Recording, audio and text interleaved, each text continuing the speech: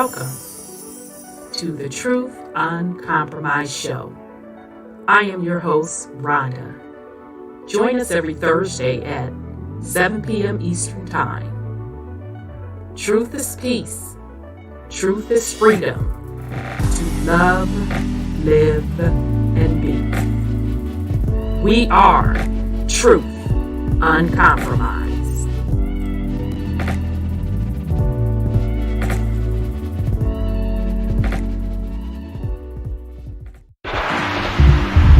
We are in the age of truth, freedom, love, prosperity, abundance, and peace. Welcome to Truth Uncompromised.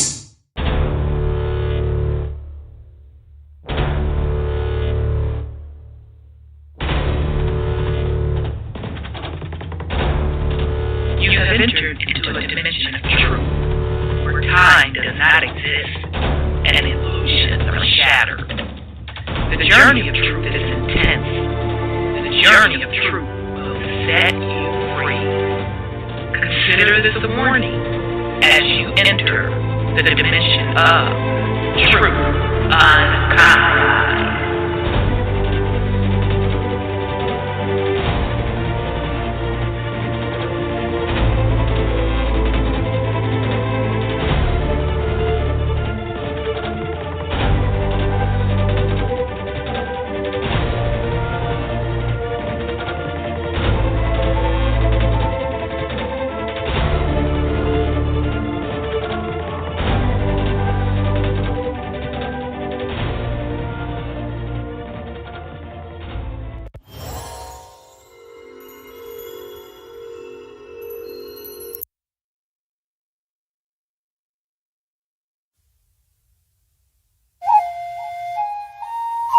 Still unamalgamated.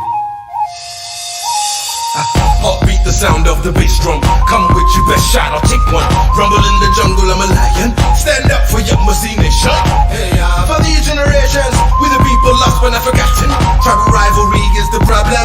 One love, the key for what we locked in. Don't call me a doctor, but I will be your medicine man. We're all from the melting pot, so everybody in the crowd is a Native American. Like me, what can't you see? The enemy is a L-I-E. One family tree we are. The truth is like smoking Joe, and so far the bigger they come, the harder they fall. Bring on the giant, I'm ready to brawl. No giving up, flowing in my veins. Like a champion, I feel that I will never surrender. Born with the soul of a warrior, I will remain a contender. Born with the soul of a warrior, I will.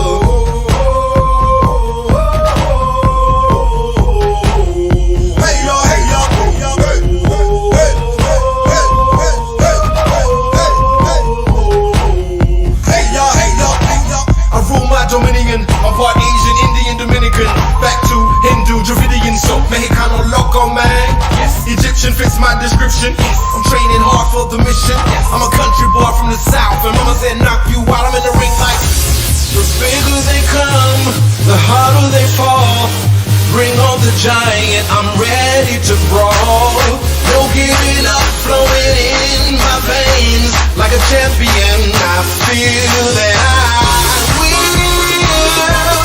never surrender. Born with the soul of a warrior, I will remain a contender. Born with the soul of a warrior, I will. If you're down for one love and one people, let me hear you say, hey yo, hey yo, hey yo, hey, hey, hey, hey, hey, hey, hey. One finger in the air, hey yo, hey yo. Somebody wanna yama see me break it down, down. Watch me break it down, down. Watch me break it down. Somebody know that yama see we break 'em down, down. Yeah, we break 'em down, down. Yeah, we break 'em down. The bigger they come, the harder they fall. Bring on the giant, I'm ready to brawl. No giving up, flowing in my veins. Like a champion, I feel feel that I will never surrender. Born with the soul of a warrior, I will remain a contender. Born with the soul of a warrior, I will.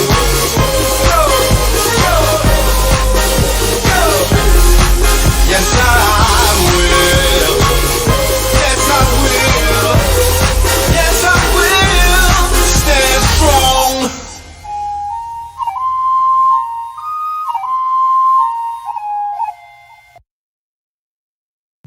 All right, family. Welcome to the Truth Uncompromised show. I am your host, Rhonda, and tonight is January the 5th on this Gregorian calendar. We are actually officially concluding our series that we've been working on for the past quote year, the age of Ascension with Brother Odel. We actually did 35 episodes of this series, so this is the final chapter tonight. So Brother Odel, he is scheduled to join us. He is from the UK, so we value his time. He's many hours ahead of us, so if he's able to join us, he's able to join us.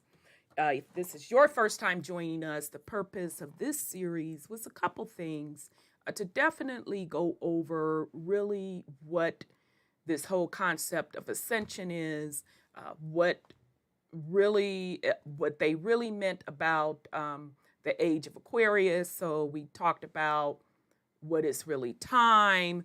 We went into the historical aspects of the ages, how the particular system that we have today got stood up and how it was rooted in certain things.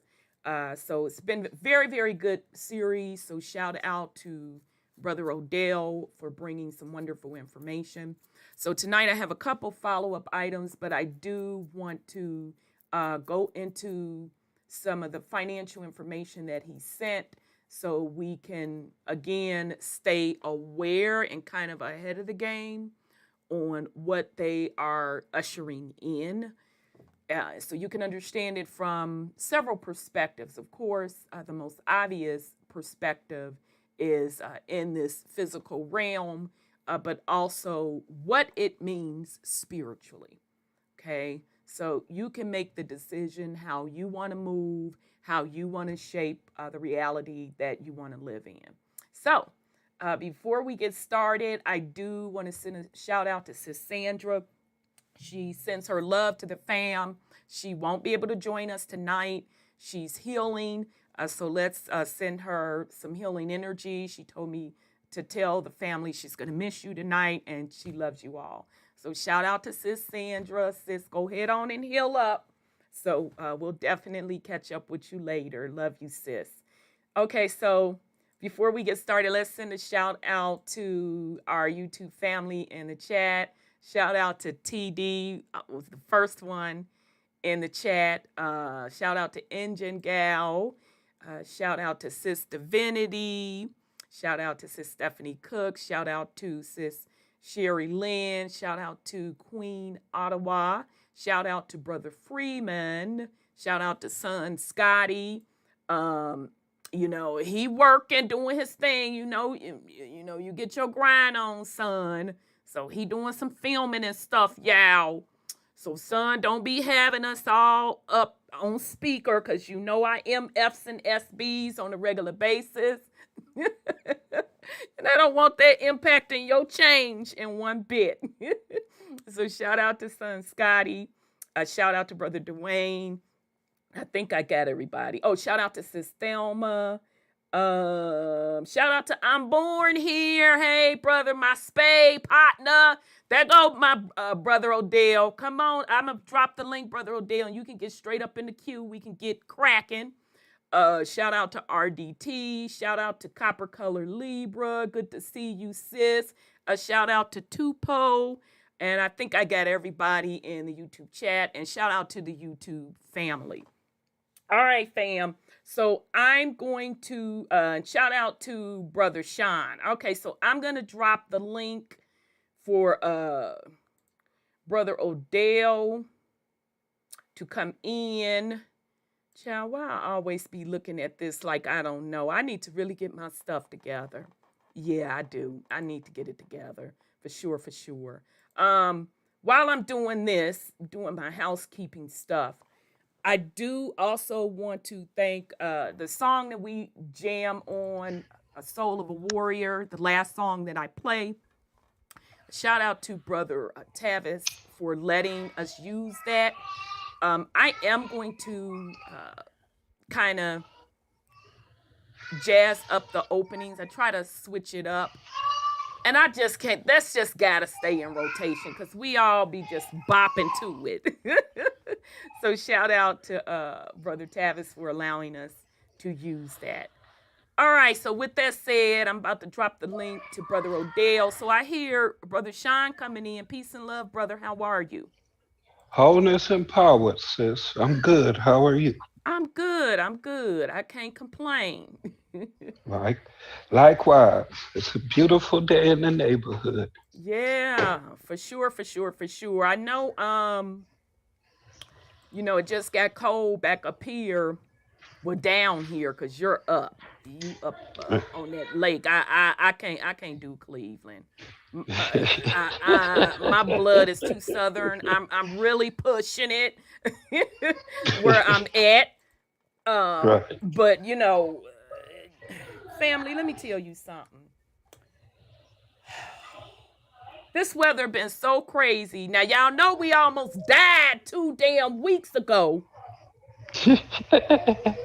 from this weather. Okay, my condolences for the actual folks that did transition because of this weather. People in Buffalo and other parts of the U.S. and different states that died because of the extreme weather. So my condolences to their family. So the following week, you could have basically re-pulled out your short set. Mm-hmm. Now, and some did. Well, I know they did up there. I know they did in Cleveland. Did y'all invent the short set in Cleveland? Let me turn on this recording. Recording in progress. Y'all probably invented the short set in Cleveland. But you would think. But so here it was like 60 degrees. So I was able to, walk outside, rip and run in your errands, no jacket or a light jacket. And now we're back to today. It's cold, and I think they said down here, Brother Sean, it's supposed to snow, I think tomorrow. Yep, this weekend. Yeah. Okay, so go figure. I definitely have, 54? Let me put this comment up. Child, I know you lying. What? Dang on it, how come your comment isn't showing up? I know he lying. I'm gonna have to read it. I don't know why it's not showing up. But Brother Freeman says, come on up to Gillette, Wyoming. We were at 54 below zero. Child, I can't. I can't do it. We hit 55 below. Yeah, I was 55 below. Yeah. I think here it was 5, but with the wind chill factor in the wind chill, it was 20 below. So that's just a little extreme for me. And I had Sister Vinny cracking up. I said, girl, yeah, because I had bought me a coat that I could literally wear in the Arctic. Mm-hmm. I don't be messing around, y'all. So I went and re-up on another winter coat, so got one that you could use in the Arctic. So when we had the cold snap, I was able to wear that. I said, so going from that to my boots and all of that, and having the snow removed and putting down the salt, to the next week, literally back in flip flops. Mm-hmm. Ain't nothing natural about that. Nature doesn't switch like that chaotically. Wasn't nothing natural about that Arctic stream that came through here. Well, that part. And they knew what path it was going to take and everything. Like they always do. Yeah. Yeah. So it's very much so controlled. And it's an enclosed system.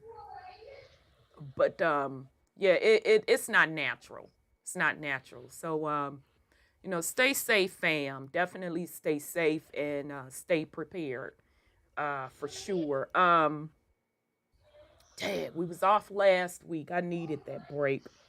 The last time we were on the air, it was literally the winter solstice, right?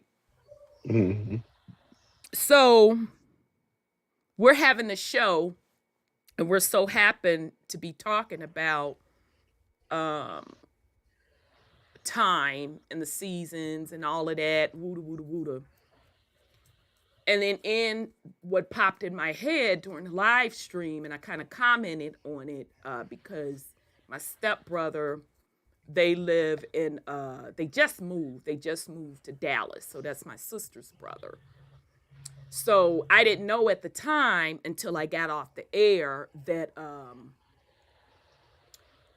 their grandmother, and I still consider her my grandmother also, she literally had transitioned. So my sister and her brother's grandmother, she was, how old was Granny? I think she was 91. She was either 90 or 91. But she literally transitioned that night on winter solstice. And so, shout out, all honor and respect to Granny. Truly, truly a matriarch. So on that side of the family, she was the last of the matriarchs in that generation. So between my sister and I on, of course, my sister and I have the same father. Our grandmother had transitioned some years ago. And so all of my grandparents have transitioned, and that was the last of her grandparents and the matriarch of her particular family. So my sister let me know. And so, of course, they were overwhelmed because Granny actually lived with my sister and them. So they were overwhelmed. And so I asked her, of course, what she needed me to help with. And she said, well, can you, get the word out to the family? I'm like, I understand. So I'll do that and let them know. You all are getting a lot of calls, this, that, and the third, and you'll reach out and let people know when the arrangements are going to be XYZ. So I had to call our father and let him know. And the first thing out of his mouth, whoa, she was the rock to that family.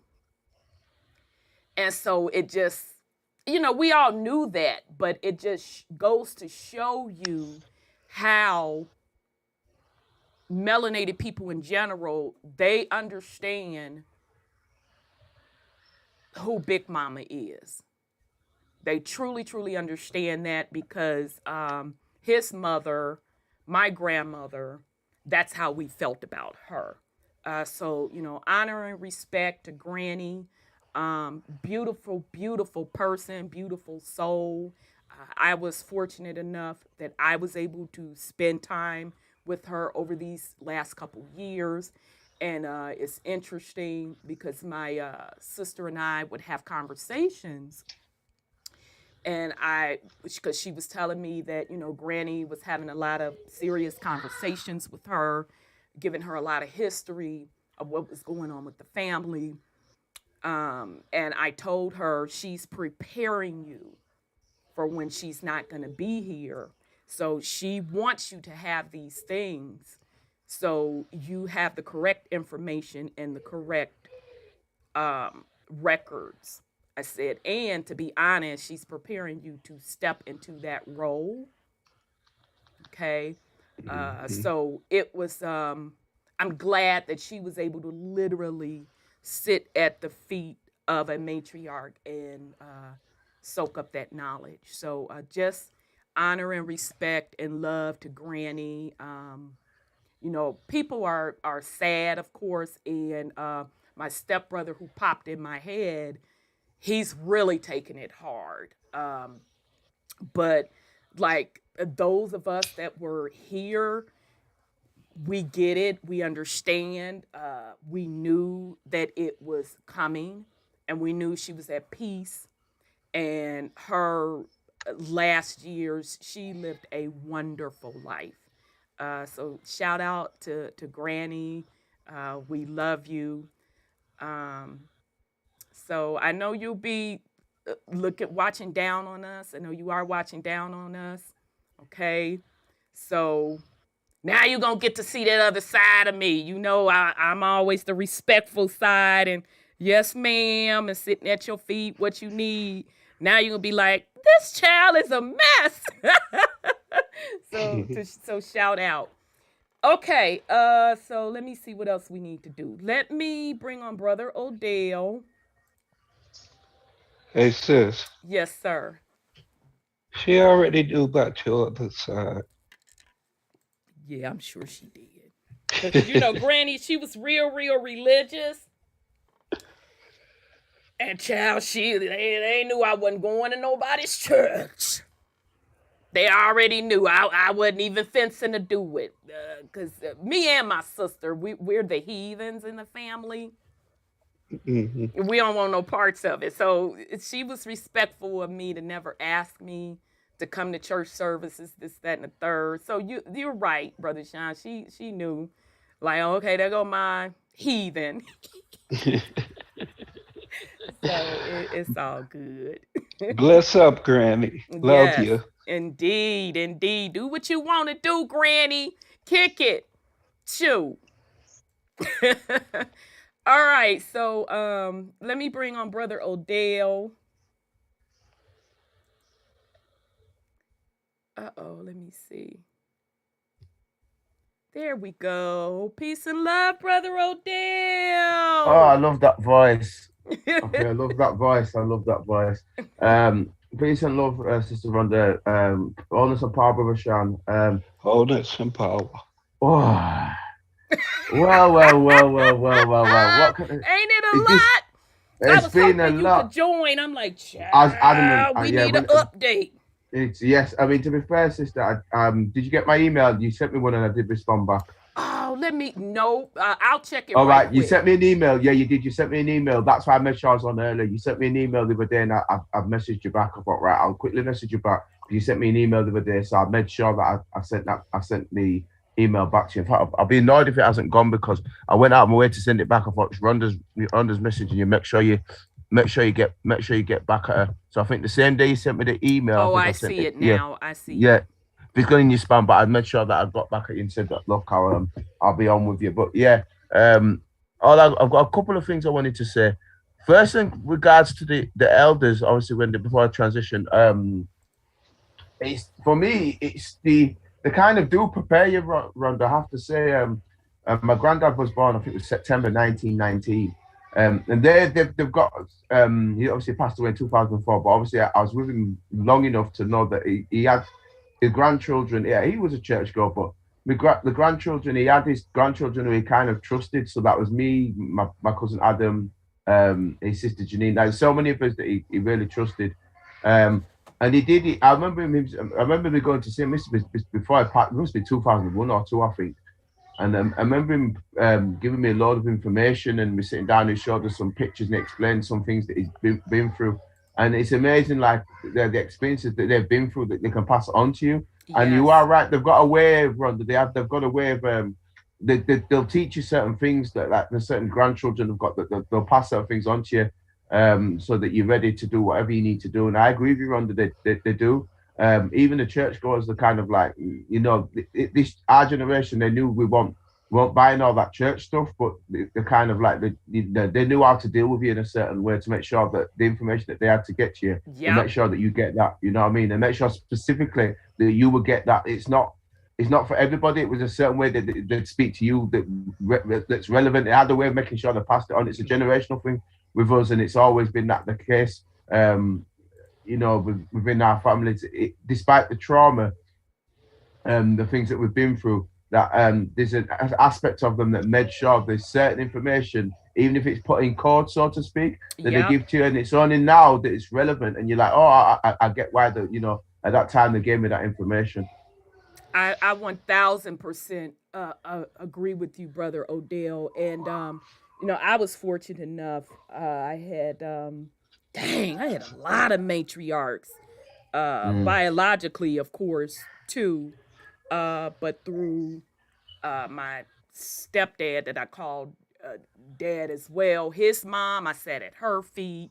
You know, both my biological grandmothers, and got to spend these last years with my sister's grandmother. So just me having my experience with my particular grandmothers, and them passing me on certain information. And then when they transitioned, people were sitting around like, well, what about this and what about that? And I was able, not in every case, because most of the times they'll split up the information. They do. And you peep game, they're splitting it up based on your particular quote, quote, personality and your energy.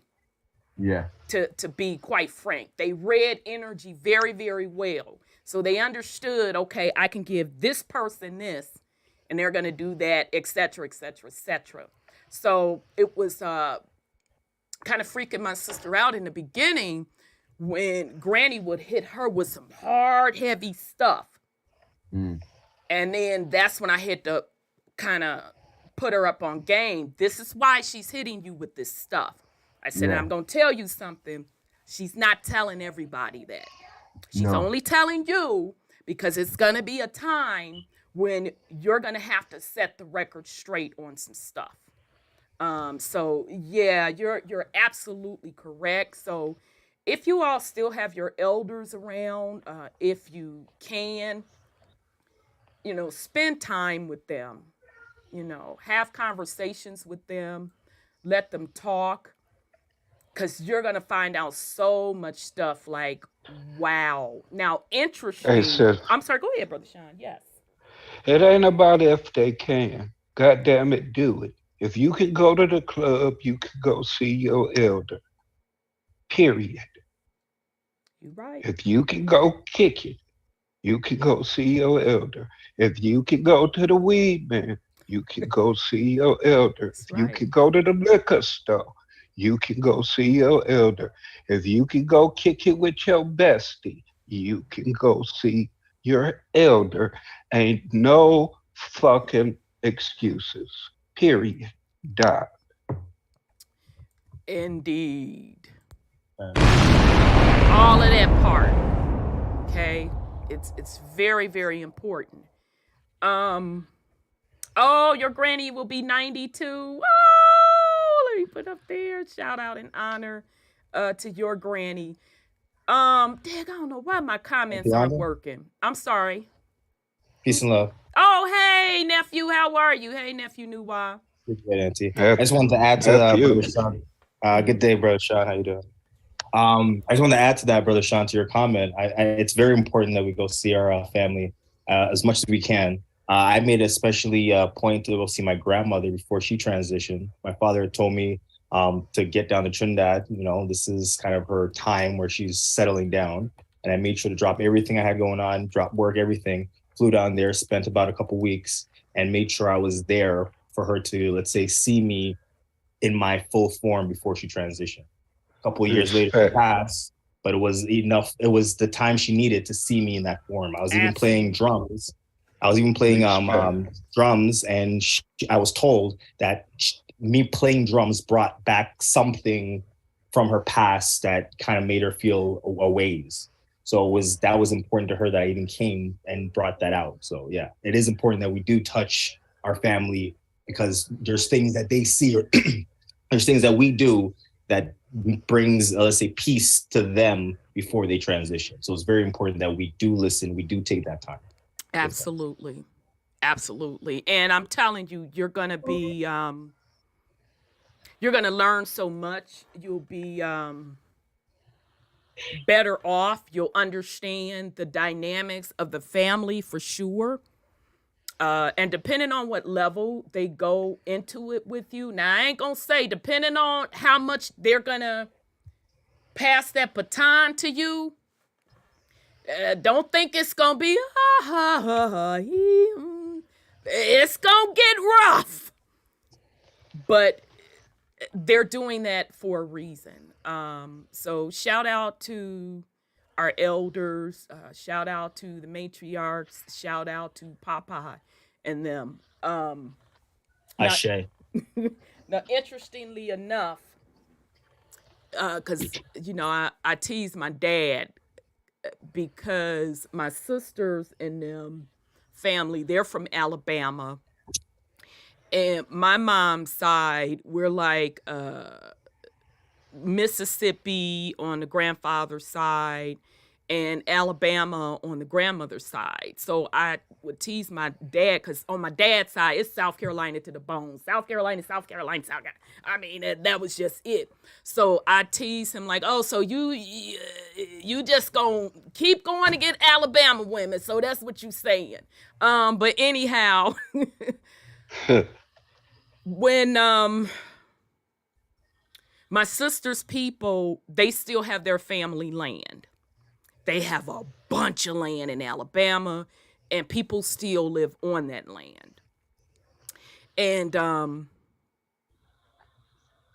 I already knew before I asked the question, and my sister kind of read my mind. I didn't even have to physically say it. She's like, yeah, Granny wants to be buried in Alabama. So I'm saying all that to say it's very, very important to know your family's story. I'm just so proud of her to have made sure that the land stays in the family. So my sister's mom, she's up on game, whatever, to make sure that it stays that way. And I'm so proud of them. And, you know, we had situations where folks get married and then they get unmarried. And that owner getting a piece of that land was, you know, they wanted a piece of that land, a part of the divorce settlement. In some cases, they're like, nah, I'm going to just pay you out because this not you can't have this family land. Okay, so I'm hoping that my sister's mom will go the trust route. I talked to her about it before. I don't think she truly understood me. So I'll work on that to make sure that they're straight. Because we had my play uncle, which is my sister's biological uncle, was married. He's transitioned since then, but he was married. And you know how some people get married and they ain't been together for 10, 20, 30 years, but they still got papers on each other. She's got papers. Yes, sir. Right, on him. So that was the case with him, okay? So I've been around this family since I was a little girl, okay? So this was recently about 3 or 4 years ago. Holidays, because holidays, we going over the matriarchs, checking in. So it's this lady. I'm like to myself, who is this? So she must have saw the look on my face. And she's like, I know you don't know me. They told me that you're blah, blah, blah's daughter. So name my dad. I'm such and so's mom, which is the cousin. Now, I know my cousin grew up without a mom, okay? His dad raised him. So I'm standing there. I'm like, why she had to catch me? Why y'all had my plate? I remember it like it was yesterday. Why y'all had my plate like this? Why she put something on my plate like, lady, I don't know you. But okay, let me see what laughing's to come between your lips. And she's like, I know you don't know me. I haven't been around. Woo, woo, woo. This, that, and the third. And so my cousin is still so upset because of the abandonment. He didn't even come to the family get-together that particular year. I can understand that. That's his right. Fast forward, the uncle, he got sick.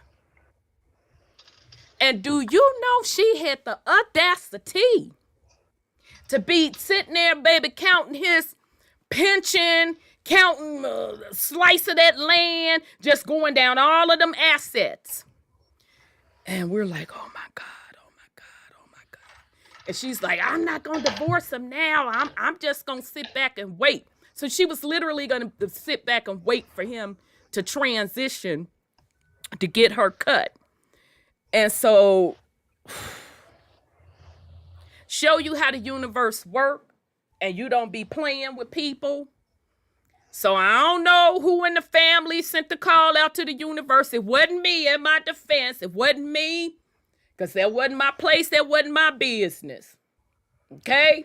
Now, if it was my family land, I would have sent out that call. But it wasn't me. So let me just put that on out there. Child, why she died before him? Mm-hmm. And so my sister came back to me and said, yeah, remember blah, blah, blah's mom when you met her, da, da, da. I'm like, yeah. Girl, she checked up out here. Girl, shut your mouth. Well, we both said at the same time. See, that heifer thought she was finna sit up there and clean up this, that, and the third, 4, 5, and 6. Another lesson, fam. Yes. Yes. So it's a couple lessons in that. Number one, make sure that you take care of your business, fam. Take care of it. And that's going to kind of lead into another story. Yeah, Sister Vanity. Girl, and why in my mind, I saw that she had her legs crossed back defiantly and everything, like going through them assets. Because he had a nice pension. He worked for the city for like 30 years. Baby, she had her chops watering. And what was messing me up, I'm like, you just don't even give a damn that you have a grown adult son that has children of his own now that still deals with abandonment issues. And you got the audacity to cross your hoofs thinking you finna get this man's change. Now, he should have took care of his business, don't get me wrong. But, wow. So, y'all, fam, please take care of your business. And, the other lesson is you ain't finna escape these universal laws and karma. You just ain't finna escape it. So people could call themselves being slick if they want to. You're gonna get got. Okay. So with that said, before I go into the story that's going to correlate to taking care of your business, let's get into go ahead on with the fuckery. So we'll start with you, nephew Nuwa and brother Odell. I'll just reserve and hold because we're going to hit your topics as the main thing. So nephew Nuwa, you have any? Go ahead on with the fuckery. Uh-oh. Where'd you go? Okay. He may have went on. Brother Sean, you have any? Go ahead on with the fuckery. Well, bruh,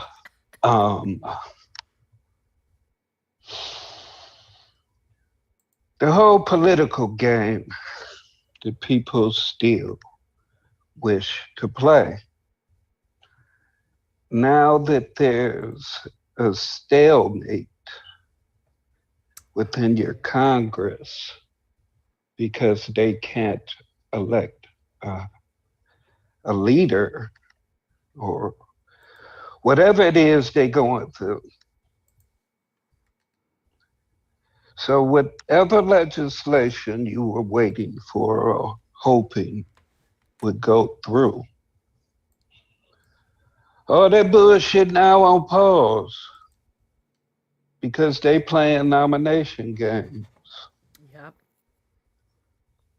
When everybody dirty as fuck, they sitting up telling on each other. They sitting up saying in front of the whole fucking world that irregardless to the fact that Trump say go ahead back McCarthy, some of them like, fuck that. He been dirty for too long. He been bought his whole career.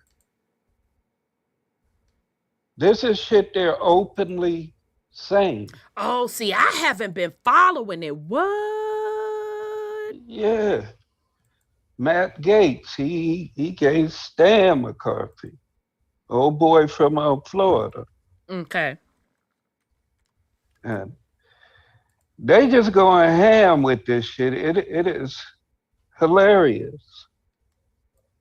I mean, I guess they have to pull out all the stops in this script in order to keep motherfuckers dumbfounded. Mm-hmm. And motherfuckers continue to be dumbfounded and still keep looking for solutions within the problem. Exactly. The problem is the system itself. And I give no fucks about who created it. Mm-hmm. I don't give a fuck if some of the ancestors created that shit in culmination with the Moors. Fuck them all. It's bullshit. This whole motherfucking system. Until y'all decide that you actually want to do something for real, you still motherfucking slaves. You ain't even strong enough to stop. You so weak, you got to keep going along to get along. Ain't shit you doing or saying that they don't want you to do or say. Mm.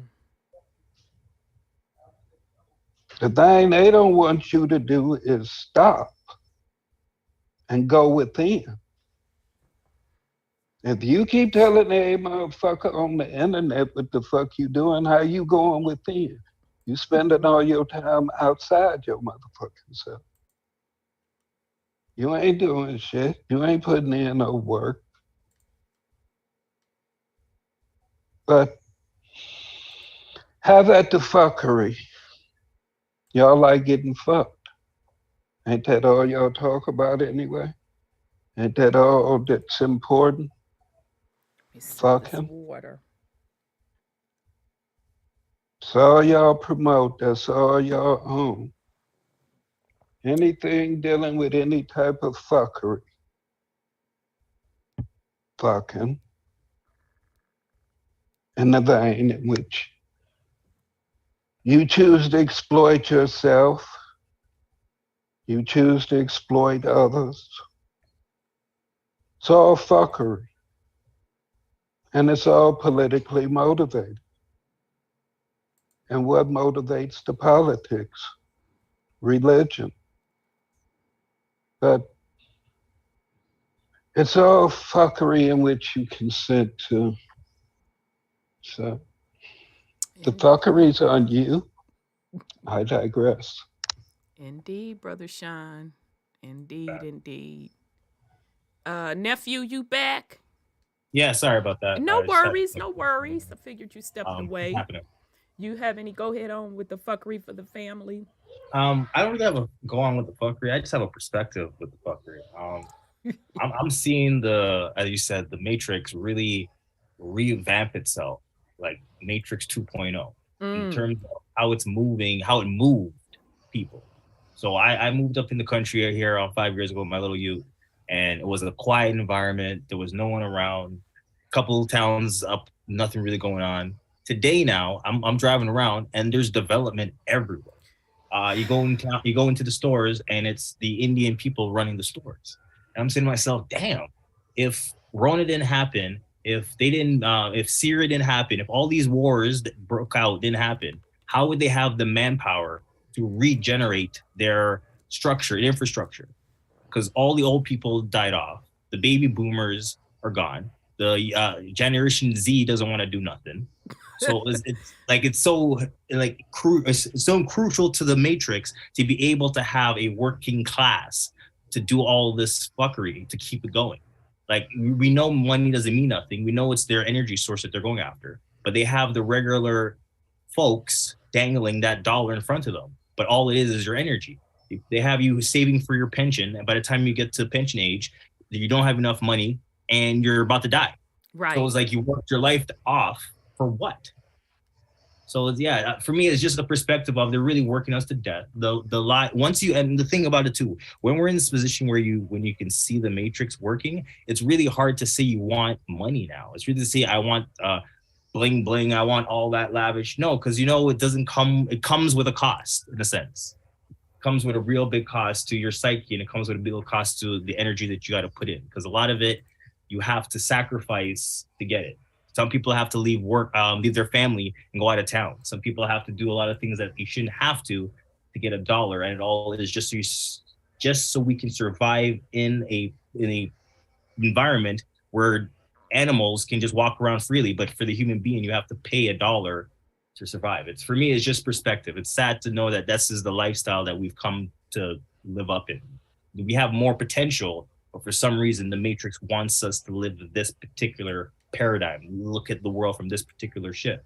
But if we didn't need money, where would we be focusing our energy? If we didn't have war, what would we be doing with our energy? That's where I'm having the issue with. Indeed. It's perspective shit, not really a problem. No, that was an excellent drop. Sister Divinity said, "Don't be killing her off, honey." She said, "Not all boomers." Yeah, well, no, been set up and checked out. But they tried hard, like the whole world. Yeah, but we understand what you mean. I mean, the boomers are definitely at the retirement age, and some of them are transitioning.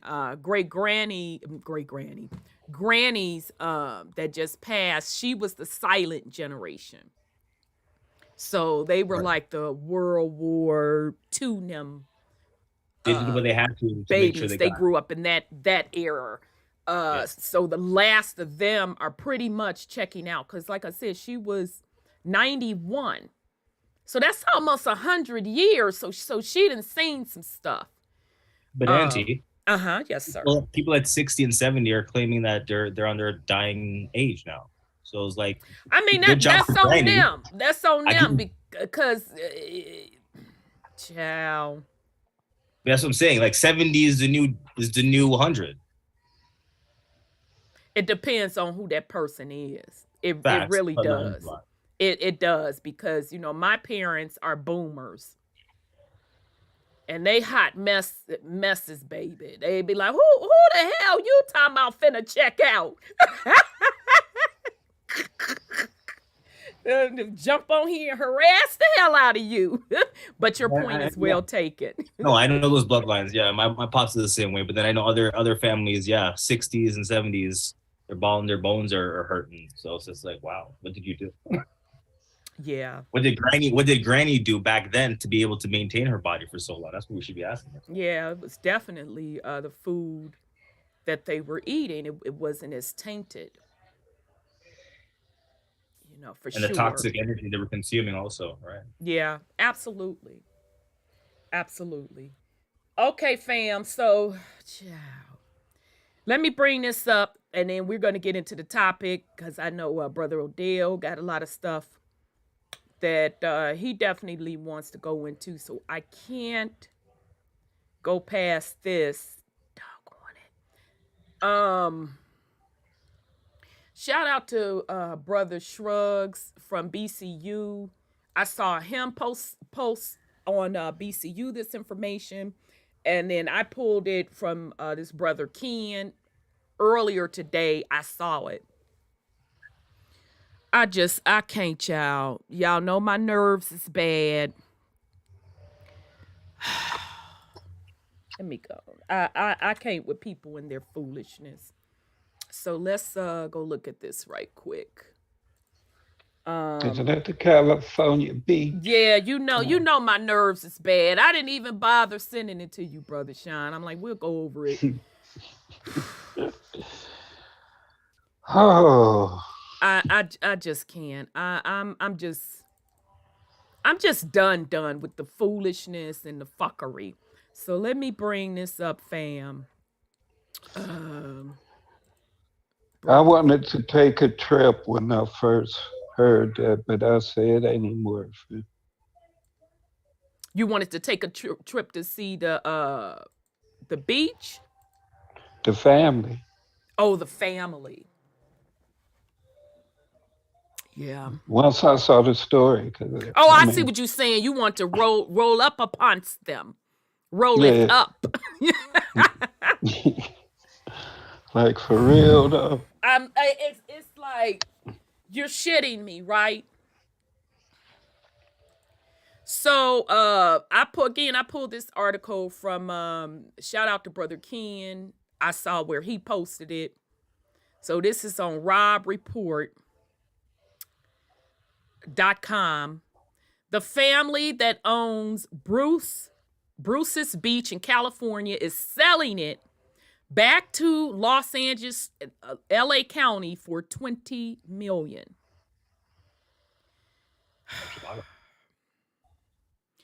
One of California's most famous properties is heading back into the hands of local officials. Just 6 months ago, Los Angeles County signed off on an unprecedented deal that returned 2 parcels of waterfront property in Manhattan Beach. Now, those of you from Cali, shout out Sis Sandra. I know Sis Sandra. I know Chow, but still go on and do your healing, girl.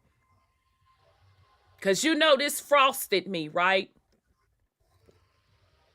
Because like Manhattan Beach is my favorite beach in California. Somebody else, I think, told me to check out Hermosa Beach. I don't remember going to Hermosa Beach. But so far, Manhattan is my favorite beach. It's very clean. And when I tell you it's money in that area, those are multi-million-dollar homes sitting on that water. I'm just utterly disgusted. So, they want to return 2 parcels of waterfront property in Manhattan Beach to the descendants of Willa and Charles Bruce. Over a century ago, the Black couple began turning Bruce's Beach into a bustling resort loved by the area's Black community. So right there by default, okay, and Sis Sandra attested to this, okay, because we know for a fact in Venice was mostly Black folks. I'm talking Venice Beach, because I think Sis Sandra said that's where her peeps grew up at. So they're even saying here on Manhattan Beach, black folks was there. But the family was pushed out by white residents in the early 1990s. So that ain't even been too long ago, fam. Now, the family is selling the land back to the county for nearly $20 million. The board made the headlining decision in June 2022 in an effort to right the wrongs of the past, as Anthony Bruce, the family spokesman, saw it. As part of the agreement, the Bruce family had a 2-year window in which they could require the county to buy the land back at its value, reports the Los Angeles Times. They've now decided to take the county up on the offer. The family's attorney, George Fothery, said in an interview that the sale was not unexpected and the family always wanted the option to resell the property to local officials. What was stolen from the family was the property, but what the property represented was the ability to, this is the part that I find an utter joke. Because melanated people, most of them, still do not understand where the true wealth is. So what they said was, but what the property represented was the ability to create and preserve and group and pass down generational wealth. Huh? Let me scroll back up. So you telling me that the cash over this land, that 20 mil, okay. But let's continue. Let's continue. It can be generational wealth if you hold that 20 million for a generation. So see, that's the part I be talking about. That's how you have generational wealth. By allowing the family now to have certainty in selling this property to the county, taking the proceeds of that sale and investing it in their own futures. Product. That's restoring some of what the family lost. I think we need to respect the family's decision to know what it is, what's in its best interest. Still, other factors may have contributed to the decision. None of the family members, for one, reside in Southern California. The land is not zoned for public use, not development, which means the family might have to suit up for a years-long permitting fight before they could break ground. Let's see if this is all of it. Ooh, let me go. Ooh, I didn't even read that far, y'all. I was so disgusted. I was getting ready to stop. County Board Supervisor Chair Janice Hahn, who helped initiate the transfer, recognizes the sale not as an abrupt change, but rather an example of how reparations work. Now, child, let me go on and sit up and sip this motherfucking water. Yeah, do baby, my blood was boiling. You understand sister. me? You want to slide it in there real quick? There's a big sip and a big scarf swipe. There's a big sip, a big swig of water. Woo! Look what we did, y'all. We give them the reparations. Oh, my blood was motherfucking boiling. Oh, I thought it was just an innocent transaction. Shit. Oh, real talk. But let's continue. They feel what is best for them in selling this property back to the county for nearly 20 mil and finally rebuilding the generational wealth they were denied for nearly a century. Hahn told the Los Angeles Times in an interview, this is what listen, Linda. Let me highlight this. This is what reparations look like, and it is a model that I hope the governments across the country will follow. We fucking told y'all. We been telling y'all. So let me understand this, Auntie. So they're going to give the government back the physical land, and the government's going to give them fiat currency in return. Yes, and sir. This is them now saying we've got our reparations, yay, and we're going to have this in our generational wealth. Yeah, let's cut a check. Okay. So in the next generation, that $1 million is going to worth how much now? Like 500,000. I mean, didn't we just go through this as melanated people? Simple math. Isn't the land going to increase in value in the next generation? Yeah. I'm confused. I'm confused. Not just land. We ain't even talking land in the country. Okay? We talking land that sits on the beach. Beach. Apparently it's supposed to be underwater too, Auntie. Remember, we're supposed to be having global warming, polar bears. Yeah. 20 feet underwater. Yeah. So let's just cut them a check. Did I not tell y'all? I've been consistent what I said. No, you're wrong. I told y'all they were going to come with the check. And if you want to take the check, go on, do you, boo. But understand what that means. You lied to yourself. You don't get to circle the block. Taxes. Let's forget about taxes. And it's not like melanated people haven't been here before. We're talking millions and millions of acres that were either stolen or sold. So if it was all about generational wealth, let's go into the soul, because if something was taken from you and you weren't compensated for that, that's a different story. Yeah, I would have memorialized the site and asked for back taxes. You want to sit up here and talk about generational wealth, but we know the patterns, and maybe this family will prove us wrong. All will be well. And that 20 mil will definitely keep that particular family cool for generations to come. Although based on what we have already, well, we didn't personally live through it. My generation didn't live through it. But the baby boomers, okay, because Gen X, by the time we came into the mix, most of that family land was sold. Where's the generational wealth? Okay. So it's almost like they understand that people are going to go for the money versus the land.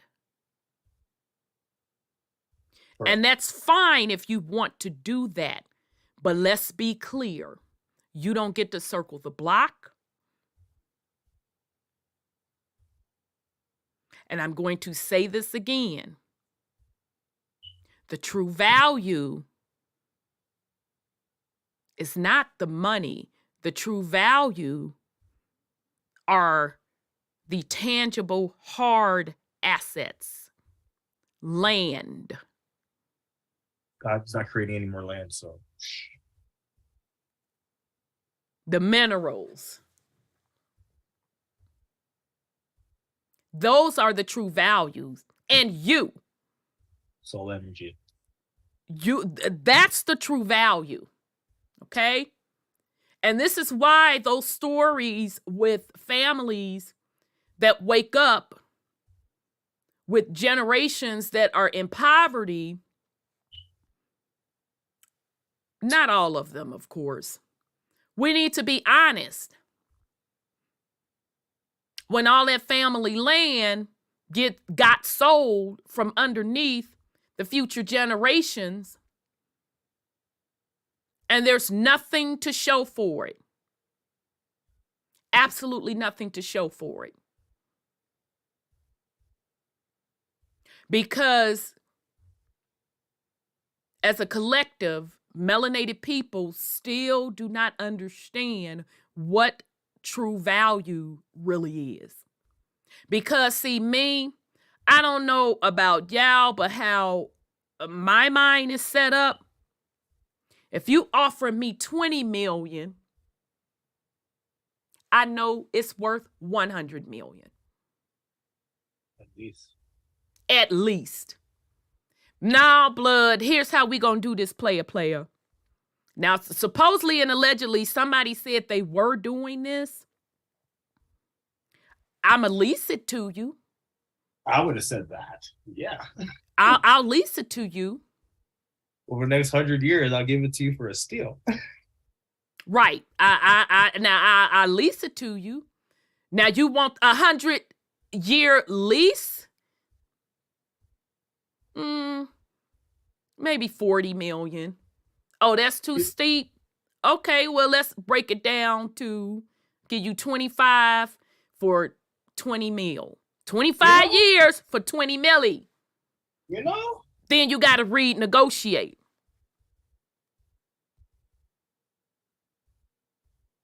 But Sorry, go ahead. what I'm looking at with that, they said they couldn't do nothing with the land. They was probably already broke and in debt fighting up to that point. Then to have to fight even longer just to get the right to be able to develop and not have no money to develop with. They just cutting their tails and run. Exactly. And my thing is, I don't care if what didn't needed to be developed. I don't give a damn. You understand me?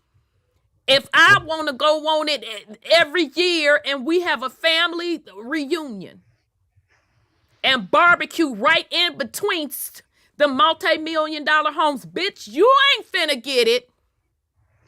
You know how much money can rent out those space for? That space can be rented out at a premium. So I don't know how they couldn't make it. They couldn't rent it out. Ain't nothing they could do with it. But lease it back. Exactly, because it was probably threats involved. The people that are used to having access to it, those multi-millionaires, this, that, and the other, any one of them wouldn't have had no problem to pay somebody to go ahead and bump them off. Well, then let the bumping begin, baby. Let it begin. What else is exactly. I'm just. Yeah, I know. I'm just being the devil's advocate to your argument. I understand. I know how you feel about it. So we see how quickly motherfuckers cut deals, just like it happened today, right now, in present motherfucking time. You can see how that shit happened in the past. Yeah, I agree with that. Yeah. So I think we're probably witnessing a deal being cut. We just didn't hear the detail. And just something in my soul, because when I first covered this story, I even broke down this picture. And I see the one ancestor in the back with the hat on and the glasses. He's the older man. He don't look happy to me. And then everybody else around, they're cheesing. Because to me, they already, when they signed this, they already knew what they were going to do. Yeah.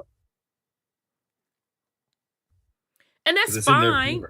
That's their right. Don't get me wrong. That is their right to sell it. I'm just saying, let's not sit up here and pretend that we don't know what happened. It's the repatriation part that got us. Yeah, that reparations part. I said, child. And see, California's trying to set the standard for reparations. You know what I mean? For the rest of the country. And she basically said it in this article. Yeah. We'll cut you a check. I have been consistently telling you all this. Because what California talking about some 200,000 for every black person. I said that you could take that 200 and shove it up your ass. I'm sorry. Go ahead on, Brother Sean. Yeah, but how much they get after taxes? Well, that could have been the play. We don't know. And see if you Oh, smart. not. Wait. Hold that thought. Do you know a tax loophole to avoid paying taxes when you sell property? Trust. You buy more property. Within 30 days. Oh yeah, it's you guys call it It's called it's a number to the form you have to use, and I can't think of it, y'all. Number to the form you have to use in order not to pay the taxes. So this is my point. I'm not putting that out there to give you some type of financial advice. Yeah, you got 30 days. Can't My use it for point being, drop it in the trap. it's about the assets. It's about the land. Yeah. So even like people that sell land, like multimillionaires or whatever, because that's where I heard that from, was actually a multimillionaire. Well, they don't want to pay taxes on it. They just go out and buy more real estate. So what has value? The fiat or the land? Because they pay taxes on the profit gain. So to avoid the gains, they flip it into another something. I forgot the number 2, and that avoids the taxes. They have to do it in 30 days to buy another property with that money that they just got from the property sold. So now, and hopefully that's what this family doing. You know, if y'all gonna do that, if y'all got it divvied up, baby, accept my apologies up in advance. It ain't none of my business. You ain't got to tell us what the hell you doing with it. That is your right. I'm just bringing up a point. History repeats itself, Auntie. Absolutely. That's the point. History repeats itself. So everybody that's running around here talking about reparations, don't get me wrong. That's your right. Do you. But you better understand the game. You better understand them pieces sitting on the table. And by all means, you better damn well be careful who you have sitting at the table negotiating on your behalf. Because the decisions you're making today is impacting your bloodline for several generations down.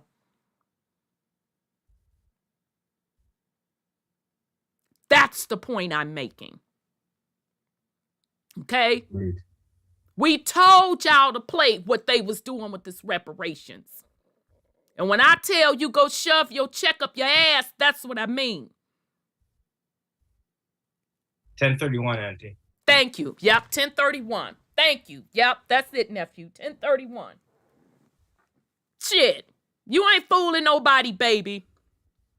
But let's continue.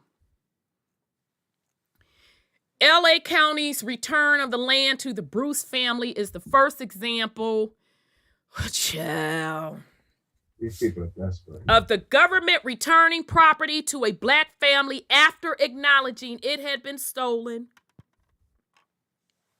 The transfer initiated last year was seen by many as a potential turning point in a country that has historically confiscated land from racial minorities to prevent.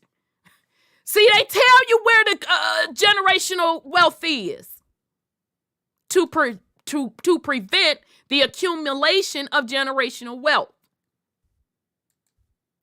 Governor Gavin Newsom signed the bill that allowed the transfer, Senate Bill 796, into law, and LA County has since been leasing space on the property from the Bruce family for $400,000 a year since the deal was made. The Bruce family and LA County have until the end of January to close the sale. So, there you have it, family. What we are telling you, fam, this is some really, really interesting energy moving around. We understand why it's happening.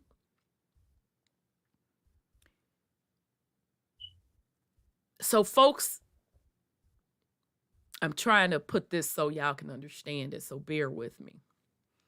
So, folks have the opportunity to make or break. You literally have the opportunity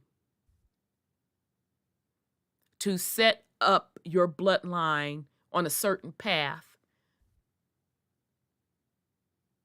for generations to come. What's it going to be? You're going to follow the same script and expecting different results, by the way. Or are you going to understand and understand what happened in the past and really, really, truly evaluate what wealth means, what it is, how you need to move? Because believe it or not, none of this is by accident, okay? Because melanated people in the U.S., it is enough of us. It is enough of us, because I keep telling y'all, it don't take 90% to move things. I told you it only takes 1% to move things. So apparently, we've hit that 1% mark that said, wait a minute, hold up. You ain't finna sit up here and tell me we from some Africa. That ain't what Big Mama and them said. And then folks started getting serious and digging in that genealogy and putting them receipts behind it. It is no accident. All of this talk on reparations. Now they're talking about returning land. Oh, but we'll buy it back from you. That is called a cycle, a repeating loop, fam. That's what they want you to do, to repeat the loop, to not break the cycle. That's them buying back the block. That's them buying back the block. Give it to, yeah, we'll pay you fiat money. Okay. So let this be a lesson.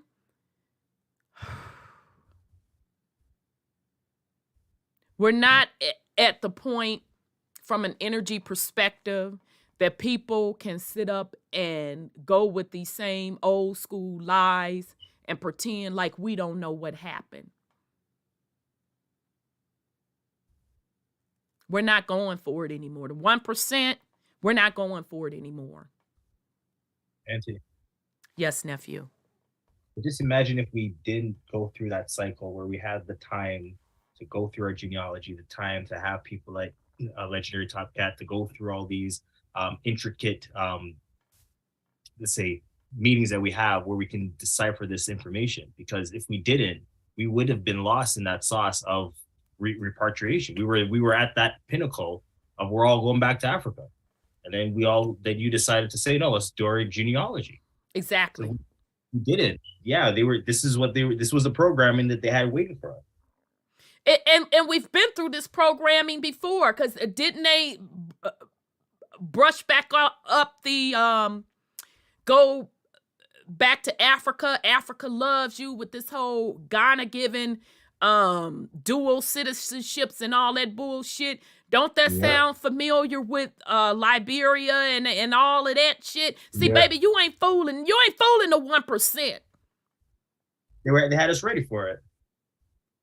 That was a ploy then to get y'all ass off that land. RBG. And it's the same ploy today. Yeah. Because we would have said, fuck, back to Mama Africa. You can keep this wretched place called America. Bye. Right. But the ancestors were smart enough. Now, some went, okay, But very few, not none of our people, majority of our people were like, what? Who? Because Big Mama, Papa, and them knew they weren't no Africans. The energy ain't the same. What? Go to where? Child, I don't know if I could plant my collard greens over there. You say what now? Drink what now? They weren't going for it. I need some coconut water, bro.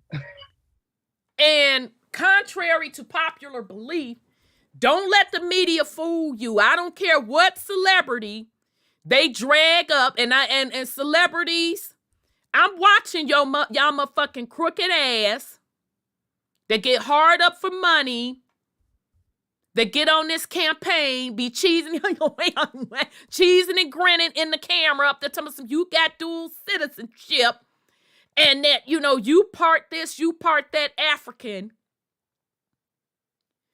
And then at least one of you was just claiming Indian, but now all of a sudden you African. I want to throw up when I saw that shit. You African now for this motherfucking check.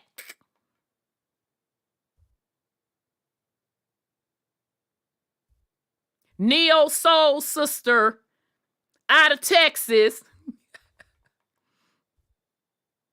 with the incense that wear the wraps on her head. They got baby daddies that are rappers. So I ain't one to gossip, and you ain't heard that from me. But you was talking about some your heritage is Ghana. But I know damn well you specifically said your heritage was Indian prior to somebody cutting you a check to all of a sudden your heritage being Ghana. Don't let these niggas fool you. Don't let the media fool you. That's what the play is. And for all of the stories, they up there talking about some people that went to Africa 4, 5, 6, and 7. They ain't giving you them same story as them bringing their ass back. Auntie. Yes, nephew. They tried to play that story on Tina Turner. I forgot the name of the dude. Gates. Yeah. And she looked at him like she was gonna haul off and slap the shit out of him, baby. But again, let's say if Tina Turner's grandmother didn't pull her aside and tell her the truth, and she was led to believe the story that they tell everyone when they come over here, she would have believed him. Oh, I'm from where now? Okay, I must be from that tribe.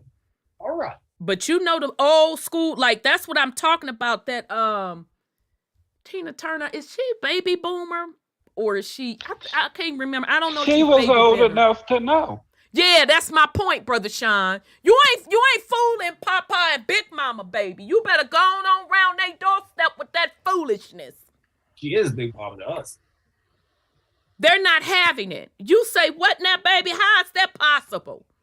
And you sitting up there looking at that woman with them high-ass cheekbones. Her face was priceless. And that caramel skin. I'm what now, baby? It's the same play. Yeah. And they do it with such conviction and such right. Like, yeah, that's exactly what you are. I have it here in documentation. Blink, blink, blink, blink, blink, blink, blink, blink. It's the same play, fam. So again, what you choose to do is your business. All I'm just saying is truly look at the total picture. Don't look at one chess move. Get off the board, hover above it, and see all of the plays. Auntie. Yes, nephew. How long was that transaction? Because didn't you read that story like a little while back? Like, I swear we read that this year, like last. Yeah, they said 6 months. Yeah, we read the story. Of them giving Yeah, them they the had land. just got the land back. Yeah, we talked a whole bunch of shit with that woman. We Right. Yeah, we saw the transaction. Yeah, that's why And I now was they're selling it? disgusted to the core of my stomach. I want to throw up. That was a play. Holy shit. So again, So they didn't do nothing for they didn't do nothing for goodness. It wasn't in the good heart for them to give them that land. They knew they were going to come back 6 months later and take it back. because they study the psychology of how people move. For 20 freaking bands. Okay. This will set a precedence for melanated people to stand in line with their hands out. Mm-hmm. And even Andy, you're going to give away grandma's freaking property for 20 bands. Yeah, but it ain't even 20 bands. What was that, Sean? It ain't even 20 bands if you think about it. Like I say, with the whole tax thing, of course,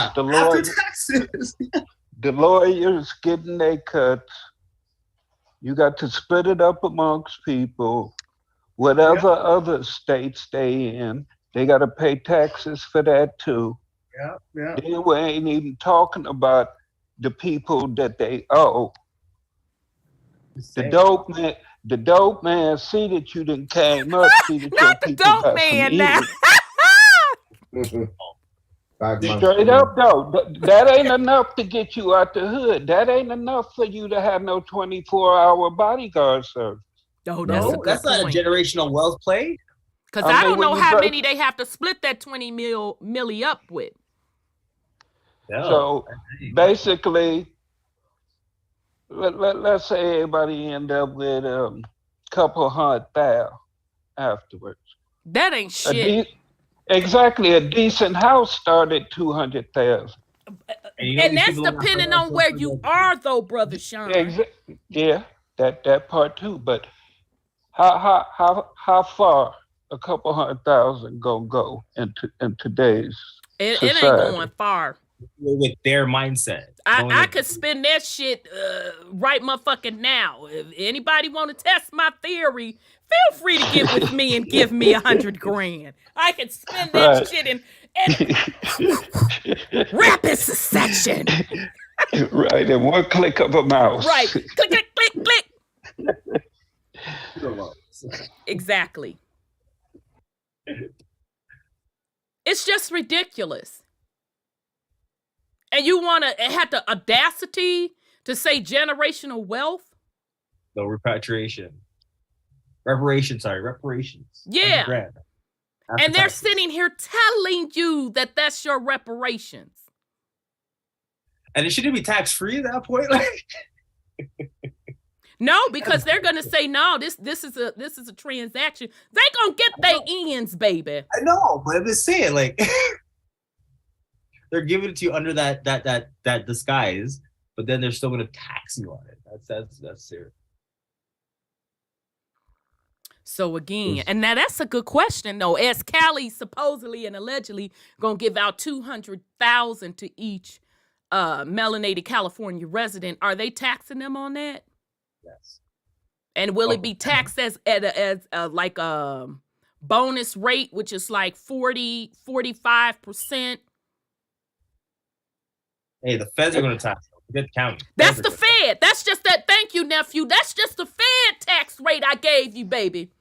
I ain't even got into the city and the state tax rate. Right. Okay. So tap. Y'all that's standing in line for that $200,000. Did you even at least check and see if the shit fenced to be taxed? You got your genealogy in order for $200,000. God damn. Yeah, but who you gonna spend it with? Them. It's like, all of that part, Brother Sean. All of that part. You're gonna give it right back to them. They're not gonna make generational wealth. They're not gonna make money moves. They're not gonna put their children in position. They're not gonna put anything in trust. So, are we gonna sit here and pretend like we don't know what happened to Papa and Big Mama and them land? That's We're the lie watching. you wants to sit here and tell me in my mother effing face. Ray, this is what happened. You're watching in front of you. Right. Soon as Papa and Big Mama and them lay they rest down, if they didn't lock their stuff solid down, and a lot of them didn't lock it down solidly because they didn't know. They didn't know what they didn't know. Here come the ungrateful children. Yeah. They ain't worked for that. Papa and them broke their back Saved every penny. for them assets to just make sure that no matter what happened, the family had a place to go. And anybody that's set up under them elders, okay, Gen X, you need to get your shit together because a lot of you don't have that mindset. Boomers, a lot of you do. Some of you don't, but a lot of you do. They don't care what go on. Well, nah, I gotta keep this house. They don't be giving a damn, baby, because in case some jump off, the family will have some place to come back to. And especially fathers. Especially fathers. Don't you ever feel you can't come home? Find and protect. If you gotta leave, you leave. You do what you need to do. This, that, and the third. You always have a home. But yet we look across these different cities. The homelessness rate is off the charts. Now we're to the point, if you're not paying attention, that they're cutting these government services. So if you're on low income, and I'm specifically speaking of housing, they're cutting those services.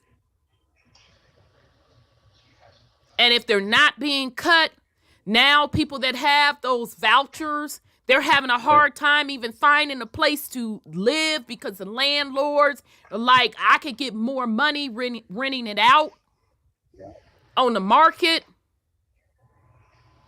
Yeah. And because Papa and Big Mama's land was sold, you got people that don't have a place to go. So you want to talk to me about generational wealth? I don't understand what that means anymore. We're getting rid of family land? Who you think you fooling, baby? You ain't fooling me. So again, yeah, copper color Libra, Section 8 is over. It's been over. Put a fork in it. It's done. But that's what they was looking at as generational wealth. Section 8. Yeah. I don't know who raised them. You'd be surprised at how many people was banking on that. I mean, that was their whole objective. Their whole game plan was to make sure that they was in a type of situation where they qualified for it. Deliberately.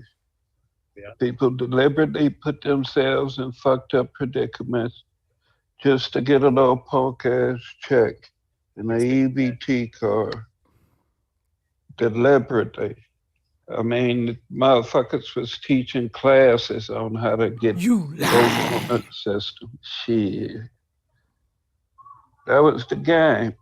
Motherfuckers look at it as a free check, but don't realize it ain't a free check. Right. There's always an associated cost. You know, niggas gonna try and hustle everything, and 9 times out of 10 hustling backwards. Indeed. Indeed. Uncle Sean, if they took that energy and they had finessed that into actual company or a business, they would have been so much further off. And see, if you gonna go that route, why can't you be smart about it and do your off the book situation?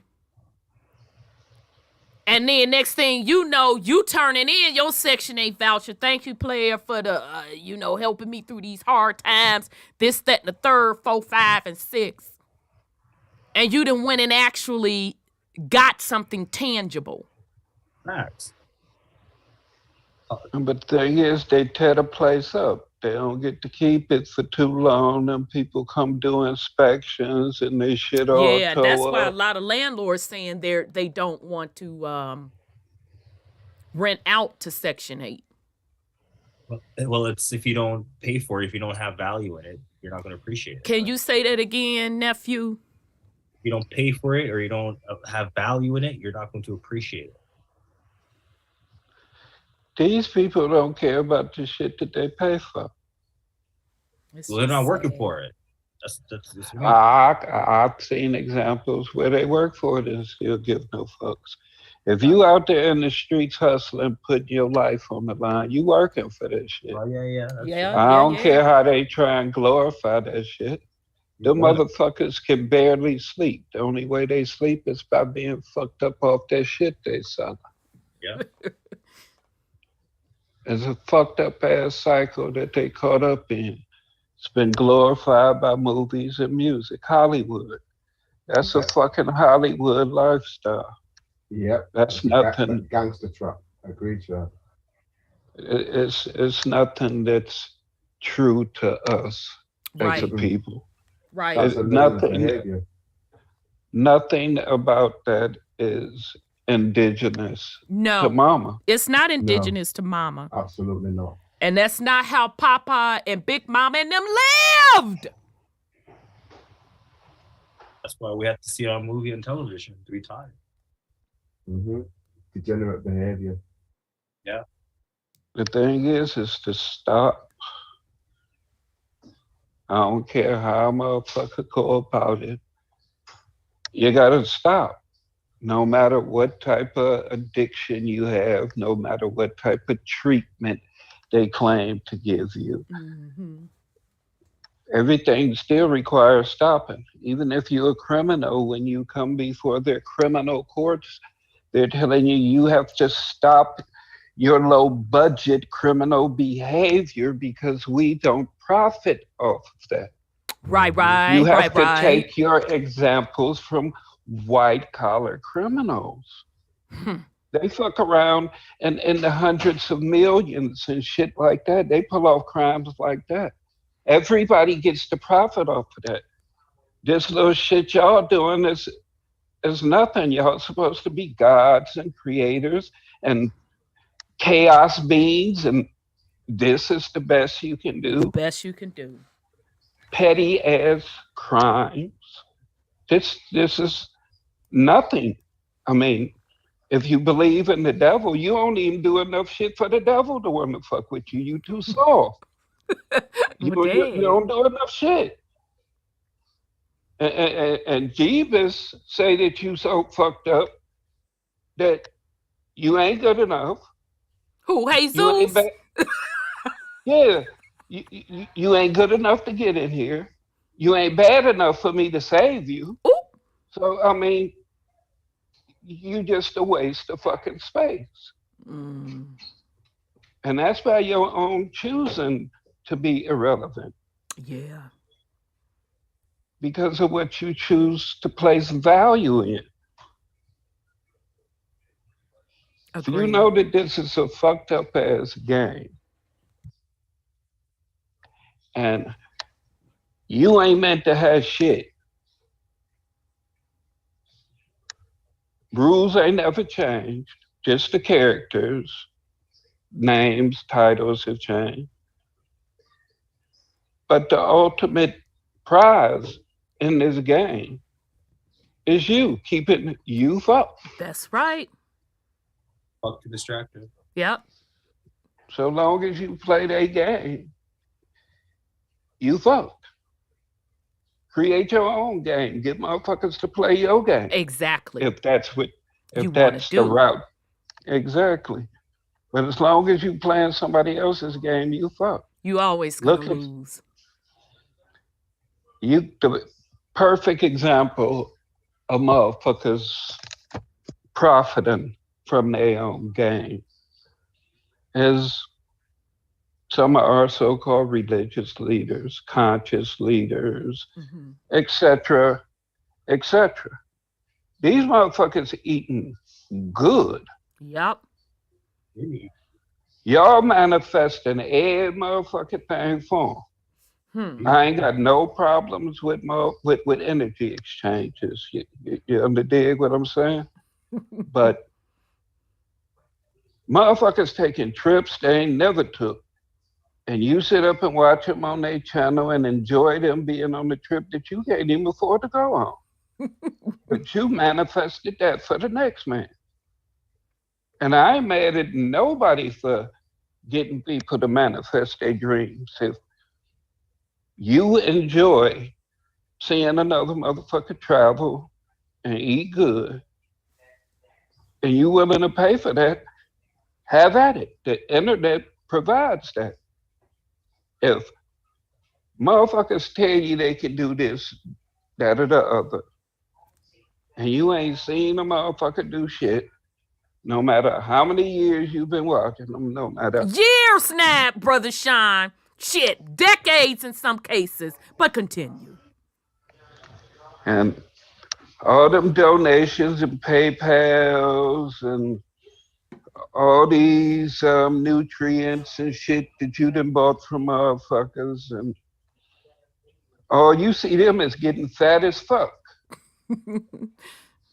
But they telling you how to live forever, but they swole like a motherfucker. Not swole. You know, black people are a mess, but go ahead, Brother Swole Sean. like a motherfucker, having a good life. And you still trying to figure out how to meditate. Wait, not trying to figure out. Yeah, still trying to figure it out because motherfuckers still talking about they can't meditate. They don't know what it means to go in, but you've been following the motherfucker for over a decade and you still don't know what it means to go in. You still don't know have what shit to shadow show work for is. it. But you continue to follow these people. Yep. And wonder how come you in the predicament Come on, you bring in. it now. Come on, bring it. You giving all your energy to another motherfucker just because they melanated. And you wonder how these Moors got over on your ass. Come on with it now. You keep falling in love with skin instead of goddamn energy. Come on with it. You keep looking for dumb shit. That's all you're going to keep finding. Till you decide that you want to look for the truth of self. All you going to find is stories created by another motherfucker. Indeed. But I digress. Very, very good, Brother Sean. Oh, shoot. Let me get a bomb. Yeah, all of that part. And just a real quick example, and then I'm going to read a comment that somebody put up. Brother Sean, I know you can relate to this. Remember when they was going around, that paperwork game was real strong, and people that was selling the paperwork, they were selling the paperwork, but saying, you know, you're rich beyond your dreams, this, that, and the third, 4, 5, and 6. And I could sell you this paperwork to unlock said riches. So, you know, my ass. People always upset with me. You know, I don't give a damn. So I said, okay, so then if there's unlimited wealth and you done unlocked it, why do you need $2,500 from me? That part. Silence. And then I got cussed clean plumb the fuck out for asking that question. Oh, okay then. Okay. Come on with the foolishness, fam. What we put our... I'm sorry, go ahead, Brother Sean. I used to ask motherfuckers to just go ahead and break me off. I mean, since you done tapped all the way in. I should have did that. Shit. Why don't you just go ahead, give me a loan, go ahead, take care of that shit for me. You know I'm good for Right.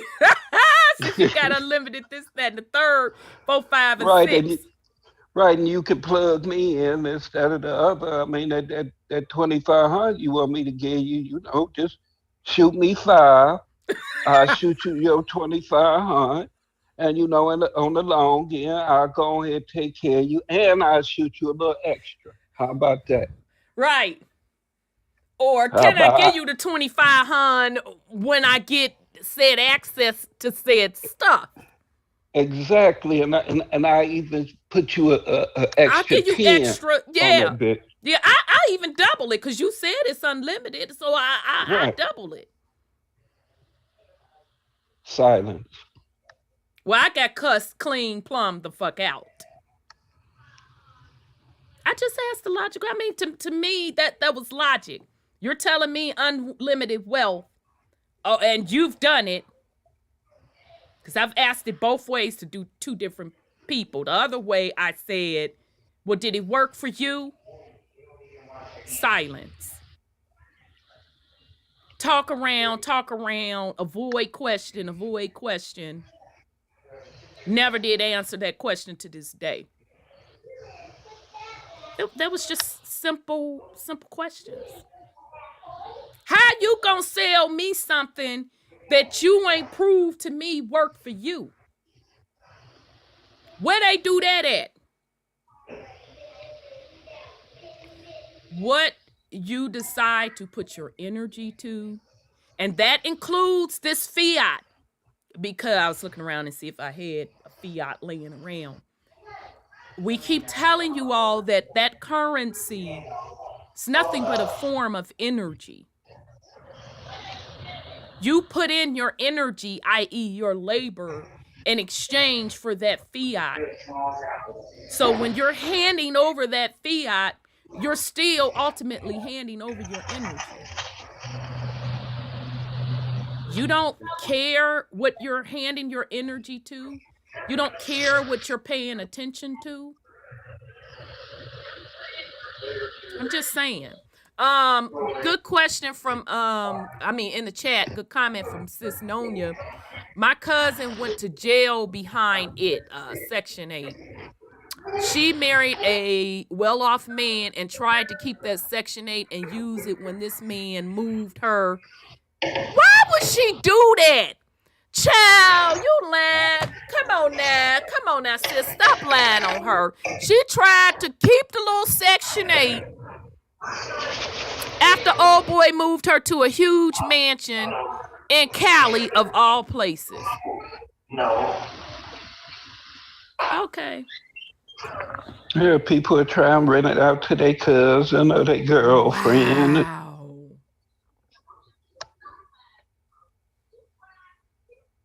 I mean, that's all I have to say on that, fam.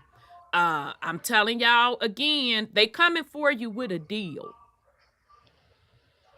California is the test ground for this reparations. Trust and believe. And if you want to take it, go for it. Take it. Do you, boo. I'm just telling you, you better understand the game. You better understand the pieces on the board. You better understand who sat down at the table and cut this deal for you.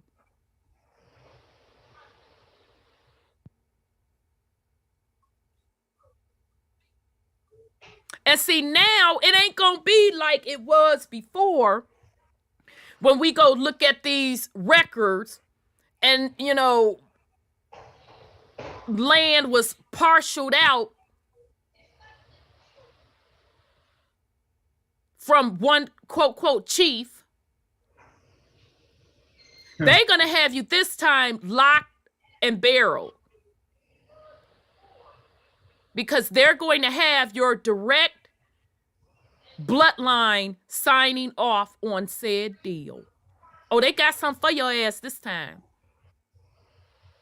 So the next generation or the generation after that, or let's even move it out 3 generations, You ain't gonna be able to circle back and say what somebody done cheated you out of or anything, and it didn't matter because that particular chief of that nation, that was a confederacy, that didn't have anything to do with your individual family stuff.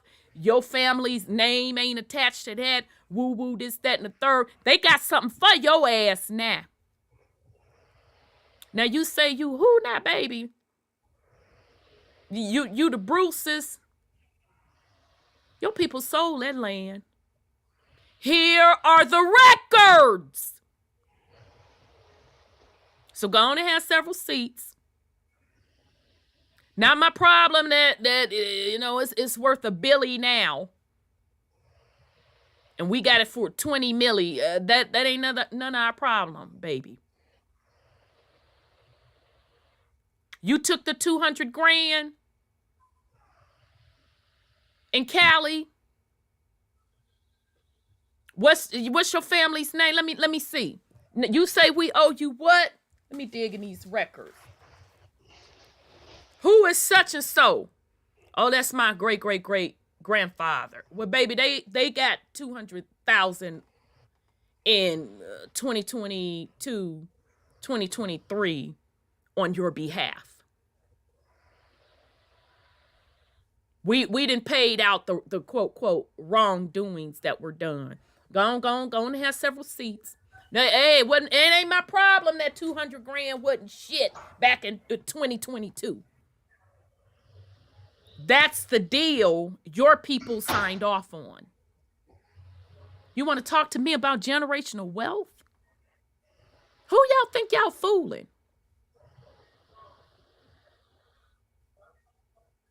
Because 200 grand sure ain't no generational wealth. Like I said, anybody want to test that theory?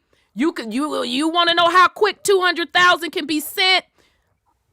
I accept 200,000. I accept that challenge. Drop me that 200. I can get rid of that shit with the click of a button. So let's not sit up here and pretend I ain't got it to do with y'all. These are not childish games. You are literally making decisions for future generations.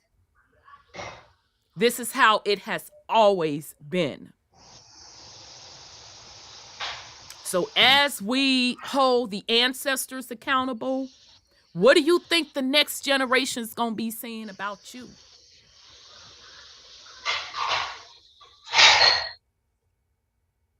Of course, you can move how you want to move.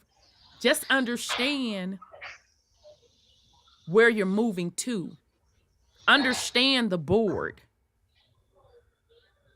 Look at the different outcomes and make smart decisions. So, yes, nephew. Well, I was gonna say there's a saying where you see you jump out of the frying pan into the fire. So. Pretty much. Pretty much. All right, Brother Odell. That's over in Americas. That's what's going on over here, brother. So, how you want to start this? You want me to go into this one article that you sent me? Let me see where it is, Brother Odell. Not article, this information.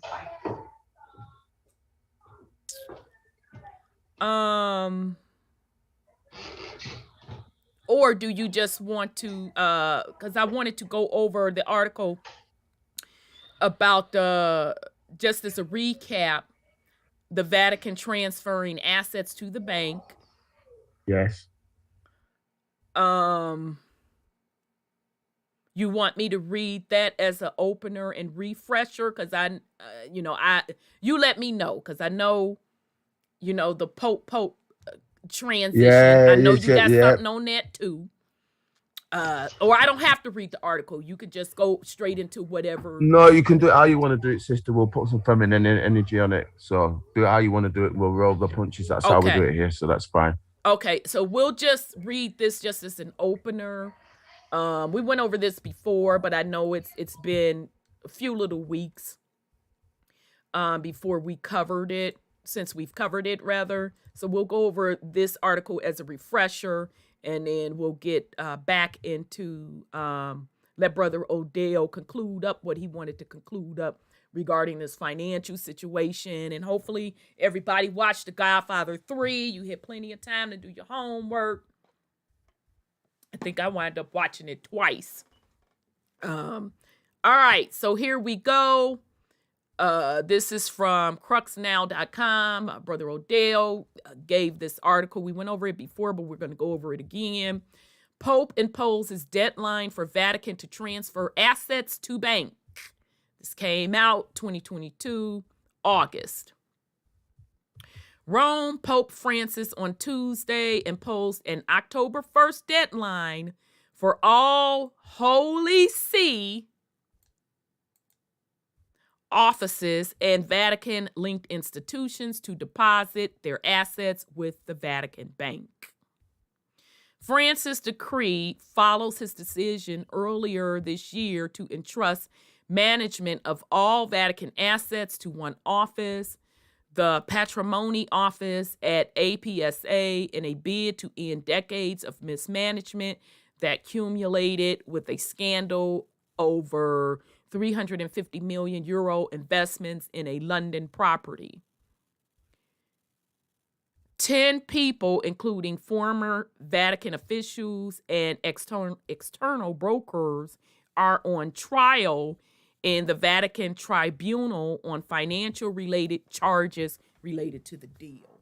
Now remember when we told y'all that the reason the Vatican's people now, what do you call them people? Cardinals and all of them and the priests and them don't never get convicted. It's because their stuff is out of any jurisdiction around the world. Yes. Okay. So this is why this particular investigation and prosecution, you know, so they claim, is going through a Vatican tribunal versus, well, over here it would be a federal, versus going through regular law enforcement, and over here is the SEC financial people. Okay, so I want you to remember that. Okay, so, and that's also, again, why the Catholic Church people can do dirt and don't get prosecuted by the local governments. Okay. The Vatican's economy ministry in July issued a new investment policy requiring all Vatican departments to transfer their assets and investment to APSA via its accounts at the Vatican Bank, known as the Institute for Religious Works, or IOR. No specific deadline was given, but the decree published Tuesday says all assets must be transferred by September 30th. So that means they didn't done it. Okay. Now, I'm going to tell y'all something. For whatever reason, and Brother Odell, you may know this reason. Why do they always have financial turmoil in October? It's like that September-October deadline. So it's got to be something ritualistic behind that. But nonetheless, that's what it is. Okay. So I found those dates interesting, is what I'm trying to say. The need for a new decree imposing a fixed deadline and stressing there were no exceptions to the regulations suggests some offices or institutions were hoping to keep external accounts or investments. The Vatican has long been marred in scandal, but has spent the past decade cleaning up its books and ridding itself of its reputation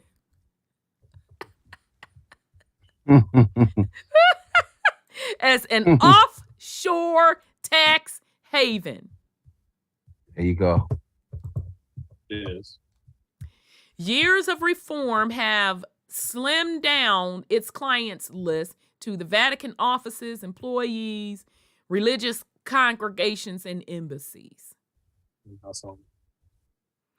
It currently has some 5.1 billion euros in assets under management and reported 18 million in euros in profits last year.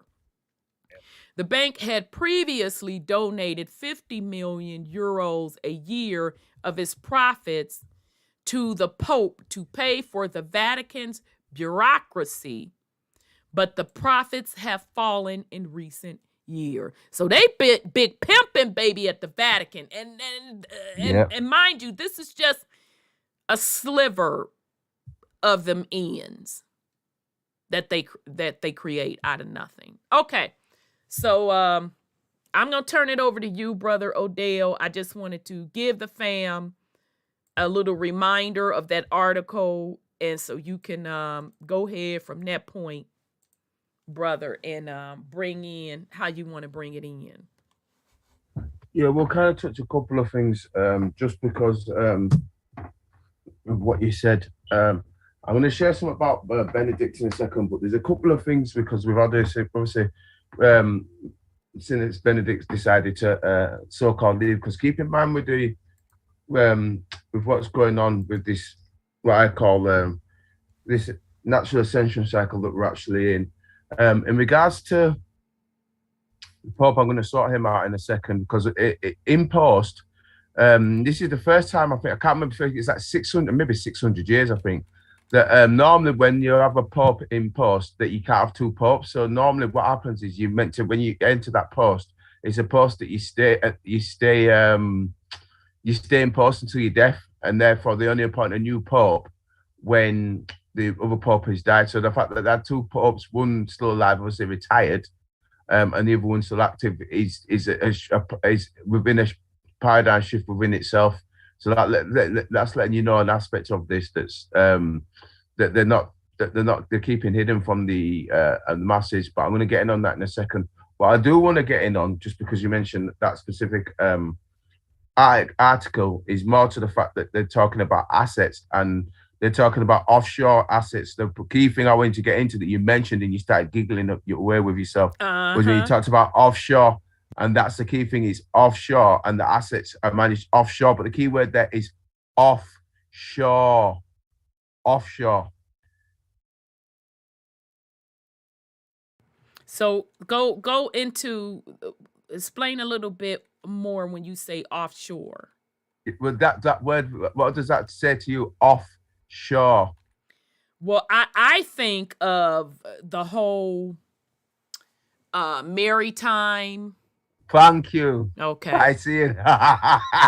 That's the key thing, Piscean construct. Mm-hmm. So they're admitting to you about the Piscean construct, because a lot of people don't read I know you do, but a lot of people don't read into obviously these people. It's all about the subtlety of what they're doing, and a lot of people will think offshore. They automatically they'll associate it with banking and stuff like that, but they won't see it as maritime Piscean construct.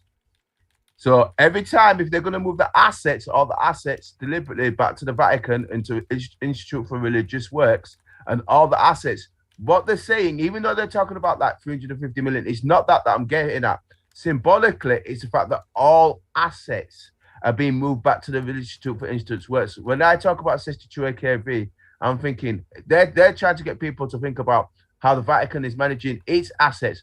I'm not looking at that. I'm looking at it from a point of Roman Curia and all assets, meaning birth certificates, 62 AKV estates, are being put back to the Vatican. This is why when you talk about that article earlier on, and they talk about reparations and contracts that are being reformed and this, that, and the other, when they get into issue of reparations, the reason why they're talking about us reparation stuff is because they're going to start getting people into a point where they're going to start issuing, and this is what you were kind of allude to earlier on, they're going to be issuing so-called new contracts.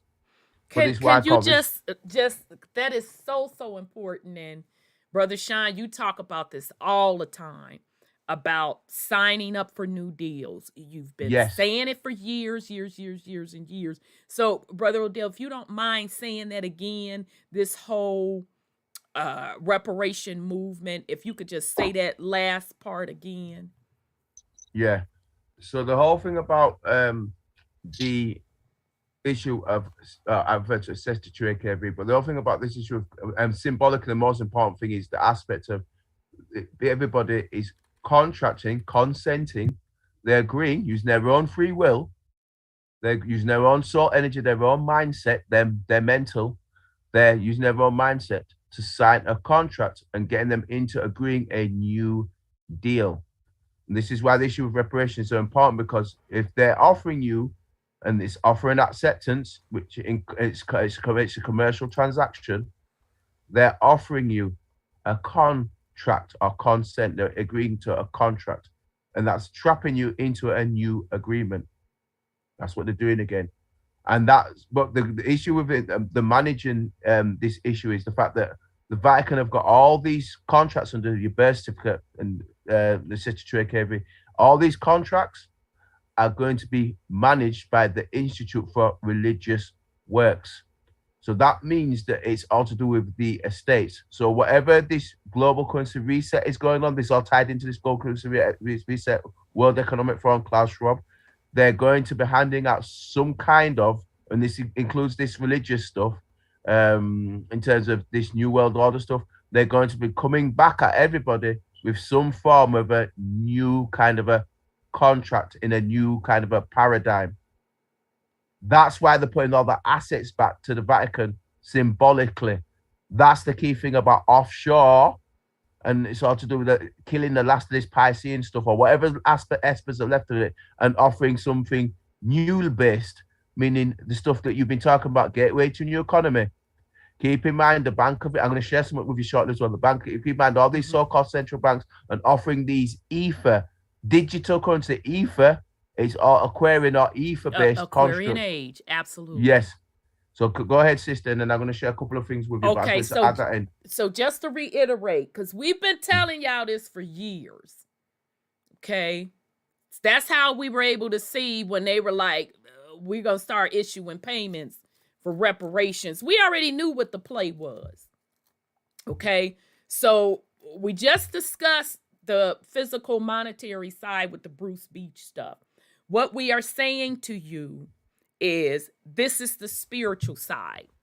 Yes. Now, before we went on break, I went in details on the precession of the equinox, what time really is. I told you about the different ages. I told you we just left the Pisces age, and we're in the Aquarian age, which is water and ether. What we are saying to you is the books have been closed on the Pisces era. Let me say that for the slow ones in the back. The books have been closed on the Piscean era. All of those contracts are null and void. Yes. Okay? Now, that 1%, we had already broke them contracts. Okay? From our perspective individually. Okay? But because there is a new age, the Aquarian age, them Pisces contracts, they don't apply no more. Agreed. So what we're telling you, now we're talking spiritual contracts, family. What we are talking to you about are spiritual contracts. This is the re-up of signing a new contract and what you're going to consent to, not just in the here and now. You're talking generations to come. That's what we're telling you.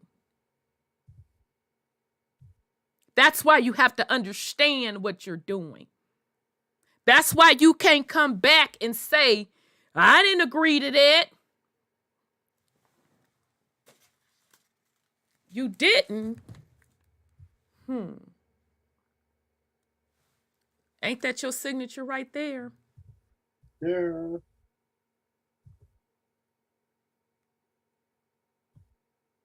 Did you go and do anything different? Did you go try to build something different? You signed off on this deal. You consented to stay in the new system that we created for you. That ain't my problem that you feel a system ain't fair to you. This what you signed off on, bruh. This what you signed off on, sis. And what we're telling you is that it's linked to spiritual contracts. But I'm sorry, go ahead on, Brother Odell. Yeah, and exactly that, and couldn't be said better. Exactly that. So what we'll do is I'm going to share something with you, just briefly, Okay, and then I'm sorry. Let me give you control. I apologize. Yeah, just because it's relevant to what you were saying. Okay, you should be able to do it now, brother. All right, you'll find this interesting. You'll find this interesting, sister. So I'll get this ready for you. That'll work straight away. Okay. All right. So. Okay, let me hold on a second, brother. Let me get for the fam. I need to display it on the screen for the fam. And so this stuff is deep, fam. That's why we took the time we spent so much time on this particular series, because we already knew what the play was going to be. And we wanted you all to be prepared to make decisions how you feel appropriately. Okay? We went through all of that, but for those of you that, missed those particular episodes, whatever the case, we told you what they are doing, how they are capturing the soul. And even with the capturing of the soul and monetizing it, this records, okay? So, Brother Sean had dropped off. That's what forcing people to get a birth certificate is about. Now, I don't know, y'all will have to drop in the comments and let me know if they're still taking the soles of the baby's feet in ink as a part of their documentation process. I don't know if they're still doing that. Okay? So make no mistakes about it. This reality that is currently created, if you're not saying you don't agree with it, you're consenting to it. I do. Yes, nephew. I tell everyone this all the time. I don't give a fuck what you say. If you're not actively moving in action to show that you don't fuck with the system, then you are consenting to the system. It's no longer you hiding in the shadows and not saying anything. You have to actively be against the system. So that's the only way the system is going to respect you. Let's say that. The system will respect you if you don't comply. But if you're going to quietly go along, it's going to fuck with you. And I guess just to add on to that, what even happened? Because I'm not even saying you need to go out, pump your fist, red, black, and green. What happened to you using your divine spiritual energy and say, I don't consent? God. Now, you are forcing me because you telling me if I don't do X, Y, Z, I can't even sustain myself to eat, to drink water, to have shelter. I don't consent under these conditions. So that means you're going against universal law. I'm not consenting to any of this. Zanti, look at it this way. If you say you don't consent, yet still you continue to drink the water, what does it mean? I'm sorry, say that again, nephew. Back to if we're just gonna rely on people to just say they don't consent. What about if you saying you don't consent to drinking the water, but yet still you continuously do it? When your body deteriorates and falls apart because you know the water is toxic, you know the water is not good for you, yet you're still drinking it. Well, then you're responsible then for your body, no one else, because you know. It's one thing if you're ignorant to the truth, but you knew it wasn't good. I agree with you, but check this out. Check this out, player. Check this out. Check this out, player. I'm an alchemist. I got you. Yeah, I know you knew. That's all I had to say. I knew you get it, but I got to break it down for the audience. That same said water, I have the power to change the molecular structure. Now, check this. You do, but they don't. They need to get on that level. Facts. You are a creator. That's what I'm telling you. Create the world you want to live in. Now, if I don't like the system, now I'm speaking specifically to men, you're the builders. Build a new one.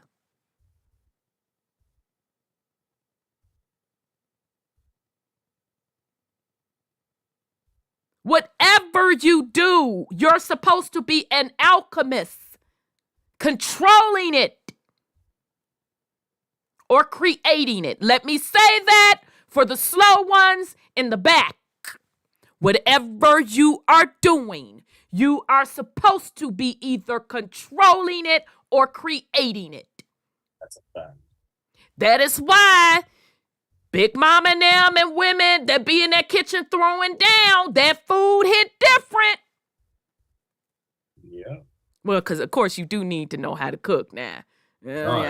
Just don't open up a can of raviolis and be like, ain't this slamming? No, actually, it's not slamming, ma'am. But y'all know what I'm saying. We're not supposed to touch that pot. I know that. That's why y'all know, because I'm like this today. Don't come in my kitchen opening up my motherfucking pots while I'm cooking. That's a death wish. Because I'm finna cuss you clean the fuck out. Get out! But. It's a reason for that. It's alchemy. You are supposed to literally be able to change your environment or create a new one. Well, it's the same. You have that power to create your environment. Thus, you have the power to change it at any time you want. Agreed. And they know that. Absolutely, they know it. But if you take the money and cut the deal, you're saying you consent to said system. You're saying that you consent to however they want to run all up and through Big Mama house. Beat your ass, all of that. Threaten you on a regular basis, this, that, and the third. That's what you consent to. No, Auntie. They just consented to being kicked out of Granny's house. Which is even worse. Having Auntie's house destroyed and removed from said land, and whatever they want to do with that $20,000 or $20 million today. And let's be clear.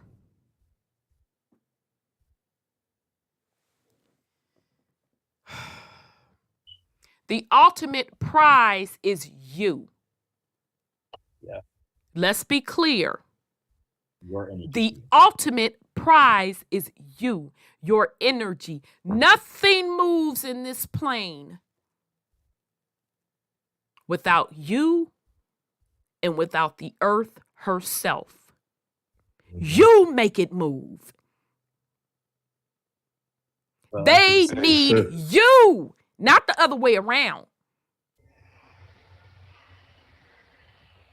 So I'm sorry. Okay, I'm really done. Brother Odell. Go ahead. No, you're fine. No, it goes like something about consent. It's consent, contracts, consent.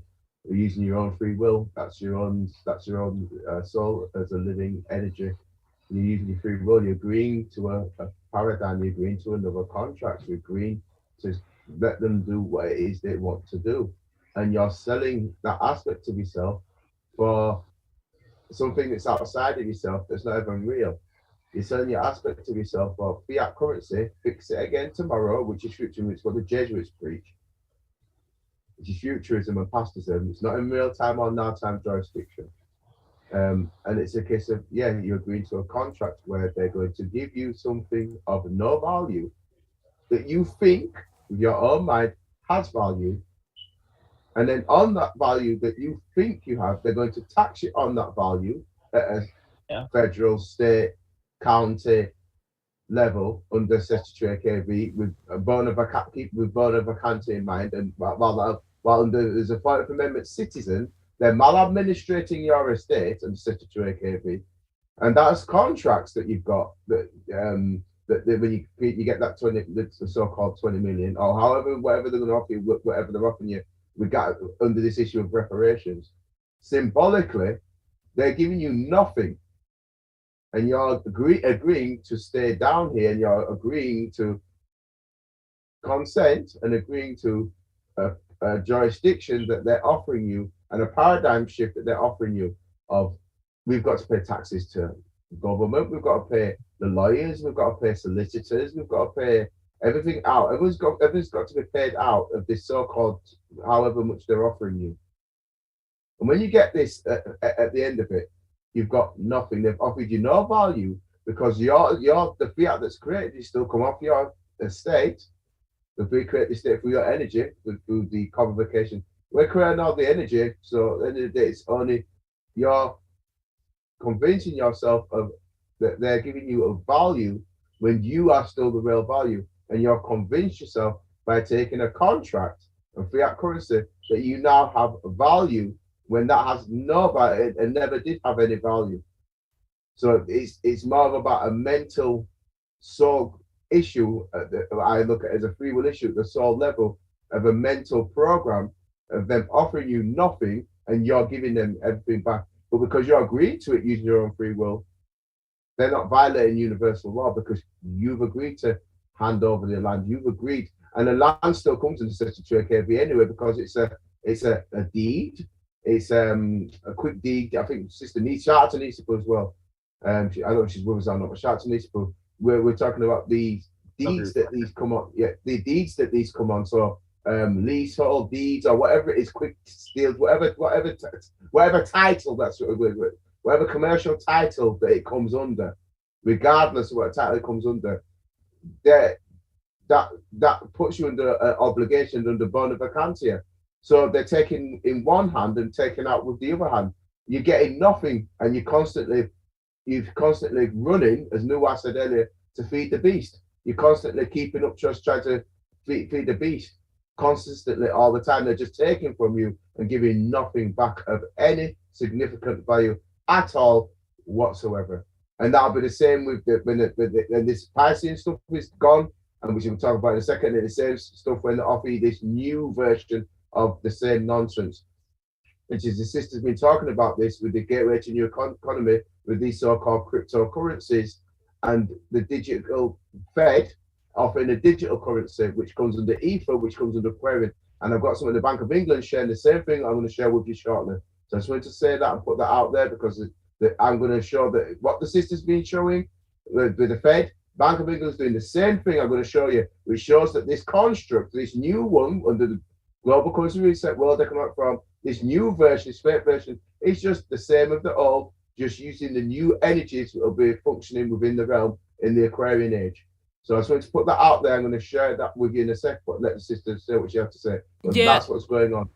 Yeah, let me give you your explosion. That was so very well spoken and broken down. And And shout out to Sis Nonya. She said a couple of thing up. I know when we were talking about what's of value, I said you are of value, and the planet herself, that's where the real value is. And she put, Yes. I'm sorry, that was a copper color. Sorry, peace and love, Sis Copper. She said our souls. This is what we keep screaming about. Yes. You know that term, selling your soul? Mm-hmm. Because you're still not inner and understanding the connection. You're not getting it. You're not getting how they are recycling energy, i.e. souls, into a continuous loop. Generation after generation after generation after generation. And that clock, i.e. the astrology clock that we went over, and we explained to you all how the ancestors knew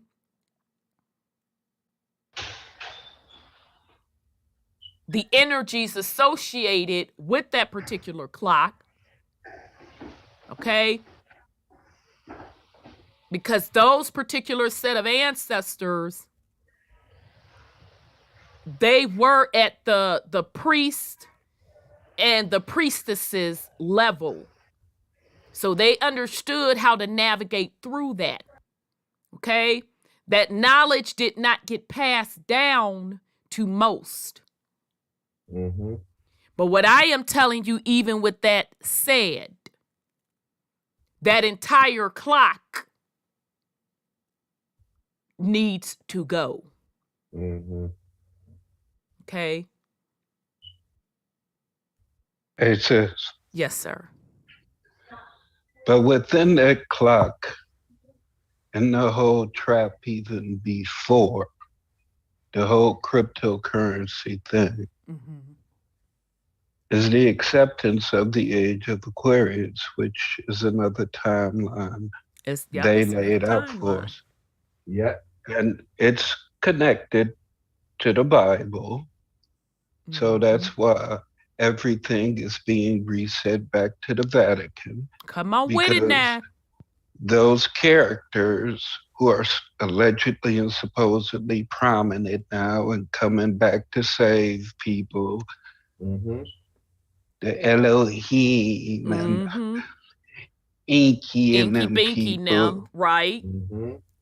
Since all these characters are supposed to be prominent now again, it's just showing you that it's a cycle repeating itself again.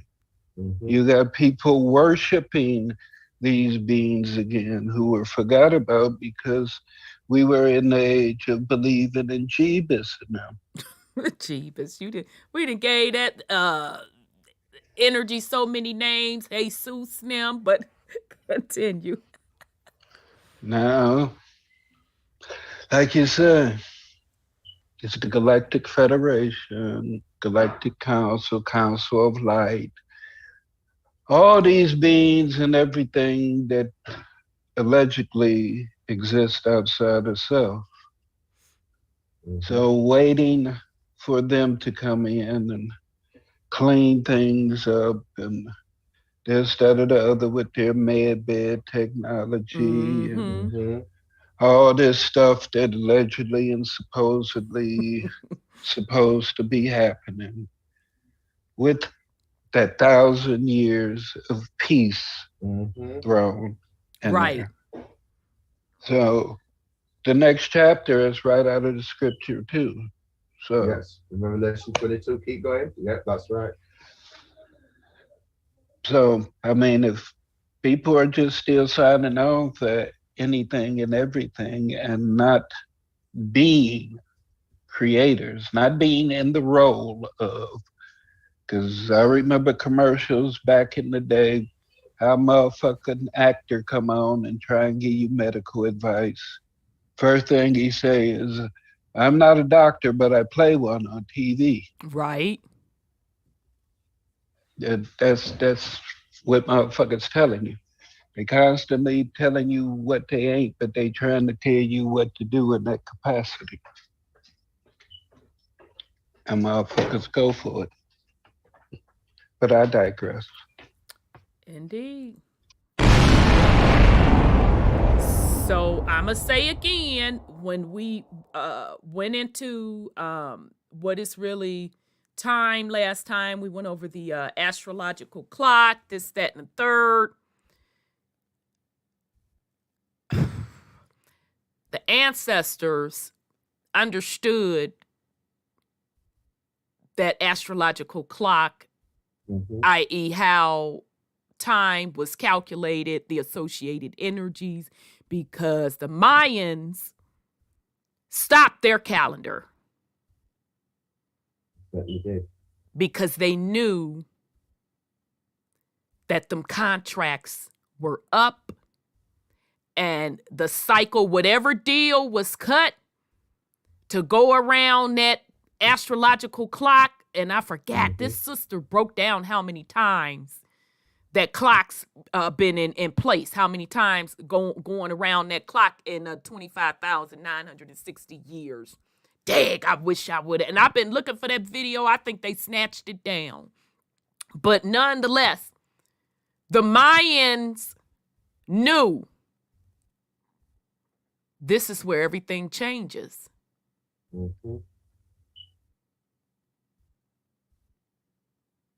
And this is why Revelation ends, and this is where Sean was right, and I've quoted this as well, Revelation 22, and Sean was right, and you talked about in the whole age of Revelation, in terms of, which is why I think we called this the age of Ascension. The whole thing was on about with the age of Revelation is, I've been saying, and I did we did the alignments that took place on the clock. This is why I showed what was going on the clock. I think I showed September the 23rd, 2017. I showed the alignment. I showed the one that took place in 2020 on December the 21st of the winter solstice. And I talked about the age of Revelation, the 7 years of Revelation. And the reason why I talked about that is because they, as Sean put it very correctly just a few minutes ago, they are playing out a script. Yes. And that Revelation is a script times, and half a time. And because I'm quite good at calculating the astrological clock, as I think I did one of the, we get us to learn, we can do it if we have time. And I showed the dates. And because I know how to calculate that clock based on based on where I'm in terms of my advanced level HD stuff, you could do the times, and half a time. And it's coinciding with the stuff that you've been talking about with the gateway to new economy, stuff that I found out we'll share with you shortly. And it's lining up. Obviously, I've talked about September 2024, around about 2025. But if you look at just a brief synopsis, but when we entered into the Age of Revelation on September the 23rd, 2017, when I showed that alignment on Stellarium, we showed the alignment with you, that was the age of 7 years. And if you count the 7 years to 2020 through the first 3 years to 2020, and then from 2020 to September 2024. So if you do times, and half a time, and it's mentioned in the book, that I calculated it to from September 23rd, 2017 to December 21st, 2020. And then from there to September 2024, because it's times, and half a time. So they're playing out this script. So I'm going to show that this is what we've been able to figure out, that we know that they're playing a script to a T. And in the Revelation 22, and it obviously talks about the 7 seals, and the 7 seals, and this is where Sean got this right as well, I've figured out. So the 7 seals in Revelation, and I've got a full talk on this, but we never had a chance to do it, because we haven't got around to doing it. But I broke down the 7 seals, because what symbolically is to talk about vials of the 7 seals, but then they use the astrological clock to some degree with it. But what's fascinating is the 7 seals people keep seeing outside themselves. What I've been able to do, nice to agree with Sean, the 7 seals are talking about the 7 seals in your body, of the wheels that spin in your body, the chakras in your body that spin, and it's the transformation in us. And this is why in Revelation 22, it talks about those in the book of the dead. It talks about those, it talks about 144,000 in Revelation, and that's to do with the crown chakra, which I call the corona or coronavirus, the crown chakra, because they're talking about, realistically, in Revelation, they're talking about this natural sensual cycle that's going on within the body. And you can actually look at, and if you read the seven seals in detail, they've got codes underneath, which I did a breakdown on them, and actually talking about the shift. They're talking about the actual body itself, not outside. So although from a literal perspective, they're talking outside, but if you look at how it's worded, you can relate that to what's going inside the body if you see it properly on a more in-depth level.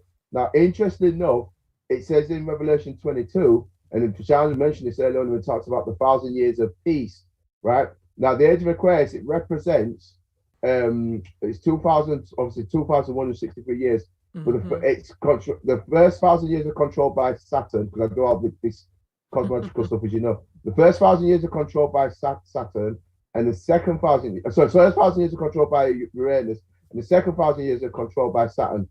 Right? They know this. The Vatican know all this stuff. So they knew that it was going to be 1,000 years of peace, and that's why it's mentioned in Revelation 22, and it says those who were thrown into the lake of fire, when it talks about the judgment and all this nonsense, and it talks about the tree of life, and those that attain the tree of life continue to live on with Christ and shall reign with 1,000 years peace. That tree of life is talking about your body. The tree of life is the consciousness of those wheels within the body. That's the tree of life. And those who didn't attain that were thrown into the lake of fire and they were dead. What's talking about ascension? That's what it's actually talking about there, but people don't know how to look at it from a proper perspective. So that's what they're on about with the 244,000. Your crown chakra, the 12 points of light. It's talking about a natural ascension within the age of revealing or the age of revelation. And this is what people are still not getting. And the change is out with inside you, not outside.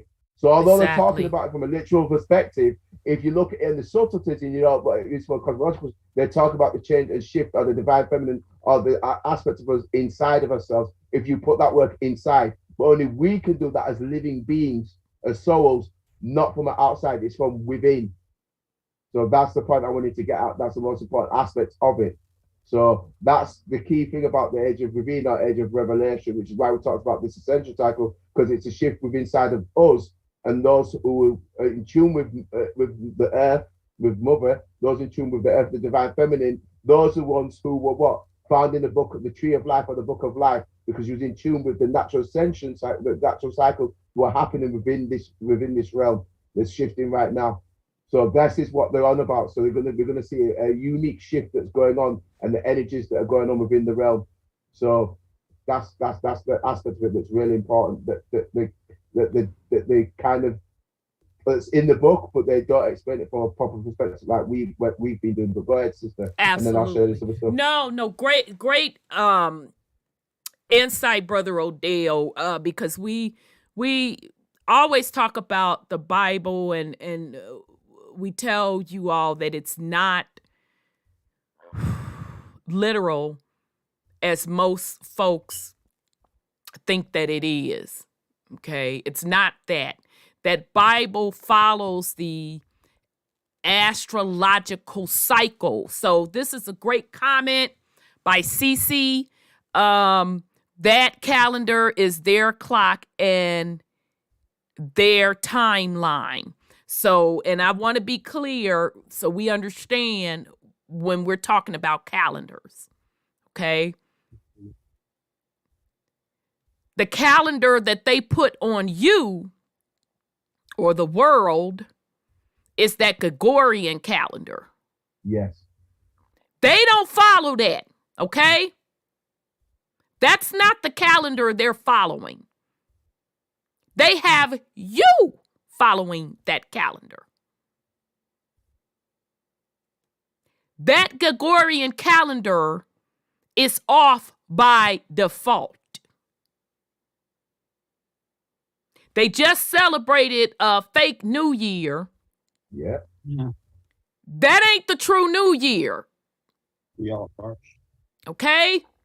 The ancestors celebrated New Year via the harvest. You know that thing called spring? Mm-hmm. And new life. Right. You know, where stuff start growing and, you know, I have to go on and get out there in my yard to get it prepped to start planting. It's new. So that spring equinox, that's the new year. Yep. Even the calculations of the months are inaccurate. Right. What is Deci?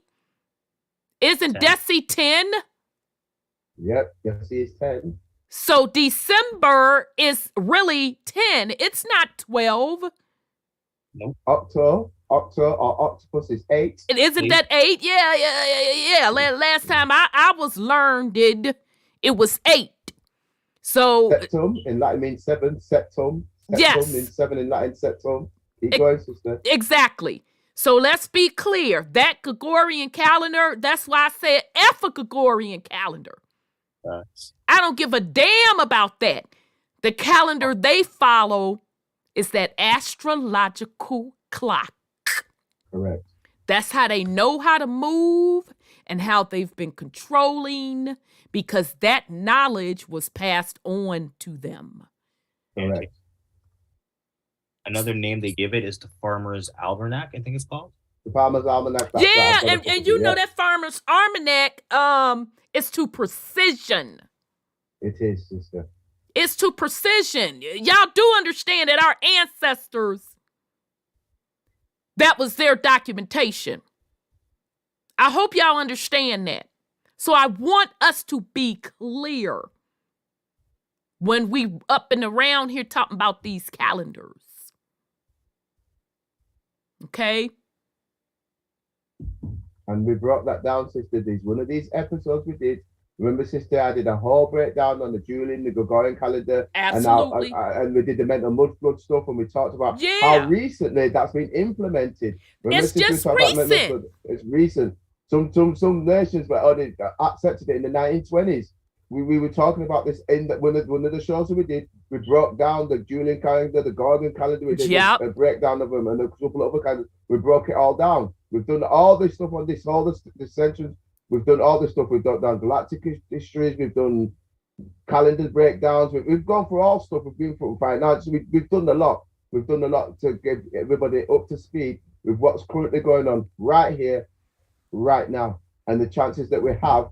Because and this is why Revelation ends the way it does in the book, in Revelation 22, and the dead were judged, and then it just says the end. And the reason why it says the end is because they, meaning the Vatican, those at the top of these people that Brother Shah mentioned earlier on, Inky Binky, Greco, and all the others, they all knew that when the Great Sine Wave stopped this time round on this Nimbus wheel on the Great Sine Wave, they knew this time we're in a much grander Eka, right back to Great Sophia. We're in a unique energy standpoint where we're not in a normal shift like we have been in the other shifts. Exactly. This shift is a special shift because it's not affecting just the beings down here. I'm thinking about the Messianic beings that are on much higher levels than the Ekas and the Kashas who are really high up beings. This is a massive shift within this entire cosmos realm. Shift. Yes, it's a massive. Yeah, it's a huge one. It's a massive one. So, but Nuwa.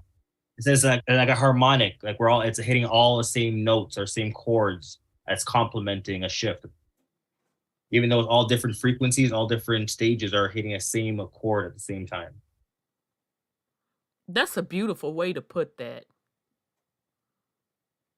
Yeah. So that's why, again, the Mayans stopped that calendar. Because that entire thing, so even that astrological clock,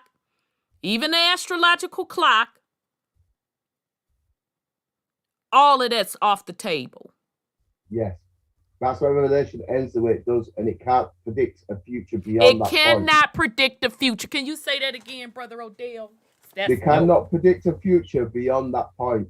This is why Revelation ends the way it does. It talks about ascension, but it doesn't say where the people are ascending to. It talks about the book of life and those who found themselves in the book of life, which is the tree of life, which is the Arbor fields. That's those who ascended. It couldn't say where they were going. It couldn't say what was happening. It knew it took that ascension cycle took place, but it couldn't predict the next paradigm. Exactly. It couldn't predict it. And you know why it couldn't predict it, family? Because you have to create it. Correct. So I'm going to just say that again. I want y'all to let that sink in. When the Mayans stopped their clock, remember when it was a big thing in 2012? Yeah. When they said the world gonna end, this, that, and the third, and everybody was clowning, I just crossed my legs, honey, made sure I had my wine and my popcorn and sat and chilled. But nonetheless, they were basing that end of the world concept because the Mayan calendar stopped, and the Mayans are, known for the precision in their calculation in quote time. That's why the Mayans stopped the calendar, because this is a huge shift that takes what was created before, the cosmic colonization, the cosmic colonization that was created before, it stops. Because you, as the new ancestors, you are supposed to be creating. But they've accepted the seeds that have been sown. So whose fault is it finna be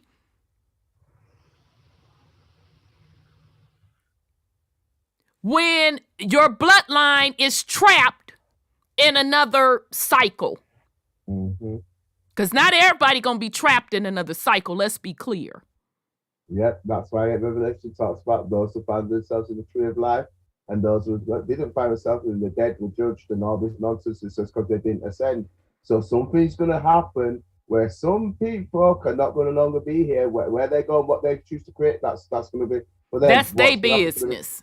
Exactly. Or it could be the opposite, where the people that's like, gone with that mess now. I said I don't consent. I don't want to be bothered. Matter of fact, you need to leave. So it's all going to be one or two ways, but it's going to be a split. Let's be clear. Yes. We've been telling y'all it's fencing to be a split, because the frequency and the reason the split is happening, we told you, number one, because all contracts are up. You have the right to make a decision on which way you want to go. You enjoy this, I'll use it in degree terms. You You enjoy this 3D paradigm. You want to rule over on be the ruler in the 3D paradigm. Go and knock yourself out. If you're cool with the frequency at that level, knock yourself out. But you have others that's like, no, this ain't where it's at. This stuff is old, it's too low vibrational. I'm done with that. Have at it. That's two different frequencies. That's why we keep talking to y'all about frequencies. Y'all should be understanding. That's why it's hard for you to be around people with low vibrational stuff that be on that fuckery. Your nerves get bad. I know mine personally get bad. I'm like, you know what?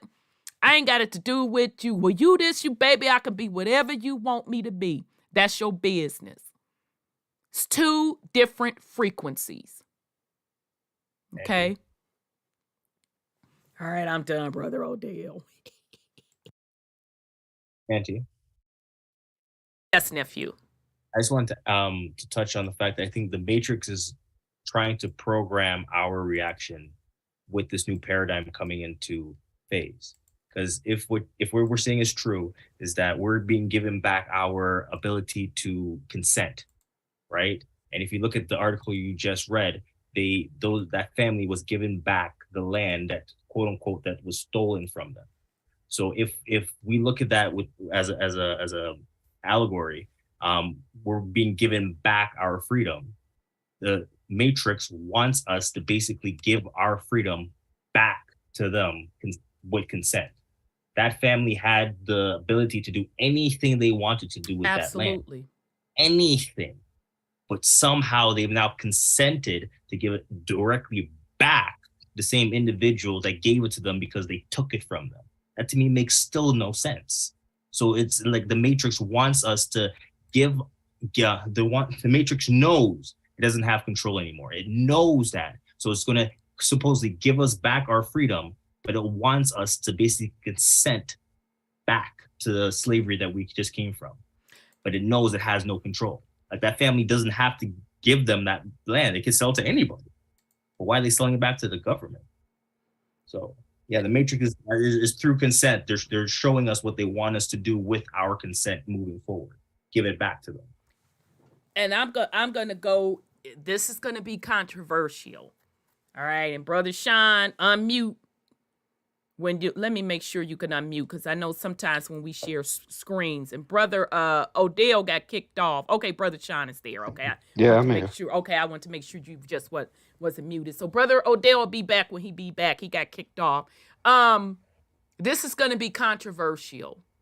I know not to you, Brother Sean. It was consented to anyway. Mm-hmm. It was consented.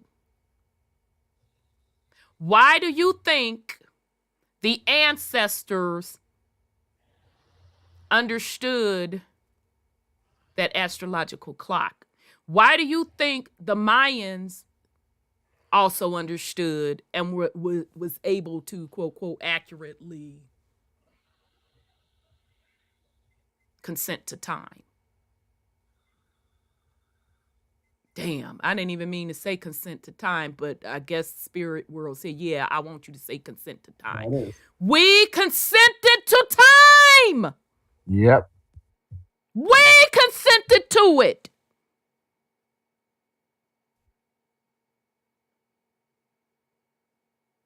So that entire astrological clock,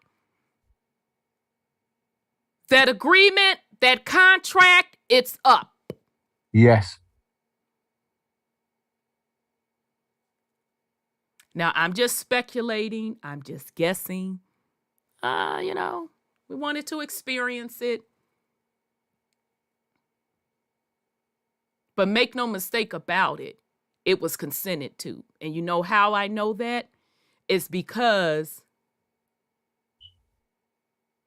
they don't break universal law. I keep telling y'all that. Mm-hmm. They don't break universal law. Luther standing.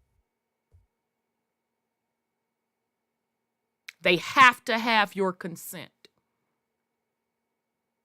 We consented to it. So that entire cycle is up. So now what you gonna do?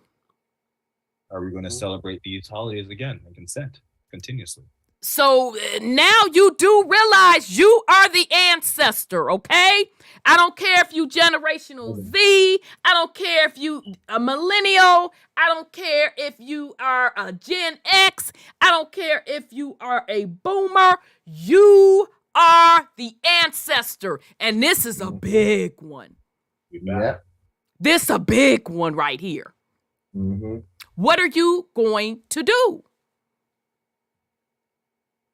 Because you're definitely going to be offered something, because they know they've got to offer you something. I agree. What are you going to do? You're going to have to make. You've got choices. You've got to make.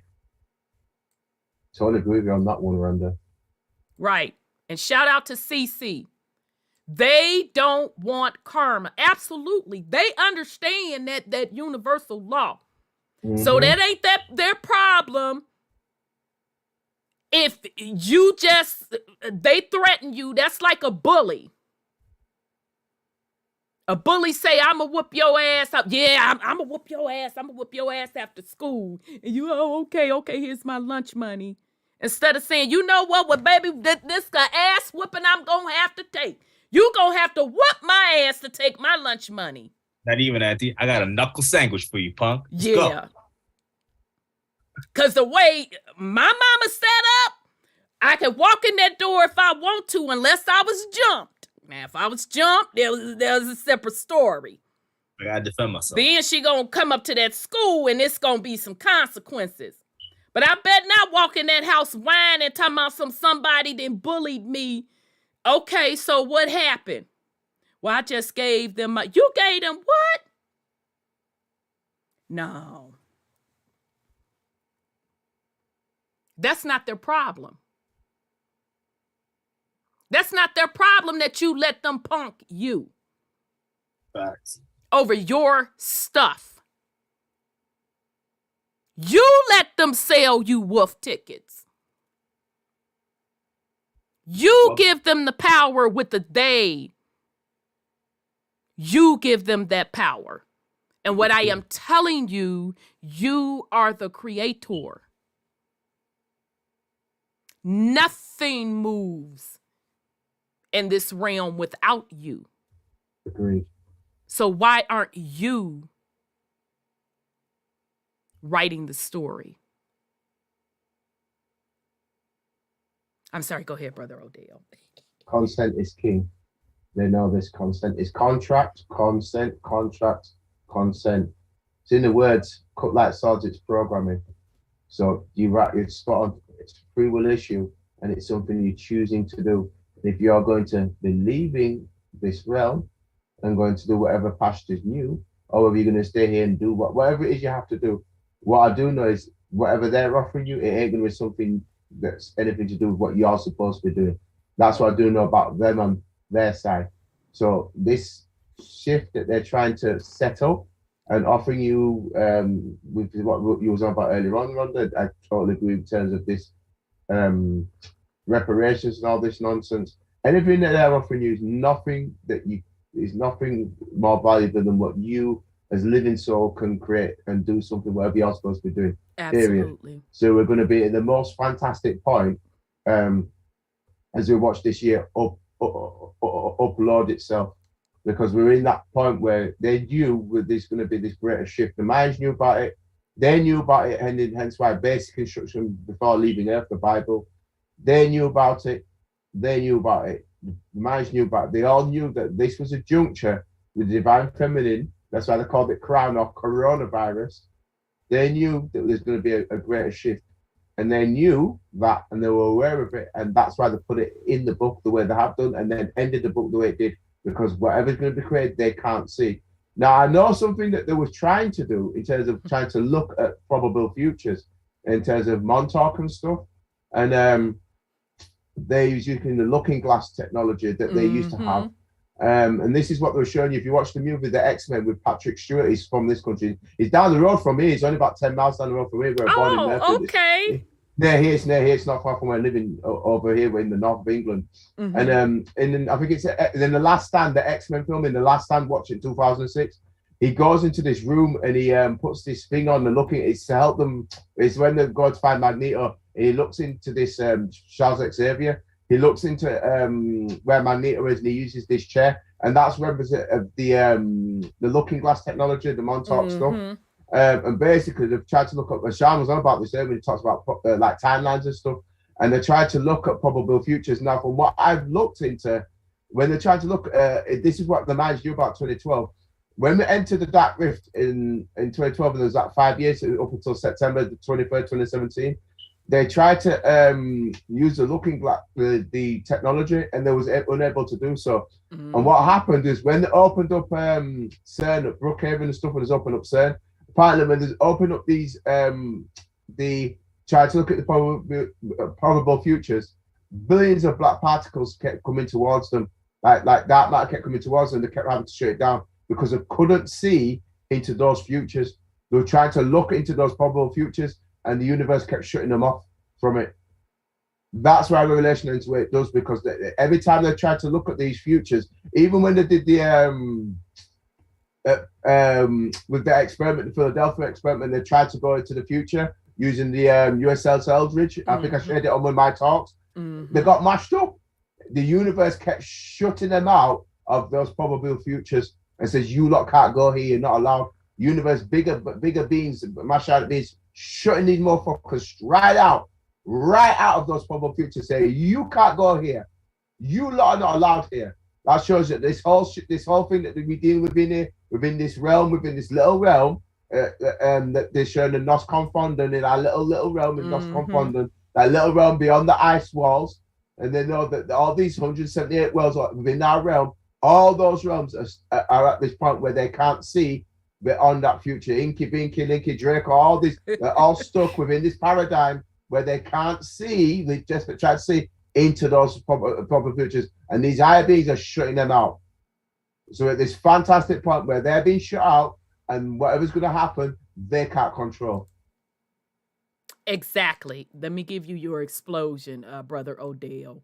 A very good thing. Very, very good drop. So again, I'm sorry. Yes, go ahead, Brother Sean. Go ahead. I don't understand why people think the Mayans are gone, or why people think they've escaped any karma. They just as guilty as Inky, Binky, or any goddamn body else.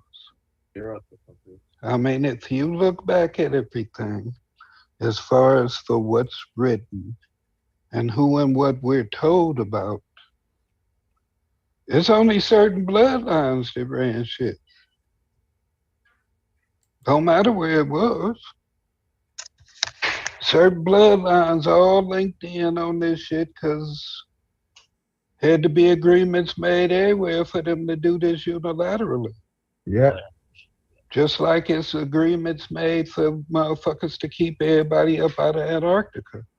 Yeah. Even though allegedly and supposedly the whole entire world is in chaos and all these governments against each other, they're all out there in Antarctica chilling. Yeah. So I'm just... So let me... I'm sorry. Go ahead, Brother Sean. I didn't mean to cut you off. I just... Go ahead. And so I'm just saying, certain ancestors and certain quote-unquote cultures that motherfuckers keep giving praise and credit to and talking about their greatness, they were nothing but goddamn colonizers too. But I digress. So I'm trying to put this, I think I can do it without giving away the game.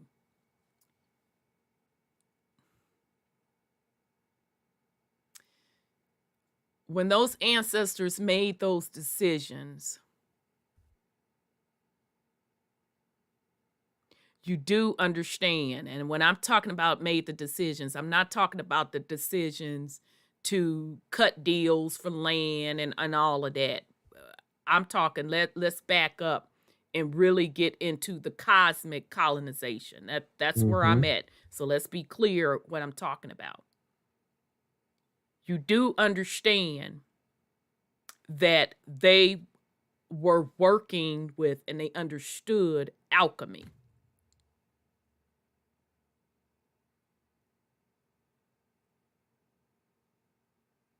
So what I'm telling you is, when the Great War happened in these realms, in this particular realm, okay, because it happened across multiple realms. But when it hit this realm and the battle came through, okay, if you don't know what I'm talking about, go watch Avatar. And shout out to Dr. Dilbert Blair. He told you what Avatar was about. It's about the battle on this planet. And I'm telling you, that particular movie is telling you how the cosmic colonization happened on the planet. Okay? So that's when the ultimate deals were cut. But even with that,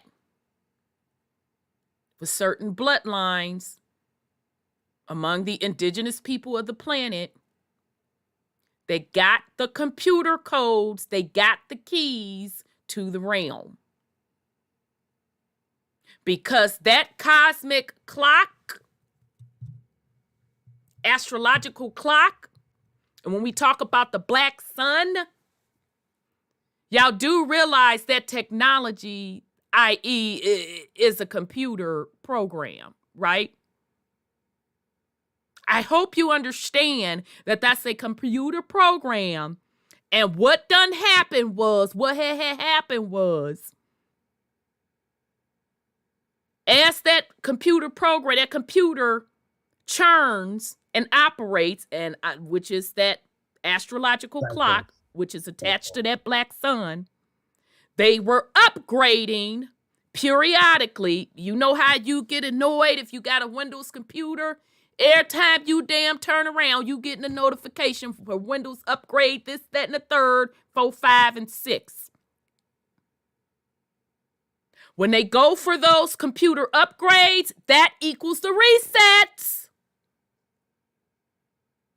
What I am telling you is, this is huge. Because all programming is up. That's how they were able to predict stuff. Because they understood alchemy. They understood it was a computer program. They understood within that computer program how those energies were navigating. Okay? So even with that said, what are you going to do now? Because that computer program, they're trying to see how to start it back up, and they can't predict it. Because you have to create something new. So I want us to understand, and I want us to be clear. When we sit and talk about the ancestors cutting deals, okay, I will accept that. Okay.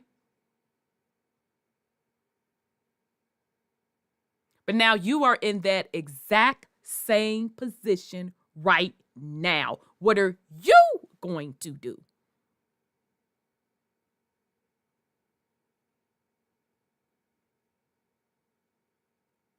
That's what I'm saying. How have you prepared yourself internally? How have you prepared your babies?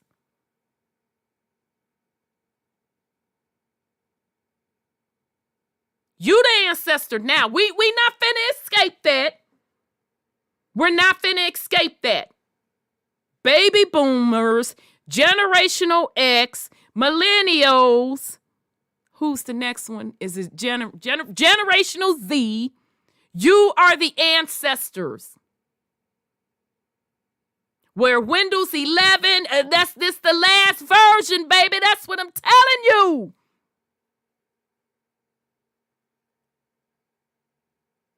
This the last version. They don't even know how to rewrite another program. Because it's null and void. It doesn't fit the realm.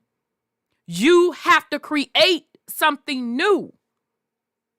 So what are you going to do?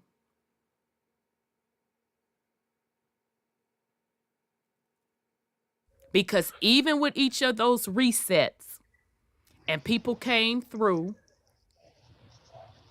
and they navigated and followed the script,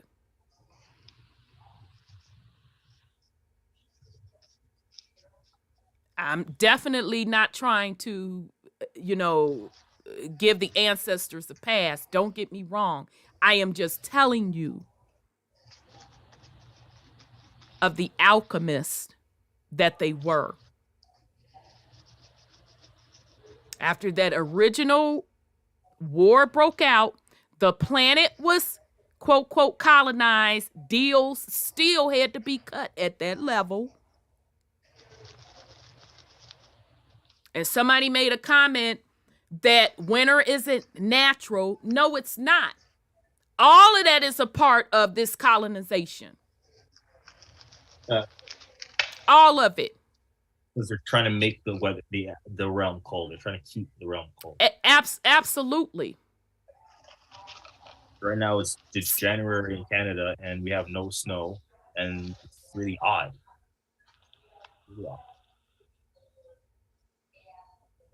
And not only people, I'm sorry. people. I'm sorry, go ahead. I'm sorry. No, sorry, go ahead. People also got to think about what they did, what type of deals they cut as ancestors. Because you're still here going through shit, and what you going through ain't necessarily got nothing to do with your grandmama or your great grandmama. Come on with it, this, man. that, or the other. They was trying to help your punk ass out of the situation, and you didn't listen. So that's your goddamn fault. And that's why you got to put in your own goddamn shadow work. Can't nobody else put in the shadow work for you to find out what you fucked up and how to correct it. All we can do is share with you some of our experiences and some of the things that we've seen along our journey. But that ain't got a goddamn thing to do with what you did and what deals your ass may have cut. Indeed. So that's what you need to be figuring out, where you fucked up at. Just like now, how they're making everything specific. You have to know who your bloodline is, what have your ancestors signed. Beyond that, what did you do? You've been here before. You keep saying it, you're in the cycle, etc., but you still don't even know what the fuck you didn't did and how you supposed to get your ass up out of here. But you worried about everything and everybody else. You're worried about what Sis Rhonda is saying. You're worried about what Brother Odell over here is saying. You worried about every goddamn body but your goddamn self. And you the reason you fucked up. Ain't not one person over here responsible for anybody being fucked up. So y'all can keep that energy moving someplace else. Right. I digress. Okay, thank you, Brother Sean. And Sis Rhonda don't give a damn. Because I said what I said and I did what I did now. So just again to reiterate, you're the ancestor now.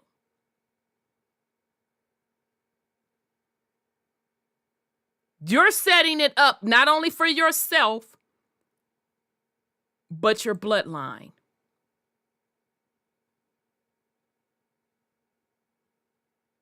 So just know the pieces on the board. That's why I took and told y'all, you're not even supposed to be on the board. You are a creator. You create boards. You destroy boards and you create boards. What the hell you doing being on the board as a pawn? Because the deals that you are cutting are the deals attached to your soul, are attached to whatever cosmic colonization plan they trying to start up. And if we want to keep it real funky up in this bitch, I don't even know if they can start one over. Unless they consent with you again to create another colonization realm. That's what we're saying to you. So when we say own your shit, we mean it on every level. You can't say you grown and then you want to play like a child. What is it? You can't say you a God, but you're looking for somebody to save you. What is it? I'm sorry. All right. I'm done, Brother Odell. Go ahead. Oh, one last thing as far as the weather. That's why I keep telling y'all this shit is fake. It's artificial. Yeah. This shit ain't natural. Well, obvious now. The planet didn't even look like what it looks now. And as much beauty as we see in the planet now, this is at her lowest state. Yeah. So the planet laying there like, I didn't really fell off. I ain't bad like I used to be. This shit is all low level. This ain't the natural original state of the planet. This shit is watered down, enclosed, and controlled. All of it is gone. All of that contract is up. So what are you going to do? Because you the ancestor on record now, baby. So what are they going to be saying about you in 100 years? What them records going to be saying you done did in 100 years? Yeah, so let's be clear. Them fingers that you pointing, goddammit, they point right back at you. What you gonna do? All right, I'm really done now. I'm really done now, Brother Odell. No, everything's right on point. It's down to yourself now. There's no hiding. There is no hiding now. The time for that is done. You have to make a decision. They're the ones who came to be here at this juncture at this point. Like I said, from generation Alpha, generation Z, Y, X. You get me? Boomers, we're all here right now. And it's going to be the biggest battles are going to be fought with probably us. It's probably the X, we're the X generation. It's probably us lot and the millennials, because they're the ones who are currently during this paradigm shift as it happens, that are the ones who are creating the so-called fiat contracts. We're the ones who are in that so-called workforce. Exactly. We all down to if we all down, we're the ones that down the tools or whatever's going to happen over this next couple of years or so. We're the ones that we've been targeted. Alpha are going to kind of like, they're going to be coming in, but they're not here just yet. They're like the youngest ones that are coming in right now. These rainbows that are here, they're the youngest ones. But the ones who are going to be teaching that next lot, it's us. It's lies with us. It's us. We're us. And how many years you gonna sit? We didn't straight up went to something totally dynamic that you could like really like do the damn thing. But you busy worried about what Rhonda doing, worried about what Brother Odell doing, Sean doing, whoever the fuck else. Point your fingers at the ancestors. Nigga, I'm talking about you. In the mirror, bro. What are you doing? You do understand Generation X, millennial, you shaping this shit for the next generation. Mm-hmm. Get your shit together. Alphas are looking at us. They're looking at us. We've got to get this right. Boomers are all going to be going. Remember, they're the dead, and this is geopolitics here, just briefly. The boomers have had it the easiest. They believe it or not, they've had it the easiest under this paradigm. But remember, the boomers are all retiring now, right? Keep in mind with Corona, they've tried to bump off most of the boomers. Keep in mind they're bumping most of them off, as you know. They're taking most of the boomers out, as you know, with the Corona and all this nonsense. Right, so keep in mind, right, the boomers are going to be taking on the battle. It's going to be X and Y, because they're the ones who are going to be, because Alpha, obviously, they're very young. They're still only young in it. They're very young at the moment. So the biggest battles in this age of revelation with these next few years, it's us. It's us and the millennials are going to be the ones who are passing the torch on to that next lot. What torch are you going to be passing on? What are we going to be showing them? Cardi B. What are we going to be showing them? Sorry, go on, Noah. No, I'm just saying you're right in that we are that generation to be the dynamic change. And I'm saddened that the so far we're failing because, as I said, the most popular thing that we have is strippers and rappers in our society. So we're not leaving a legacy behind for the youths to really come and do anything with, right? So yes, Big Mama was there for us, but we didn't turn into Big Mama. We didn't turn into Big Uncle. And this is the problem where the kids now don't have that upbringing to really make a difference. If we don't make the change, if we don't do what we're supposed to do, if we don't act, yeah, the generation behind us is lost. They won't know what they don't know. Agreed. And that's just on a physical level. So if we're not grasping the concept at that just basic physical level, come on now, don't play with me on the spiritual level. And again, we're talking about your soul.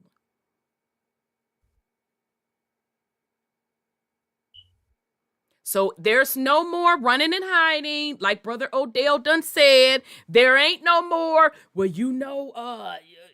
mama and them didn't do X, Y, Z for me. My motherfucking feelings was hurt. And I'm not saying discount any of that.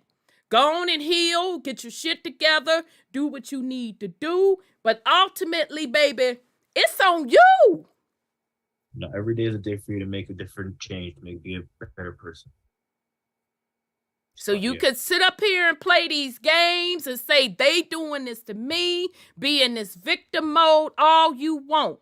You're on record and you have to be held accountable for your decisions. So I say again, what are you going to do?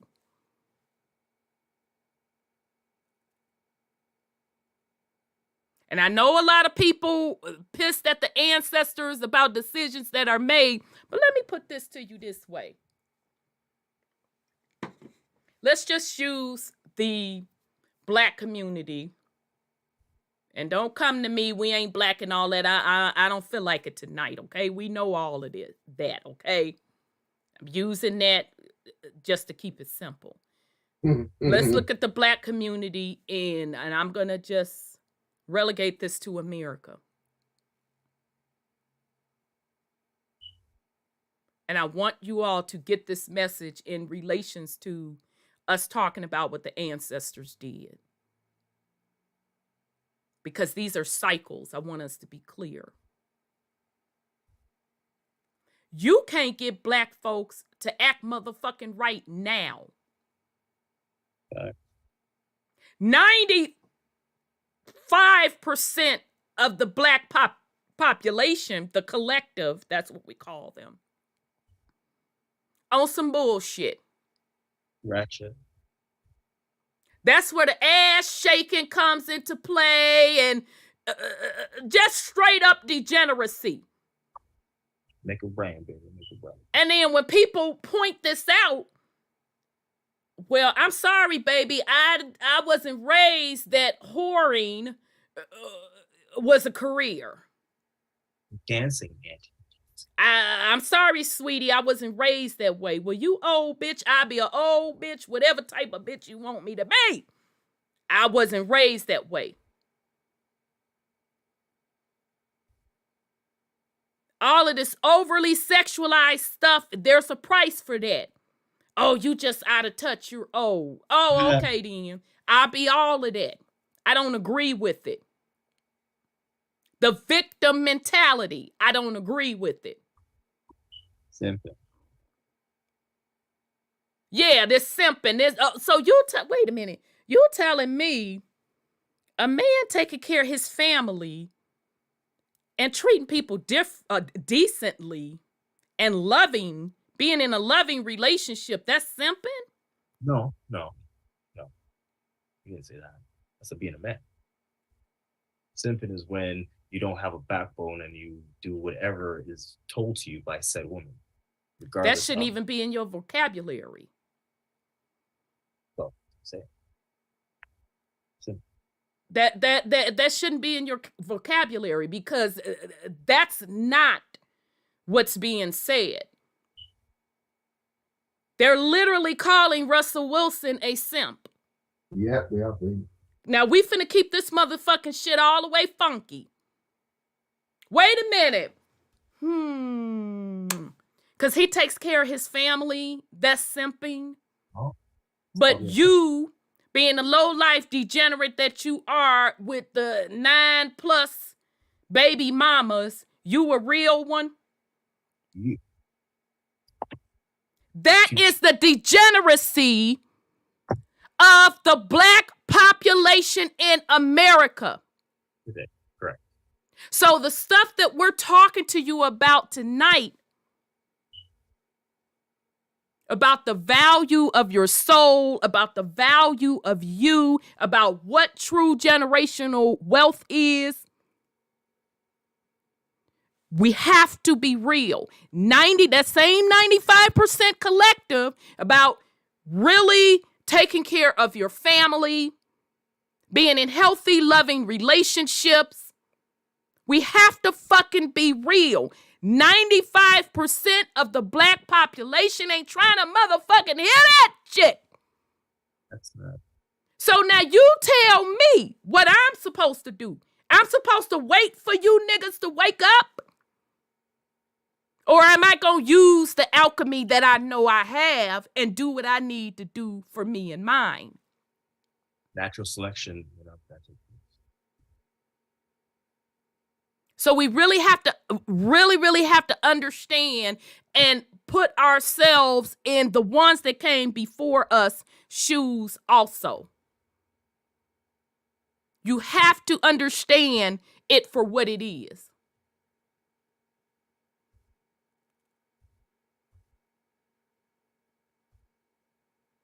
Don't follow the crowd. Don't follow no one. Don't have herd mentality. If you are a divine being, you call yourself, quote, quote, a woman. You call yourself a, quote, quote, man, and womanhood and manhood. God damn it, you're supposed to be able to stand up on your own in all things. You don't get to fucking pick and choose. What you want to man up, woman up about, stand on all that shit. Because that's what the universe is telling you. You're going to stand on every fucking decision that you make. That's what we're telling you. Every cause has its effects. I agree. Hey, sis. Yes, sir. People have to realize why some decisions were made. It's like you could take, let's say, a Kung Fu movie, considering we grew up with those. You'll see somebody's family get killed, and they'll let the little boy or girl survive, waiting for them to come back and take revenge. No.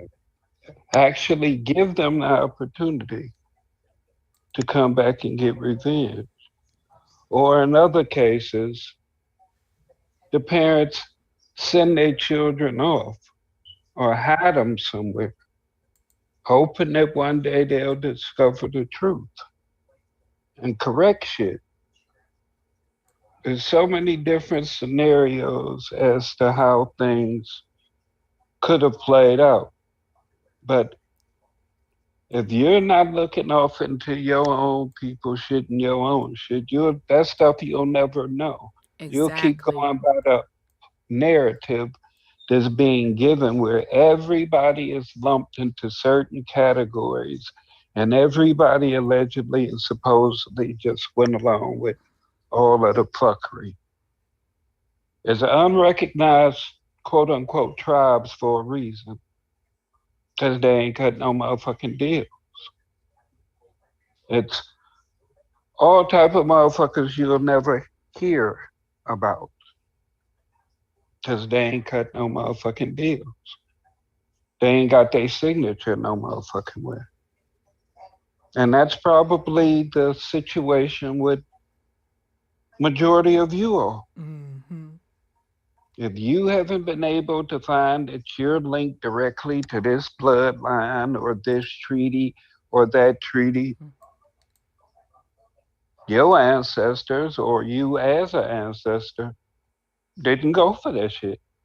And that's why you ain't going for that shit now. You have to do that work and figure out what it is and how it is you're supposed to be moving. You can't Exactly. continue to let motherfuckers tell you how you supposed to be moving, because ain't another motherfucker in your predicament that done the shit that you did. Exactly. But I digress. No, very, very good point. Very good point. So there you have it, family. What you gonna do? What you gonna do? You have an excellent opportunity to set some things correct. This is why even those ancestors, the example I opened up with about the matriarch transitioning, she took years prepping her granddaughter. Same thing happened to me. It wasn't no overnight thing. I'm going to just sit down and tell you. That was years of this is what happened. This is what happened. Just little bit at a time. Little bit at a time. That was purposefully done. Setting the record straight.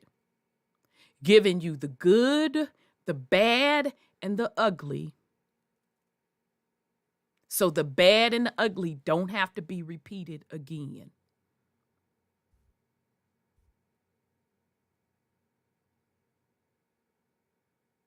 Because they understood passing of the baton. So generational X and millennials, we up to bat. Mm-hmm. Because I done told you, Sis Rhonda ain't finna be on here all the time now. Quote, quote, time. What are you going to do? What are you creating for yourself and your bloodline? Who are the folks you have surrounding you?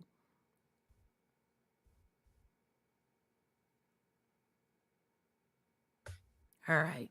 All right. I'm done. Brother Odell, you have something else you want to add? It's needed. It's needed at this point. It really is needed because we are, like I said, we're coming into 2023, which is the 7th. They know how the numbers work. We're coming into, like I said, we're going to enter this last part of that age of revealing.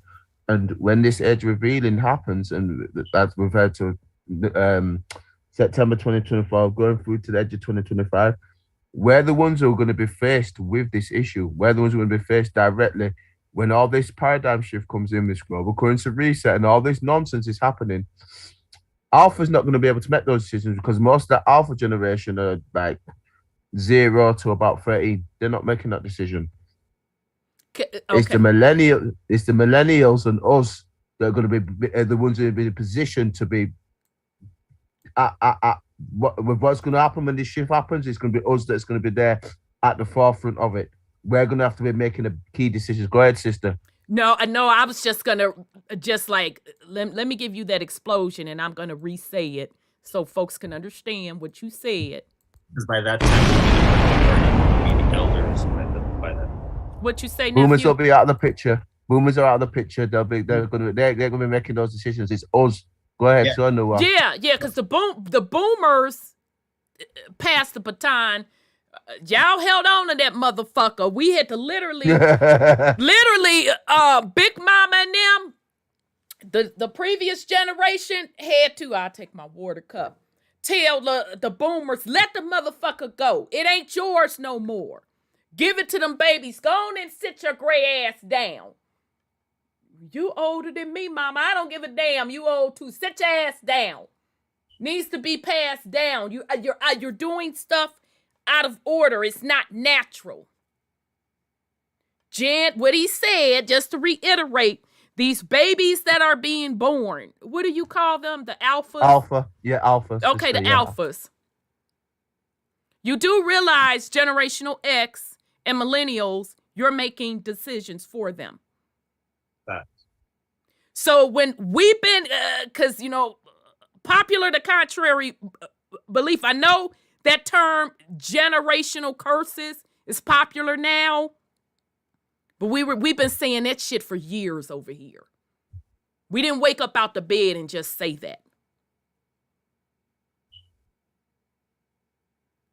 When I talk about legacy, the decisions that you're making now, generational X and millennials, that's for the souls coming in this realm. Right now. Right now. Mm-hmm. What are you creating for them?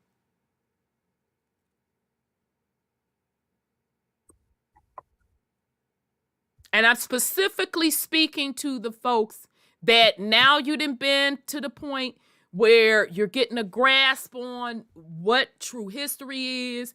You're getting a grasp on what your genealogy is. What are you creating?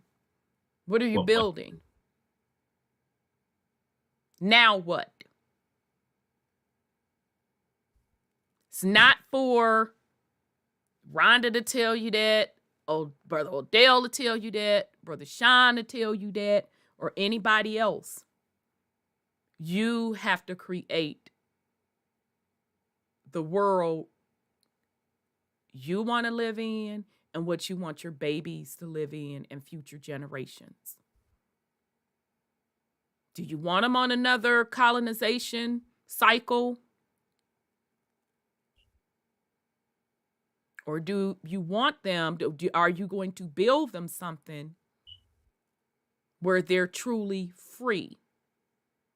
Talking about your soul truly being free.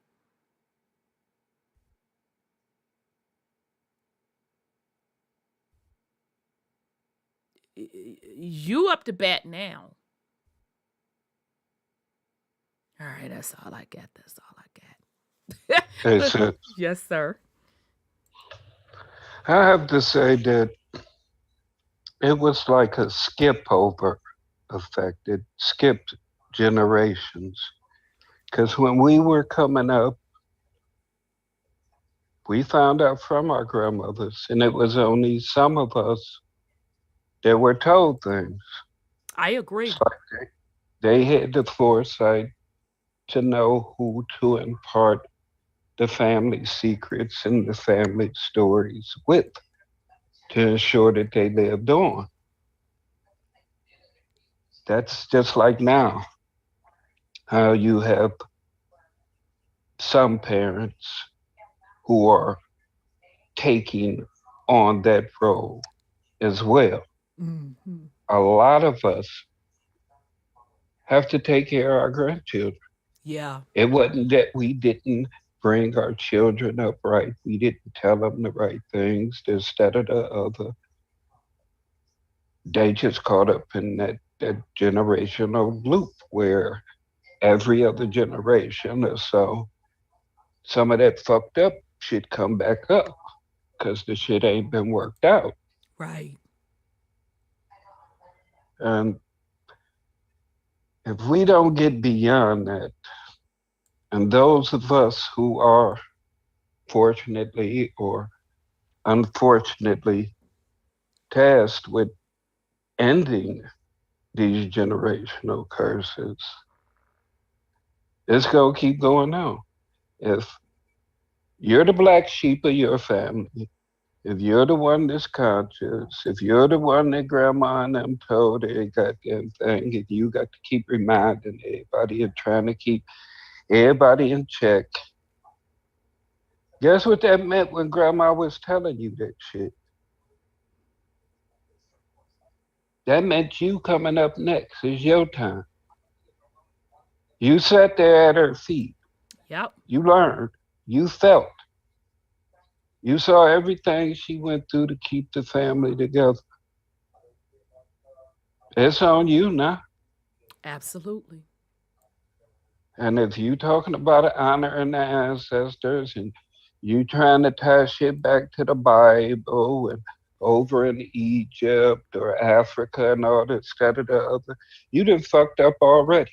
Because the person that was talking to you, the living ancestor that you had that was imparting wisdom upon you in the flesh, you ignore. And you wonder why you suffer.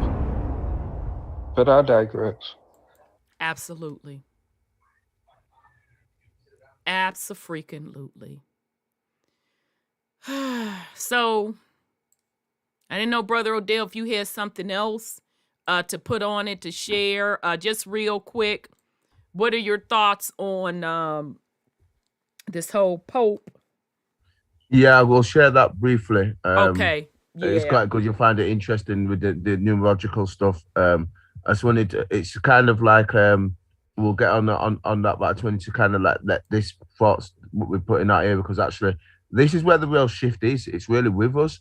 It's really with us, because we're going to have to make these decisions, because with what they're doing at the moment, based on what some stuff I'm actually, we are going to have to be making those big decisions. We really are. That's how I'm looking at it like when Morpheus is in the Matrix and he talks about the facing the gatekeepers. Like you say, it's our turn to bat. It literally is going to be us making that decisions. It really is. I totally agree with you. I couldn't agree with you more. So it's literally our turn to bat. You're spot on. Indeed. And again, if you think about it, when you just take your own individual family, were you still going to share some stuff on the screen? I will in a sec when you finish. Okay, yeah. No worries. Okay, I just want to make sure that you still had access to do it, and you do. Think about it this way. When Papa and Big Mama needed to make decisions, and I'm talking household, family decisions, did they go talk to Sue, Larry, Paul, Gertrude? I'm trying to think of some of the old school names. The government, Brother Abdullah, this, that, and the third, 4, 5, 6, and 7?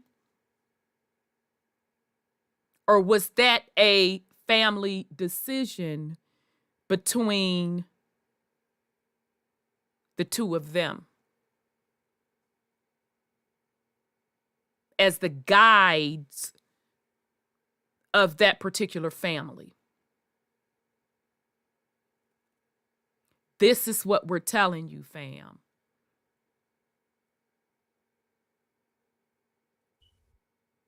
We can't keep pointing the finger at what the ancestors did, what the they done did, Inky, Binky, Linky, Stinky, them, Jesus, them, the devil, quote, quote. I know the quote, quote, devil so goddamn tired of you folks, it don't know what to do. Probably smoking on some trees like, look, I'm tired of being the Q. I ain't done a damn thing now. Come on with it now. That's it. I ain't got nothing to do with this decision you done set up here and made. Tag, Brother Sean, keep getting kicked off. That's what we're telling you, fam.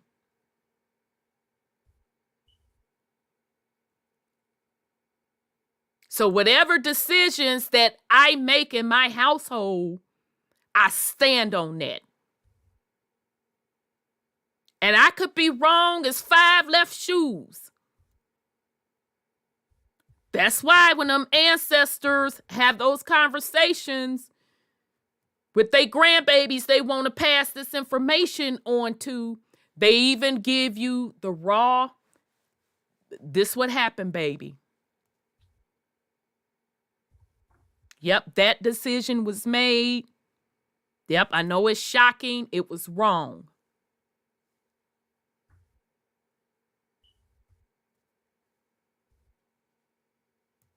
Whatever you do,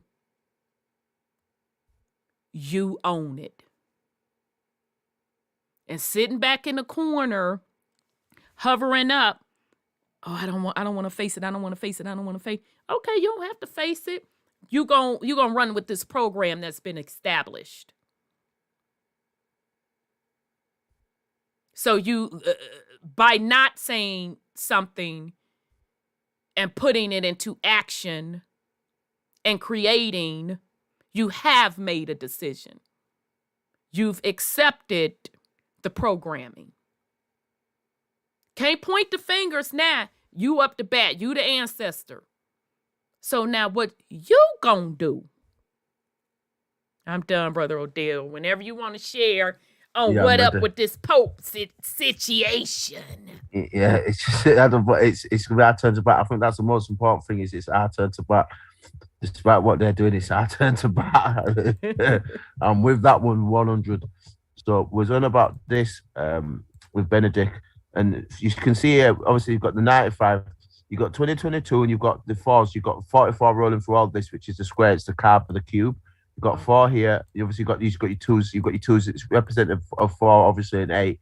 So you can see that when the day that it passed, I think they did that deliberately. I don't know if it's murdered or not, but you can see here. I'm only going to briefly show with the Piscean stuff. Obviously, you got the stuff that's going on in the States with all this weather, and you know about all that because obviously you're still going through that right now.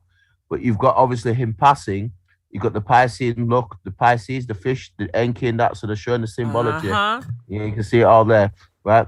So you've got the Pope here, Benedict, on December the 20th, where that's 11 days before Pope Francis' birthday, and you can see here the Pope means 11. So you've got the 31st is again prime number. You can see that here. So what I'm finding interesting with a lot of this stuff in regards to Benedict was and you can just see here, just mentioned it here. This is when you was on about this thing.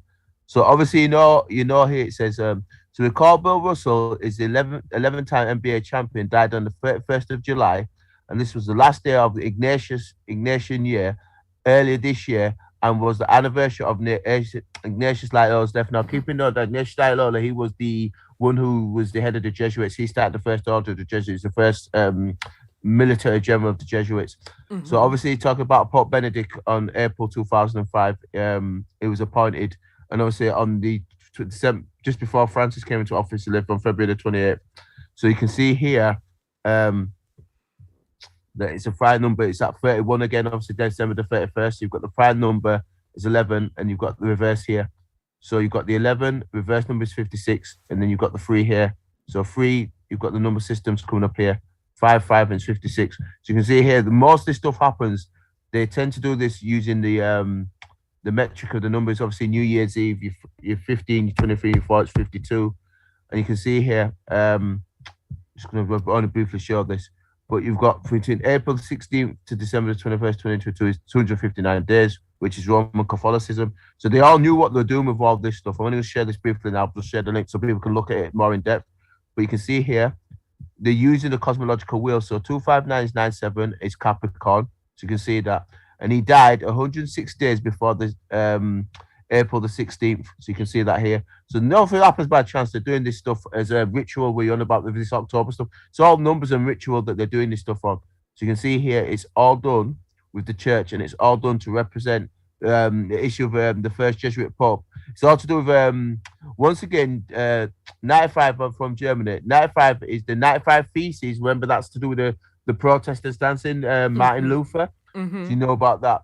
Which the Jesuits were created out of a counter. And of course, Pope Francis is a first Jesuit Pope.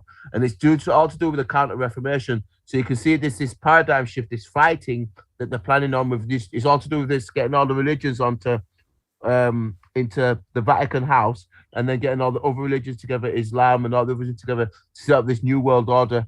So this is basically what I'm sharing briefly. So that's basically what's going on that level. So you're just seeing with Halloween on the 31st again of October, and you can see this is all to do with Loyola. So I'm going to share this with the family properly. I'm going to put the link in so you can read in depth because I don't want to take too much time. Yeah.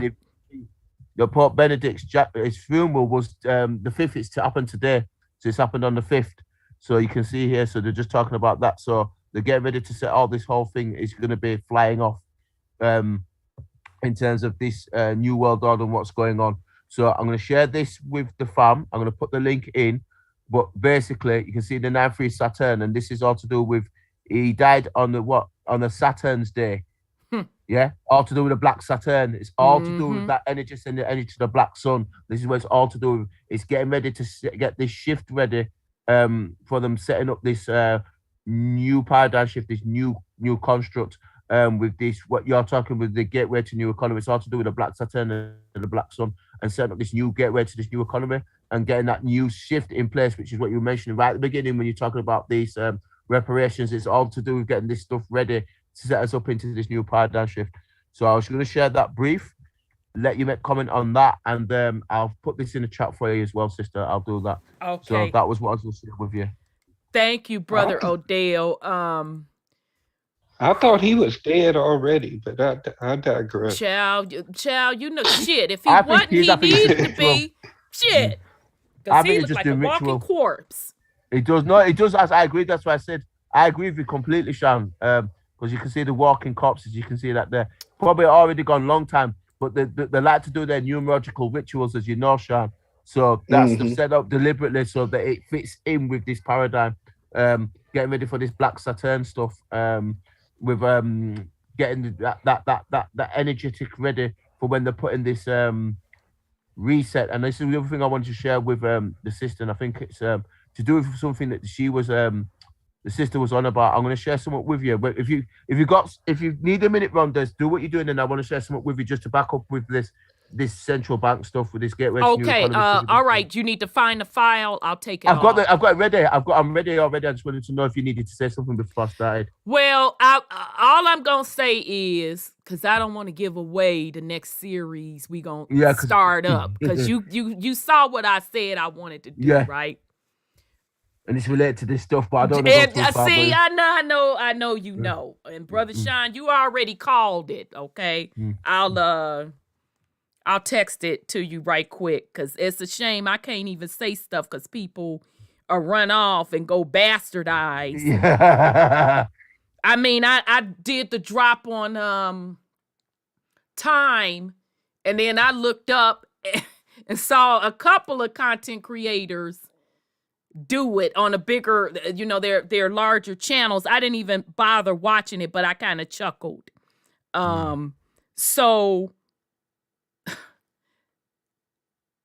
don't think what he just talked to you about. Oh, we finna blow the lid off this MF. Yeah, but that's gonna be the new series.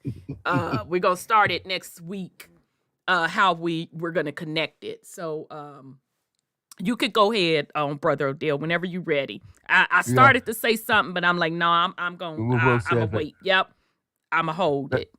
No, you can see, but briefly, we're giving quite a bit of game away, but see, the Jesuit Order 201, the Illuminati, turn it on, you see the Black Sun. So you know this stuff is all to do with the death. Because remember, as the sister quite correctly, it's not New Year. You don't start the New Year in the dead of winter, in the death, the Black Saturn, the Black Sun. And that's representative because when Yeshua, or so-called Jesus Christ, was born on Christmas Day, it represents when the sun, or the Black Saturn, sits between December the 21st at the December equinox, and then on Christmas Day, the Saturn, or the black, or the sun, rises, and it rises up all the way up till the autumn, the spring equinox, and then up till the summer solstice in June, and it's that occultation of the sun. And obviously, we all know that sun is representative. When you see the sun in the sky, we all know that's a refracted light, and it's representative of that black sun. And so they know that they're getting ready. They say Black Sun Order. So you see this new stuff on this 9/11. It's all to do with that linking that energy into that black sun for this paradigm shift that's getting ready to happen with this age of revelation, which we've been talking about consistently. And some of that stuff is alluding to what the sister's going into what's happening shortly. With she's got this new show that she got, new shows, set of shows she's going to be doing. So this link's going to be going into the chat shortly. What I was going to do, and hopefully it will come up, and if I find this straight away, this is what I'm going to show you. This is the Bank of England stuff, and this relates to what the sister's been saying with the crypto stuff, and it's going to relate exactly into what you've been covering with the gateway into new economy. So, am I all right to say, sister? Are we all right to go with this? Yeah, this is Sky News. Yeah, and I'll get a notification if I'm quote breaking any YouTube. Oh, that's the other thing I did. Oh, yeah. I hope not, sister, because it covers what you've been covering, the gateway and new economy. he admits about this crypto stuff. I don't want you to. You know what it is? I'll be honest with you. I'm going to share the link. People go watch it themselves. I'm not getting sisters. I'm not getting your strike, sister. I'm not. No. I could see it before they give me a warning. So go ahead on and roll that being footage. And if we need to, because I'm not getting your platform shut down. That's something I'm not doing. No. They will tell me. Just like remember when we played the Aquarius. Yes, and they didn't like it. They didn't like it. But they didn't shut me down. They just warned me, and I just went on ahead and stopped it. So go ahead on and roll it, and I'll know within like a minute or two whether or not we should be good with this. But we'll know shortly because this is some good stuff. So no, go ahead on and roll it. You could play it. All right, that's fine, sister. Because you know me, I've got respect for your platform. Yeah.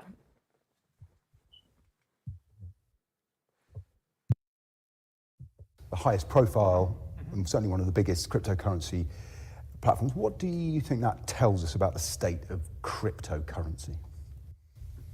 So I think what it tells you is there's a lot of activity that's developed over the last 10 years on the trading and sale of crypto assets without any intrinsic value, so they're incredibly volatile. And all of that has grown up outside of regulation. And what we saw, I think, in FTX, and there are investigations going on, and I've got no knowledge of what's actually happening inside that. But what we seem to have seen is that a number of activities which in the regulated financial sector would have had certain protections and regulations around them happened in an unregulated sector, and then we saw things like clients' money appears to have gone missing, conflicts of interest appear to have happened between different operations, transparency, audit and accounting, all of the perhaps boring things that happen in the normal financial sector didn't really happen for that set of activities. And as a result, I think a lot of people have lost a lot of money. You're considering regulation of this sector at the moment. Is there regulation you foresee that would have protected? I should say investing in crypto assets like Bitcoin and the like is a very speculative activity. Their value can go up, but it can go down. And over the last year, we've seen that value go down very quickly. So I think if people invest in that sort of thing, they need to know what they're doing. They need to know what it is they're actually buying. This is not a safe investment that you might put your money in for a length of time. It's in effect, in my view, a gamble. But we allow people to bet. If you then want to get involved in that, you should have the ability to do that in a place that is regulated in the same way that if you gamble in a casino, they're regulated. You should have the full information on the tin as to what you're doing. There will always be people who will want to operate perhaps on overseas exchanges or exchanges on the internet that are not in regulation. But I think for the majority of people, if they do want to be involved in speculation in this area, it's not something I would do, but if they do want to do that, then for consumer protection, market integrity, they should have a place to do that where they get the protection that they would get in a similar activity in the UK. And I think that is important. There's an argument, isn't there, that if you compared it to gambling, was a question I was going to ask you, is it more akin to gambling than investing? But there is an argument that given it's highly speculative, there's no intrinsic value, it's actually got no place in the financially regulated system and it should be left outside. Do you not, that's clearly not a view you share? So we allow people to buy very speculative things in the financial system. I mean, some assets are completely safe, but some assets, their value can go up and down, and some are linked to clear intrinsic value. Others are more speculative. This is really at the extreme end because, as you say, there is nothing backing this up. All it is worth, it's a piece of computer code that you own that can't be replicated and that's worth what the next person will pay you. So this is really at the extreme end of that. The reason why I think the idea that why don't we just leave this outside and it can, people can lose money and make money, but if it burns, it burns. I think as some people have put it, there's three reasons for that. One, the reason I just gave, which is there are people who want to engage in that activity, provided they do that with their eyes wide open in a place that is safe, it is not full of money laundering or illicit finance, and it's not loaded against them, then we should provide them at least with the opportunity to do that. to this crypto trading of crypto assets was not big enough to destabilize the financial system, but it was starting to develop links with the financial system. I don't know how that will develop, but we had banks and investment funds and others who wanted to invest in it. And I think we should think about regulation before it becomes integrated with the financial system and before we could have a potential systemic problem. And the last reason to maybe to regulate it is that there are technologies here which could, and I stress could, be of real use in the normal financial system, more efficient ways of doing Bingo! Potentially more resilient. There you go. You see, to keep Bingo! I was waiting for blood to get a disclosure. Okay. We're all right to keep going, brother. Yeah, keep going. Ways of doing things. That hasn't been proven in the crypto world, but if we can provide a regulatory space where people can see if they can develop products using this, we might be able to get the benefit of some of those technologies. If I could just take those briefly, perhaps in turn. On the first part, providing a safe space, is there regulation that you can foresee that would provide protection in a UK regulator for a UK crypto trading exchange? So the Treasury has said they're going to consult next year on what regulations should be in place to govern things like the offer, the promotion, the what you say about the product that you're offering around. There is already some regulation to cover money laundering and some of the illicit finance activities, but also can the exchanges be regulated so that you get the protection you would normally get on an exchange? Can we deal with protection of client funds, market integrity? There'll be a consultation on that, and these things could be brought within the regulatory perimeter if they meet those regulations to give people the protection, as I say, that they would get in an equivalent activity. Given the volatility, we saw what happened in 2008 with derivatives that not enough people understood. Is there a danger in bringing it into the main? If you regulate, people will be more likely to invest, and there's a risk of infecting the system again with something that people don't understand and has the power to really undermine financial stability? Well, I think it depends on two things. One, it depends on what the it is. So we talk about crypto and most people think of Bitcoin, but that's just one use for some of these technologies around encryption, tokenization, smart algorithmic contracts. So there could be uses that we want to bring in actually to the financial system where we could see benefits from that side. But the second point, I think, is we would need to regulate to ensure that we get the same level of protection, the same level of resilience as we would have normally. Now, before the crypto winter of last year and the FTX implosion this year, I think a number of established financial players, investment funds, banks, were thinking of getting involved, offering services, custody, market making, and the like. And we need to make sure that if that is to happen. Rhonda, did you see you used the word custody? Ooh, back that up a little bit. I got distracted custody, reading the comment. Back that up for it, just a smidget. Right. We're thinking of getting involved, offering services, custody, market. There you go, custody. He sure did. So just pause right there because CC brought up a good question in the chat. Can you explain if the United States Corporation and the Federal Reserve supposedly no longer exist? How do this fit into with the cryptocurrency in England? All they're saying, and I referred CC and anybody that wants a full breakdown in detail what he's talking about. I already told y'all what the script is in that series, Gateway to a New Economy. You certainly did. Not one thing I said in that series so far, they have not done. Not one. It's been right on the money. Mm-hmm. I told you the reason why they were cracking down on all the crypto. It's basically, that's the new system. Yep. So they're just swapping out what they're calling the feds and the fiat with crypto. Correct.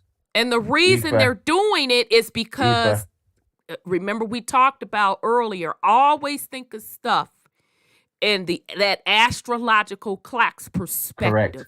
If you can think of stuff, that's why I told y'all, fuck a Gregorian calendar. Understand that astrological clock / colonization, galactic colonization / computer. Understand that. And you know the board. You're looking at the board. You're not on the board.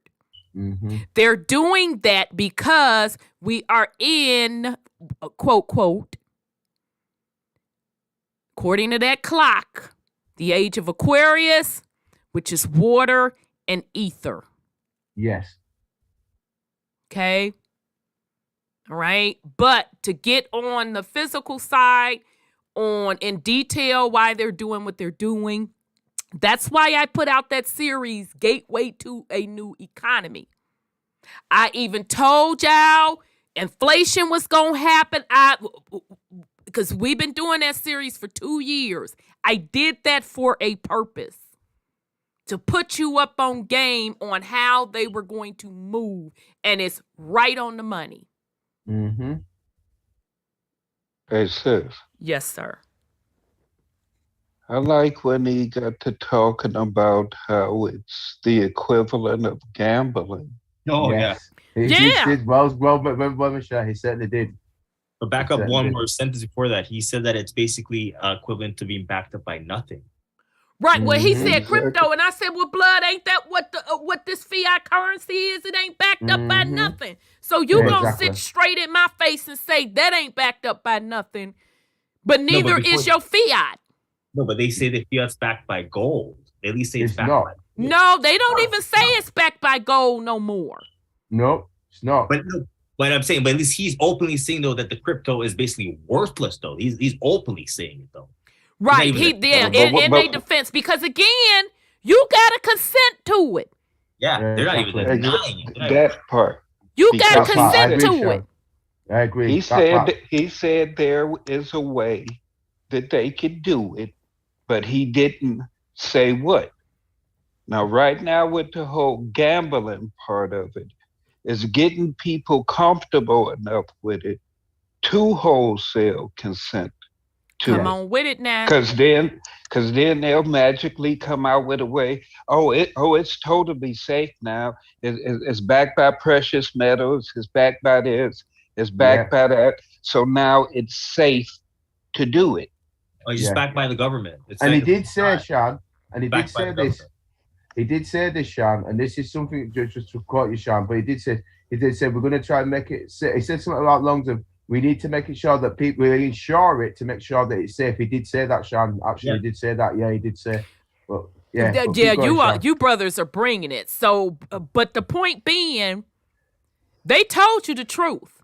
It's backed by nothing. But I'm a try to make it backed by something. We'll insure nothing. We'll insure nothing. So you feel safe.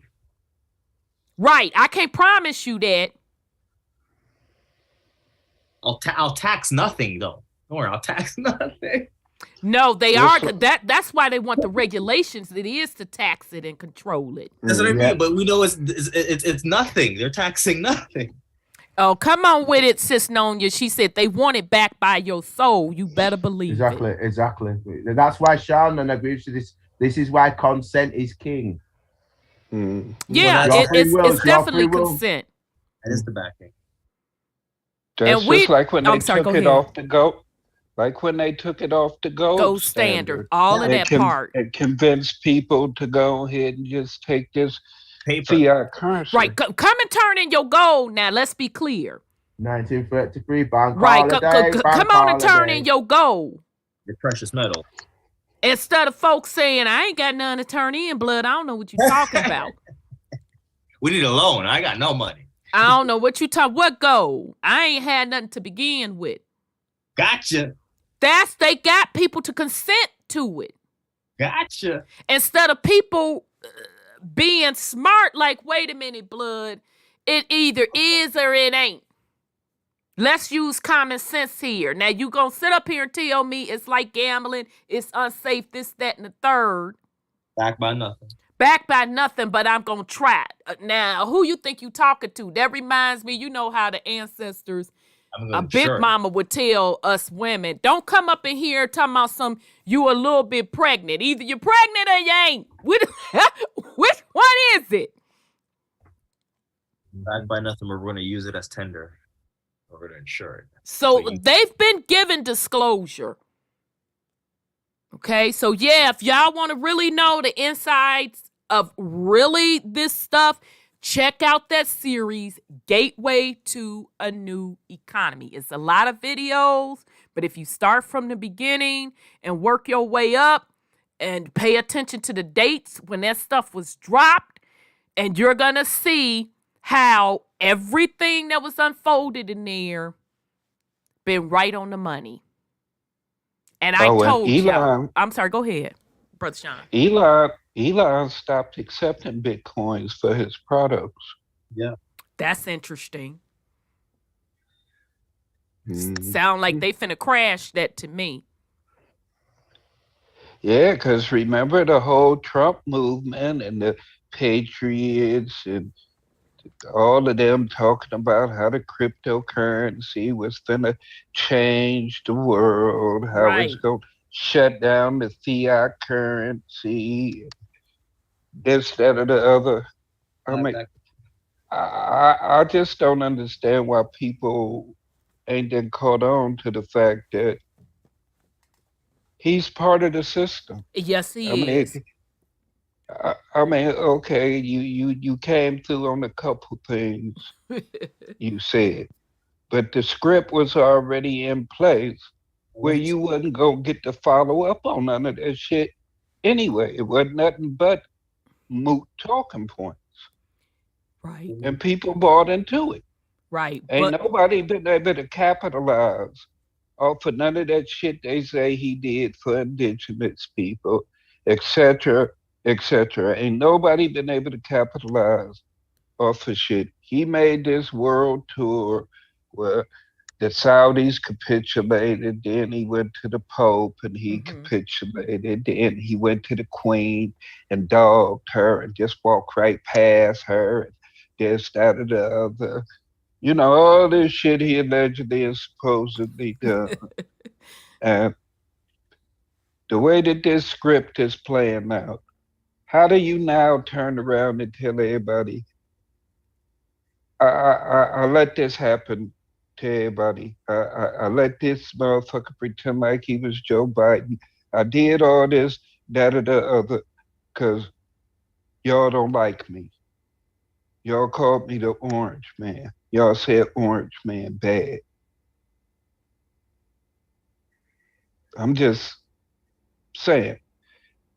An actor as president, just like over there in Ukraine, an actor as president. Ronald Reagan, an actor as president. I mean, how many times does this script have to be played? I mean, before motherfuckers decide to do something. Exactly. Everybody been telling you, even their documents that they released telling you about the capabilities of us as beings. Walking through walls. Sure. And won't nobody seriously try and tap into none of that shit. Right. But you know what LeBron ate last night? You know how much he weighed?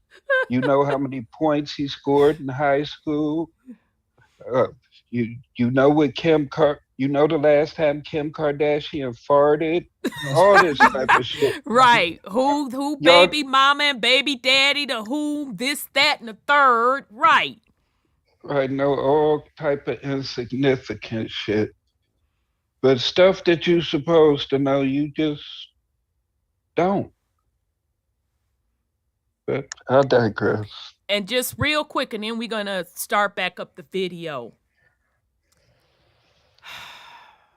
And again, go to Gateway to a New Economy. Go to that series. I break it down in detail. I'm just going to give you this snippet. Because you ain't going to hear this from nobody else. And when you hear it, just understand where it came from.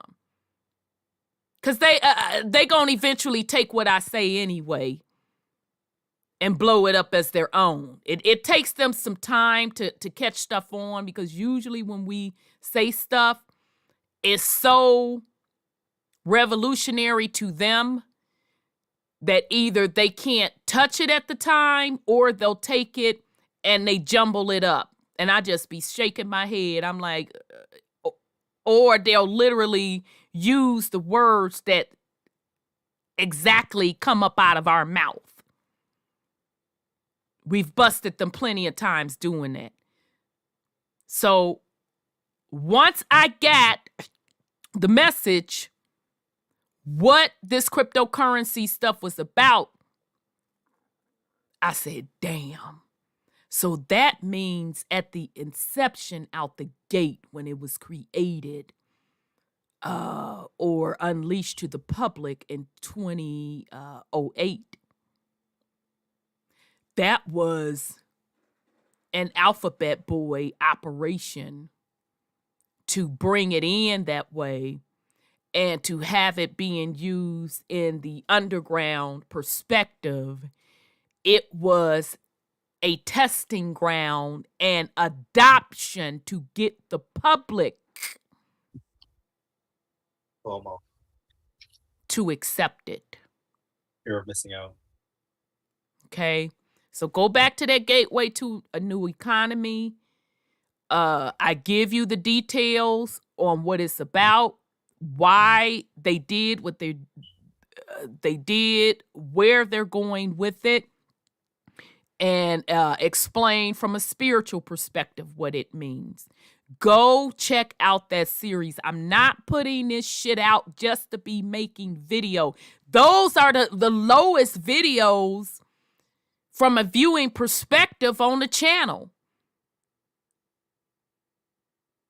And literally, I predicted the financial future down to the motherfucking T. Judge. To put you up on game. Because I don't look at stuff on the board. I'm looking at above the board. I need to see all the plays. Go check it out. I'm telling you, nothing that I said in that was wrong. Nothing. From the adoption of cryptocurrency, all of it. Now, that's just that series. I've been telling y'all about cryptocurrency for some years now.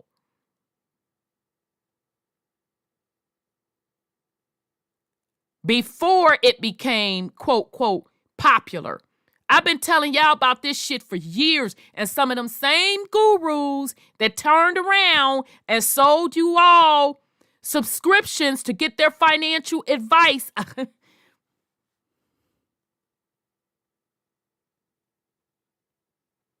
Some of them niggas jumped right in and was talking shit.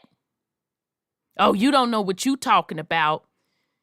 Well, I don't care nothing about that. I don't care that you in tech. I don't care. You don't know what you talking about. Some of them same niggas turned around and packaged that shit up and sold it to you niggas.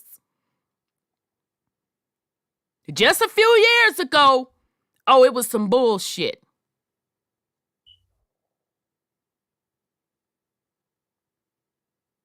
That's why you're not supposed to be following people. You're supposed to be connecting. You have the ability to do the same thing that I did. Crypto may not be your thing. The financial market may not be your thing to get the message from the ethers. But you sure in the hell have something that you are supposed to be connecting to. And you can take that into consideration as you are creating. That's why you struggle creating. You're not connected. You're in the matrix. You're waiting for either someone to tell you what to do or to pick up a script that somebody else then gave you, or you're hovering over in the corner. I want to ignore it, this, that, and the third, or you're pointing fingers at what everybody else did, but what you supposed to and need to do. And what we're telling you tonight, you're responsible. Making a decision is making a decision. You are responsible. Clean up your shit. Connect and connect, correct, and create. I had to add the create on that. Connect, correct, and create. Connect, correct, and create. All right, Brother Odell. All right, no problem. You like more of this, it gets more interesting. And the like. And we need to make sure that if that is to happen, then the standards are correct. So I don't think it will be possible to say this can be just kept outside of the financial system. It's too dangerous. I think it is difficult but possible to say, let us bring it in where and when we think we can manage the risk to the standards we're used to. And make it safe. And the third point there is the potential of this technology. Just give us a snapshot of what people have promised the Earth with blockchain, but what do you see as the potential? Okay, so make clear this is not just about blockchain and it's not just about distributed ledger. There's, as you often see with technological change, it's a number of different technologies coming together. But they mentioned ledger. Keep in mind, ledger's bookkeeping, so they're doing bookkeeping. Mention ledgers, so just keep in mind. I can give you a very real-world example for those people who've bought a house. When you buy a house, you have to transfer the funds from your bank to your solicitor. The solicitor keeps the funds. The solicitor on the other side gets the title, and when the conditions of the contract are ready, the two solicitors agree and exchange the title to the house for the money. And you need those two trusted intermediaries to do that, because those two things have to happen simultaneously. If you can find a way to make a digital tokenized, as it said, representation of the title of the house and a tokenized representation of the money, and you can create a contract that can't be interfered with, that says when certain conditions are met, those two things will happen automatically, then we take out, if you like, a whole area of delay, activity, cost in the chain. And you could think about that for share trading. You could think about that for trading of bonds. These so-called smart contracts, in which the thing being sold and the money which is buying it, or the swap of two different things, is automated in a way that it can't be interfered with and can happen instantaneously, could take out a lot of delay, a lot of cost, potentially, and I stress potentially because these things have not been tried at scale within a regulated framework, potentially could take out some of the risks in the system. Oh, that potentially again. Go on, sister, go on. No, I was just pointing out that was that potentially. Yeah, we can do this, we can do that, we can do this to make that safe. Potentially. That's all. I was just pointing that out again. Brother to attract this kind of investment. Brother Odell, what I wanted to say was the way I'm looking at it, they're NFTs, I'm seeing is how they're having the real deed of your property, and the cryptocurrency is how they're having the real cash. And what I'm hearing is that they're wanting to now, the new contracts going in, they're wanting to write like the NFTs into your new home. So a new home that you're buying, the deed will be an NFT now. It won't be a paper document. It will now be an NFT. And your dollars that you're going to be getting from your bank is not going to be cash anymore. It's going to deposit into a digital government wallet. Government wallet with government X cryptocurrency. Yes, that is what they're now wanting to push forward. as their Correct. Right. government. And it's so deep, nephew, that, and I put it in one of the Gateway to New Economy drops. I can't remember which one. It's so deep. You understand that they already done disclose that the Federal Reserve, now I'm talking about here in the States. I'm not sure if it's the Bank of England or any of the other central banks. I'm assuming it's going to work the same. Do you understand that they revealed that the Federal Reserve will now be the administrators of your personal bank account? Your digital bank account? Yeah, because it's their tokens they're using. So it's the same thing. Okay, so then the digital bank account will be them issuing the digital dollar. It's like them printing the current physical dollar will be the same as issuing you. Agree, but here's the difference, though.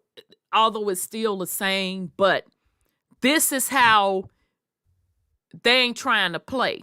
Because right now there's a buffer between your personal bank account and the Federal Reserve. Correct.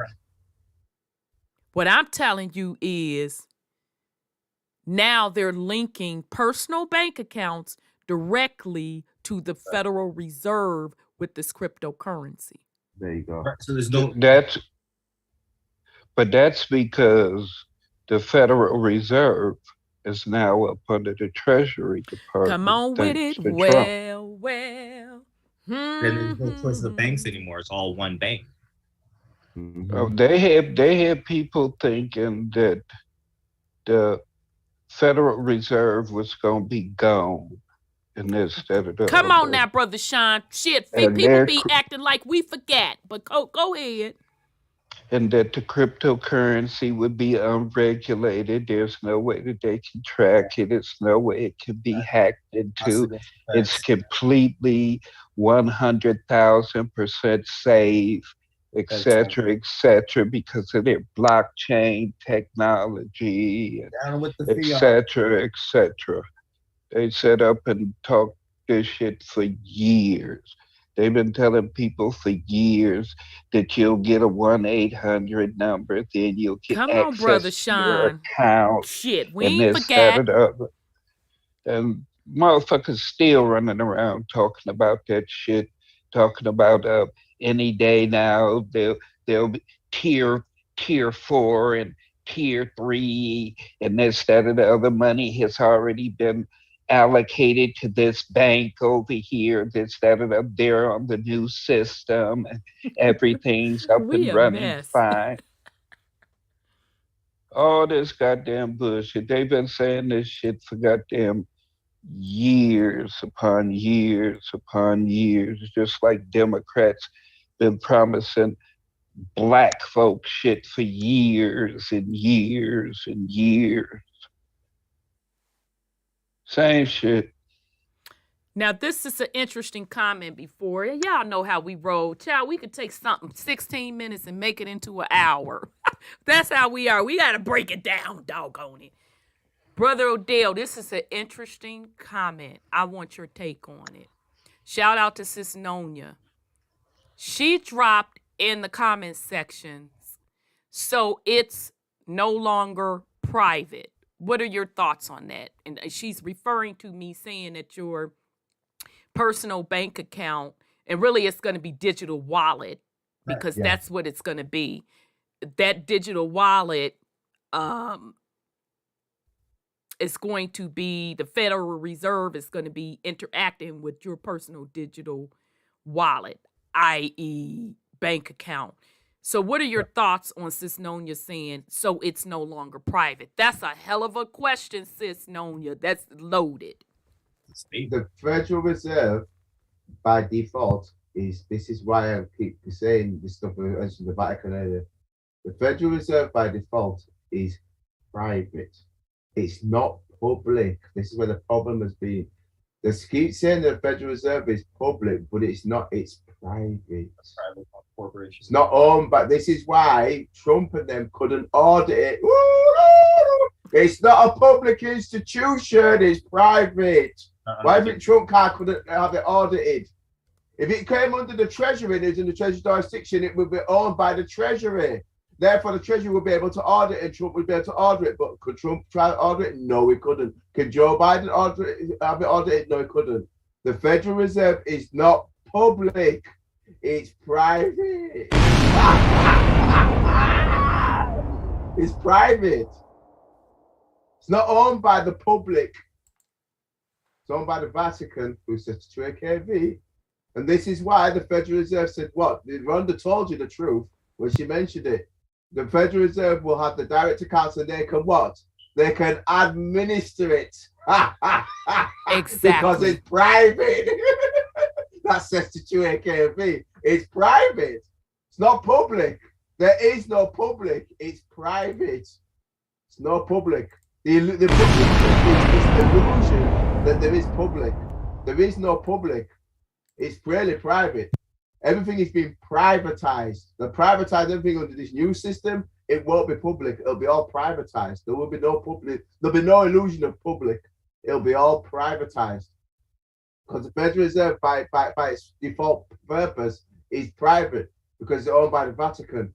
It's not public. This is why I talked about in this series. I talked about what the Clearfield Doctrine, House Joint Resolution 192. The United States government exists in name only. Can you say that again? Please put some femininity on it, Rhonda, because I get too carried away. Okay, no worries. He said what he has said was the United States government does not exist. It's only in name only. This is all business, people.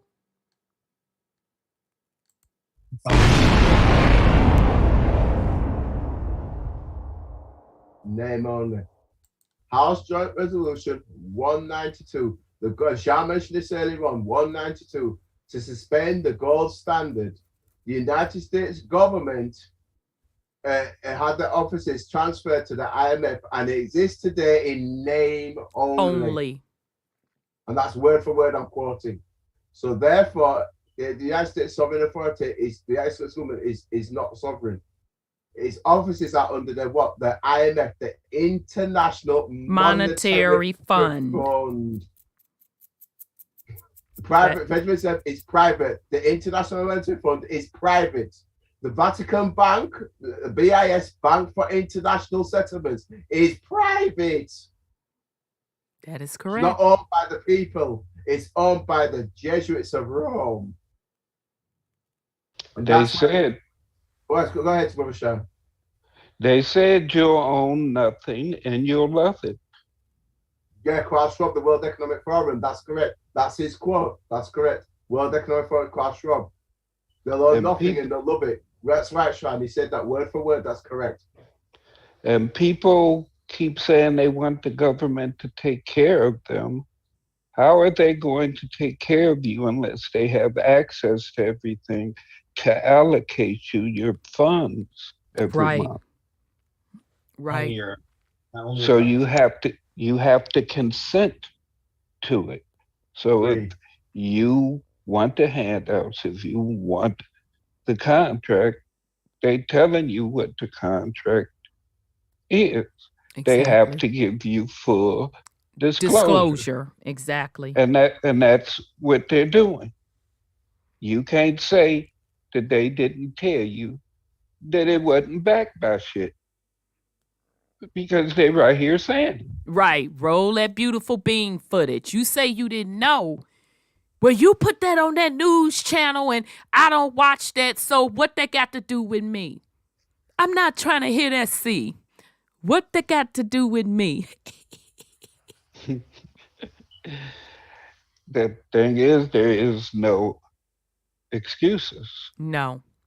You need to quit consenting to shit that you're not an author of. If you didn't sit down and co-author and approve this shit, why you fucking with it? If it ain't got nothing to do with benefiting you, why you want to fuck with it? If they telling you that they can sit up and allocate this amount to you just for sitting there, how much is it they actually making? What level of energy or currency are they pulling in that they able to just take care of you for nothing? Don't nobody do shit like that for nothing. Right. They didn't colonize and lay out these plans for thousands of years just to give shit back. Well. But we saw how they give shit back. I'm just saying, for a motherfucker to think that you just hand the keys of the empire over to somebody while you go to sleep, you think they're gonna give a fuck what you say when you waking up, and they didn't have the taste of power and control, and you think a motherfucker want to get that back, knowing that once he get the keys back that he locked out? These motherfuckers fighting for their very survival. Yep. This ain't no game to them. They got us thinking this shit is a game, and did some shit that we signed on to. I've heard plenty of people say that we agreed to be raped and all this type of shit that happened. That it's all part of the experience that the one source divided itself and decided to rape and molest and impregnate itself and everything, all for experience. But yet and still, we're all supposed to be creators, and we're all capable of having our own individual experiences. And if all of that is true, and I being the creator, I don't see where I agree with that shit. So it's a conflict with all of that shit to begin with. If I create my own fucking reality, that's not a part of any fucking reality I want. So to me, that blows that theory out the water right there. Right. And because I'm sorry, go ahead. Because if we're all the creator and we just having different experiences in different forms, this, that, or the other. And it's at least 1% of us that say that we don't agree with this fuckery. We don't agree that we came here to go through all this bullshit, because a lot of us remember motherfucking good times and when everything was harmonious. That's the type of shit we envision. That's the type of reality we want. I don't ever recall fantasizing about raping somebody or being raped. Watch that R word, because you know they censor us. Yeah, no worries, no worries. I just don't have fantasies like that.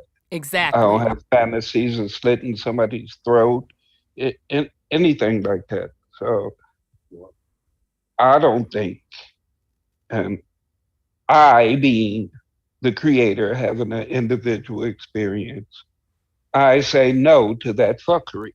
That's what we talking about. Let me go on and explosion that.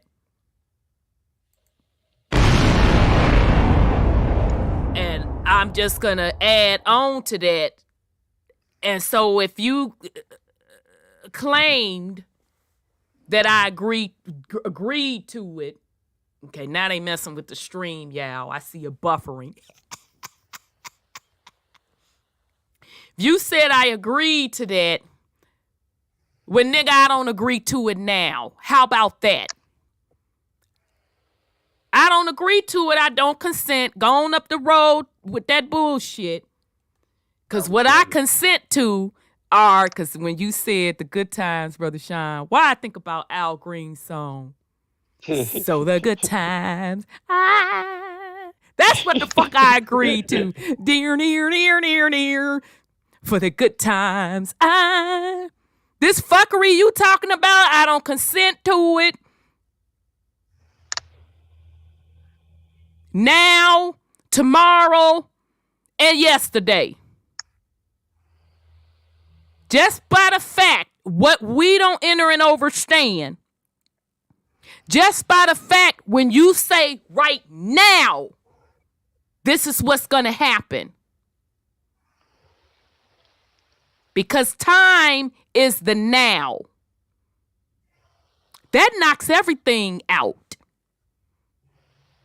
I don't care that fuckery you talking about, blood. I say I don't consent to it. Right now. Because what I did consent to is the good times. So go on up the road with that bullshit.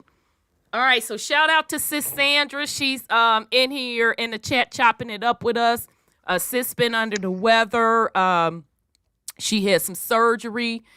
So she's on the road to recovery. So let's send Sis some healing energy. Sis, don't be up in here clowning with us, laughing out your stitches and stuff. You know we don't have no sense. You know how that is. So love you, Sis Sandra. Go on and heal up, sis. Love you, Sandra. Okay, we ready, Brother Odell. And again, I don't consent. I only consent to the good times. Okay, go ahead, Brother Odell. Yeah, Samuel loves Sis Sandra. Okay, we'll roll on this. You'll find this interesting because it's getting better. It gets a little bit better, but in regards to what you've said, you'll find it interesting. Let's keep going. Is it a do we need the regulation for that to be a safe ambition? I think you need the regulation for two reasons. One, for it to be a safe ambition. I think the government very much agrees with that. There's a bill going through Parliament now that will give the Bank of England powers to regulate stable coins when they're used. Did you hear that I said? It'll give the Bank of England powers to regulate stable coins. Remember what you did with the Federal Reserve System? Mm-hmm. Bank of England to regulate stable coins. So that's the same thing. So Bank of England is going to be regulating and managing the digital wallets in the UK, right? Just like the Federal Reserve. That is correct, sister. That is exactly correct. I'm going to play that for the slow ones in the back. They can hear that again. You can hear him say it. We're going to hear that again one time. A safe ambition. I think the government very much agrees with that. There's a bill going through Parliament now that will give the Bank of England powers to regulate stable coins when they're used to make payments. There you go. Stable coins to make payments. It can't get no clearer than that. Yep. And we're developing the regulatory regime there. But I think it's another thing as well that actually innovators, people who are developing new systems, want to know what is the regulatory framework I need to work within. How do I design my technology, my product, the thing I'm trying to offer to people in such a way that it will meet regulation? So, I think if we're going to get sustainable innovation, things that are really useful and that can last, the developers have to know what the regulatory framework is so they can develop within it. So people who, what's just happened with FTX may have confirmed prejudice or views they already hold about crypto. They might say the UK is crazy to be going near this stuff. This is the Wild West. You know, the Bank of England's been here for 300 odd years. It shouldn't be our business. So we have to be very clear what we're talking about. If we're talking about using these crypto technologies to create basically crypto assets that have nothing behind them, that are very volatile, change in value, I don't think there's ever going to be a sustainable sort of financial activity around that. There's some people... Yeah, what I said. Nothing backing it. Yeah, this the second time he said it, or am I lying on this man? That's the second time he said that. I just want to make sure. Okay. But yet still, the government's going to get money or back it so that they can get the transaction fees from it. Okay. But it's unstable. Right. Yeah, exactly. Right, that part, nephew. Okay. invest or gamble on them. And as I said before, people should be allowed to do that. See, invest and gamble on them. See that what Sean mentioned earlier. Let's keep going. But I don't think there's a sustainable financial system built around things that can lose half their value in a day or increase half their value. If we're talking about creating the regulation in which people can see whether they can develop services that have benefit using those technologies to the real economy, and the services have benefit because of the technology and the business model, not because they're outside regulation and it's easier for them to operate, then I think there is a real benefit. It's made very clear, not outside regulation. So they've got this obsession about they're going to regulate it. Yep. See, so that's keeping their control. I.e. control it. They want the freedom and access, or the freedom and the mobility of the service, but they want it to be regulated. Yes. And they're going to be the ones who regulate it. Right. No one else. Okay. No one else, that's correct. Gangster technology, and just the services we get as households and firms. You're also thinking here about central bank digital currency. Why does the Bank of England need a digital currency? Yeah, that's sister, just like the Federal Reserve round there. Baby, let me give a bomb on that. Baby, they didn't come to play in this interview. So the U.S. Federal Reserve will have one as well. Yeah. The guy around us exposed that in the gateway. I told y'all this was coming. I told y'all this was coming. So you can't say they didn't took and told you. It can't be no more clearer than this. But continue, Brother Odell. All right. For Sloan's in the back here, this one last time. A moment before you start. And so was this FX failure intentional then? I said it was. Check out my last Gateway to a New Economy. I said it was. And I said they were doing it to usher in regulations. I said it was. Problem, reaction, solution. Solution. Bingo. Hegelian dialectic. Yep. Hegelian dialectic. Yep. I've always done things from a 3D perspective, but yep, spot on. You ready, sister? I'm ready when you're ready, brother. The services we get as households and firms. You're also thinking here about central bank digital currency. Why does the Bank of England need a digital currency? You heard it very clear there, as clear as day. No joke. We issue money to the public. You're probably carrying some in your wallet in the form of cash, banknotes, and the like. We don't issue currency that can be used on the internet for internet shopping, or many of the places around the Bank of England here no longer accept cash. So cash, physical cash, will always be made available by the bank as long as people want it, and many people depend on it, but it's not fully usable in the way we live now. So the you question mind for pausing the Bank of England is that for me? I knew he was coming with that run there. He's a damn lie. He's a damn lie. They are going to take all paper money out of circulation. Correct. You heard it from me first. They are lying. They're going to take paper money out of circulation. And here's why. Go back to that astrological clock. Remember I told y'all, if you know the spin of that astrological clock, you always gonna know where they're going.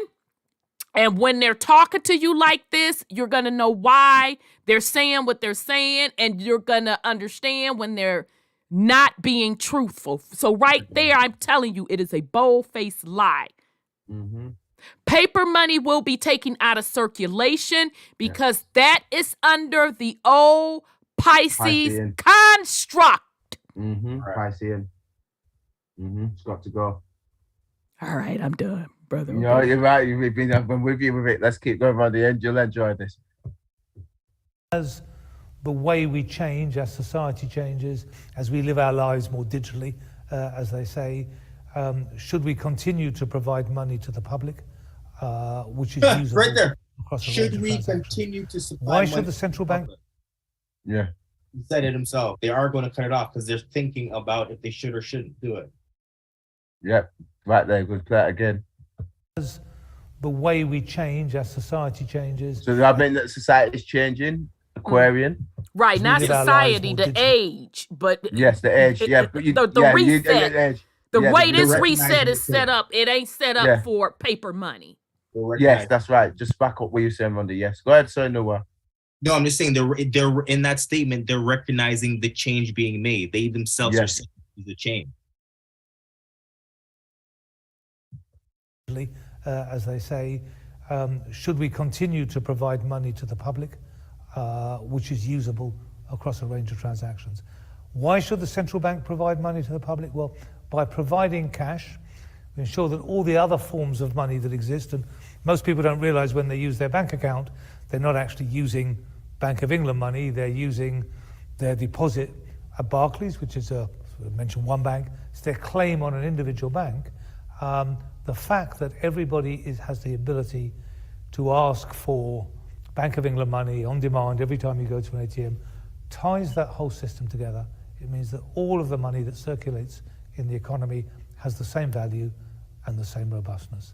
And if now we're going to get new players using new technologies and the world is going to become more digital, I think it may be important for the bank to issue its own digital currency to tie all the other currencies, all the other types of money in the UK together. And to be clear, You hear what he said? Tie all the things together so they can control it. Yep. I And bet it. and Go, Rhonda. just real quick, I think it was Sis Nonya put in the comment that they're watching Cash App.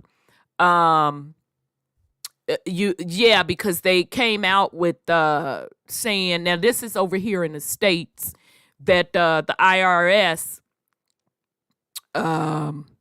is going to start taxing them Cash Apps. I think it's over $600 if I'm not mistaken.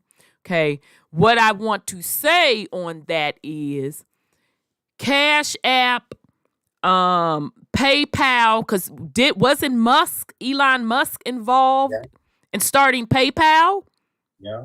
Ain't that how he got his rise to fame? It was PayPal. Yeah, that was Tesla money after that. Yeah. Those were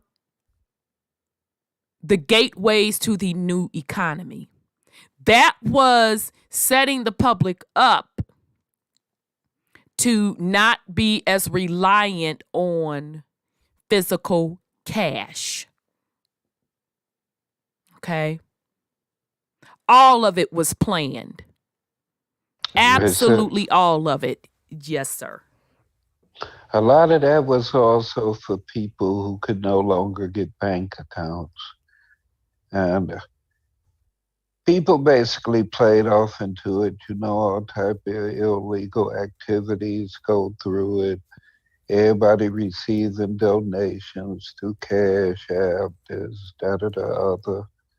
So of course they gonna monitor it. People been coming up off of it, and they ain't getting a all cut. over social media. They're not taxing it. Mm-hmm.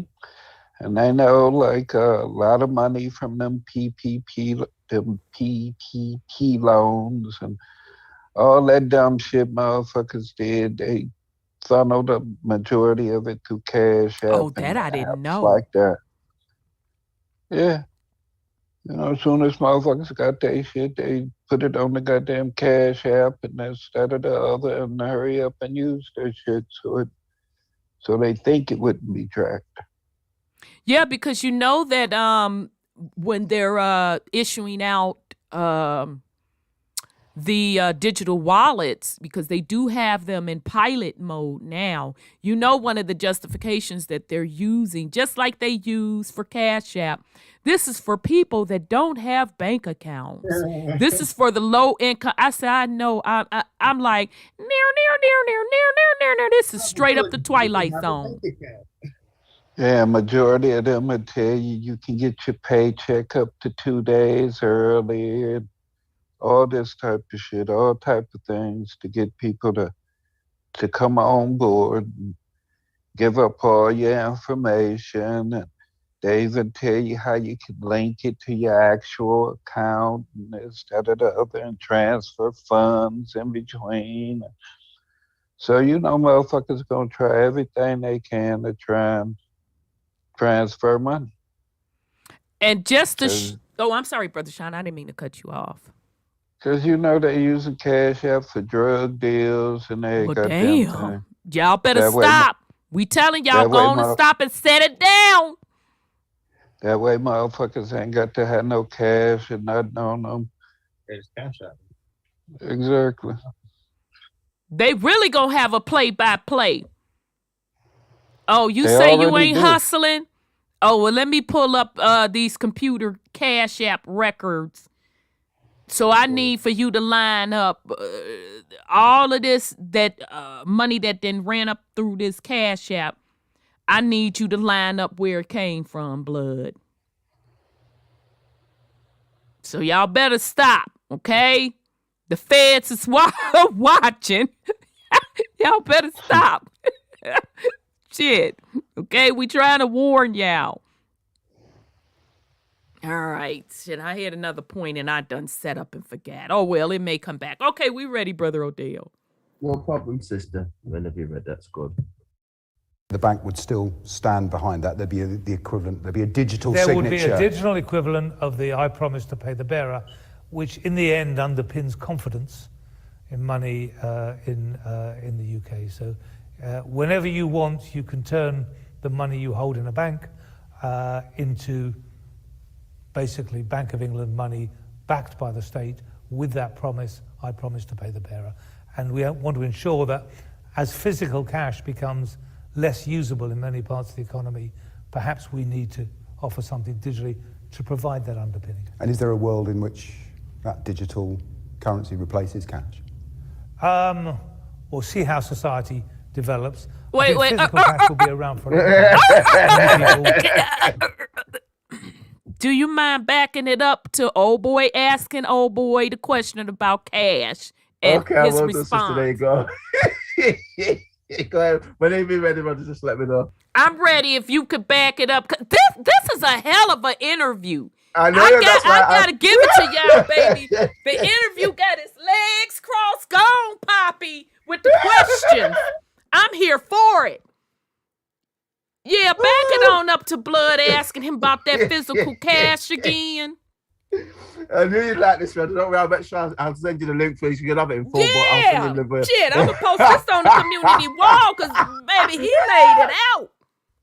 Woo! I knew you'd like it. As soon as I thought, oh, God, I've got to talk about, because first thing I thought, when I heard this in the film, I'm thinking, our thing was run the gateway to new economy. Gateway to new economy was been saying, this is exactly what the Fed have been doing. This is exactly what the Fed have been doing, and it's going across the world. This is what we've been exposed with the Bank of International Settlement, the World Economic Forum, and the IMF, that this, I call fake version of Aquarius, they're putting in this new version of it, which is fake, with this ether-based technology. This is what I've been talking about with the SDR, special drawing rights. They're going to use that in conjunction with crypto, and the Bank of International Settlements are going to regulate through the Vatican, and this is this fake version of Aquarius that they're trying to give everybody with this new paradigm. So this is why I'm coming. This is why you get rich in your economy, because it's spot on, and it's coming from the central banks, and it's coming from all the biggest central banks like the IMF and the BIS. But the Federal Reserve are doing it, and so are the Bank of England. And the reason why I show this one is because this bank over here is doing it, and it's just to back up where you were coming from with the stuff that you're saying with the Federal Reserve. This is exactly what's going on here. It's exactly what's going on in the States as well. So it backs exactly what you've been saying on the Get Rich in Your Economy. That's why I knew you'd like the interview. That's why I'll make sure I played it, but let's keep going. But I'll let you hear what man's got to say again. We need to offer something digitally to provide that underpinning. And is there a world in which that digital currency replaces cash? We'll see how society develops. I think physical cash will be around for a long time. Many people prefer to use it. Not everybody, as you know. Some of us adopt technology very early. Some of us adopt technology kind of very late. Do you think cash will see us out? So cash will certainly see me out. If for many of the transactions that you want to make, you can't use cash, and that's becoming increasingly true. We saw it during the pandemic when a number of us, all of us, switched to internet commerce and the like. Question is, should we provide alongside cash a digital Bank of England banknote, if I could put it that way, that can be used electronically and that can be built into some of those new services that might be developed with the new technologies. We know that crypto arose in the wake of the financial crisis, and its real advocates have said it was a direct response to remove the middle, remove institutions like this, digitize trust. Do you think about whether there's a possibility that the rise of this highly speculative asset is actually a product of the cheap money era that followed, and perhaps its shrinking now might be a consequence of the end of that? So I think the motivation of the original developers was, as you say, a number of motivations. Some was to avoid the state and to avoid government. Some was to provide cross-border means of payment. It actually isn't the Bitcoins aren't used in payment very much, because to be useful for payment, money has to keep its value. If between the time it leaves me and the time it gets to you, it loses half its value, it's not going to be very useful in a transaction. And certainly it's become a much more speculative asset. And when we went through COVID and in some of the crises that we've had since Russian invasion of Ukraine, we haven't seen Bitcoin and these cryptocurrencies go up in value. Some people say they're the new gold, they are the safest thing. They've gone the other way. They've been the most volatile thing. They've lost the most value in that sense. So do they have a future as a safer form of money than that produced by kind of central banks and the financial system? No, I don't think so. There you go. Central banks and the financial system. So Rhonda, I'm going to send that to you shortly, and I'll let you. I'll stop there, and I'll make sure I'll send you the link across shortly, Rhonda, and I'll let you make your comments. But I knew you might find that interesting. Thank you so much, Brother Odell. I mean, oh my God, it is what it is. That's a hell of a wrap up, Brother Odell, to this series. We brought it full circle. So with this series, we went nuts all the way up to now. This man then went back and told you how all of it got formed. We ran it side by side from the physical aspect, what it meant spiritually. We told you what they were going to do with the future. And here, within the time we did this series, they come, we going digital. Yeah. You gonna keep cash? Well, we gonna have to see how it goes. And I don't know if y'all caught what Blood said.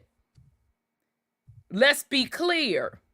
It may be a point where although you have cash, the merchants may not accept your cash. I don't know if y'all caught that or not. So there you have it, fam. We already telling you all, we told you all, rather, we took and told you all where this was going. AI, all of that. That's digital stuff. That's ether. This is all linked to that astrological clock. Ether. Water, Aquarian, okay? So what are you going to do on your watch? Only other thing I wanted to say, the point I wanted to make, don't think they just woke up overnight and start planning this. We told y'all at a minimum they plan 100 years in advance. The folks that truly are the alchemists, they plan based on that astrological clock at a minimum of 1,000-year cycles. At a minimum, okay? So with this whole age of Aquarius, this is what they're setting you up for. This is their version of the age of Aquarius. This is their version of the reset. Okay? But make no mistakes. They've been planning this a long time. And I'm going to give you an example. Okay? My baby boomers, you can attest to this. Y'all remember a time that it wasn't about no doggone debit cards. Come on, somebody, help me out here. Y'all remember when it wasn't no debit cards, where you didn't have to carry around money. You could either whip out your checkbook or you had to have cash. So we're just sharing with you all the playbook. Checks. I remember when the checks was the thing to have. Yeah. No one carries a check around anymore.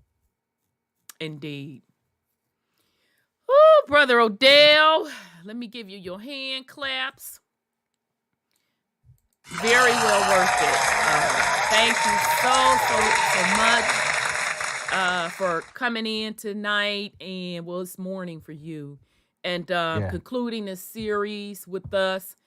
We so appreciate you. Respect your work, your dedication. Just from the bottom of my soul. Thank you, brother. It's really appreciated.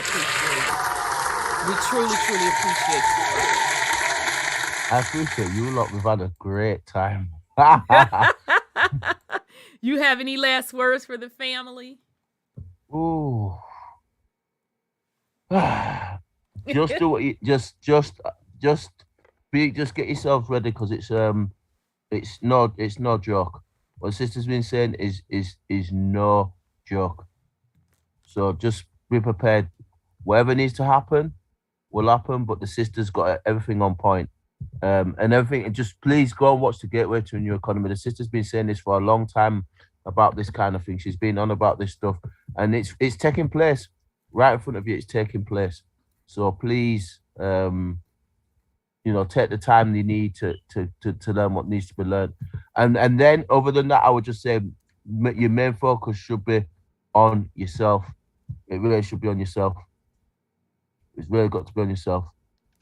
Put the time in on yourself, and work on yourself, heal yourself, work on yourself, most importantly of all. Indeed. Thank you, Brother Odell. Thanks, Brother Odell. Y'all put some flames in the chat or some hand claps for Brother Odell. Thank you, Brother Odell. We love you much. I know you starting your day over in the UK, so we truly appreciate you, Brother Odell. Wholeness and power, bro. Thank you, Brother Sean. Nephew Nuwa, you have any last words for the family? Where's his flames at, fam?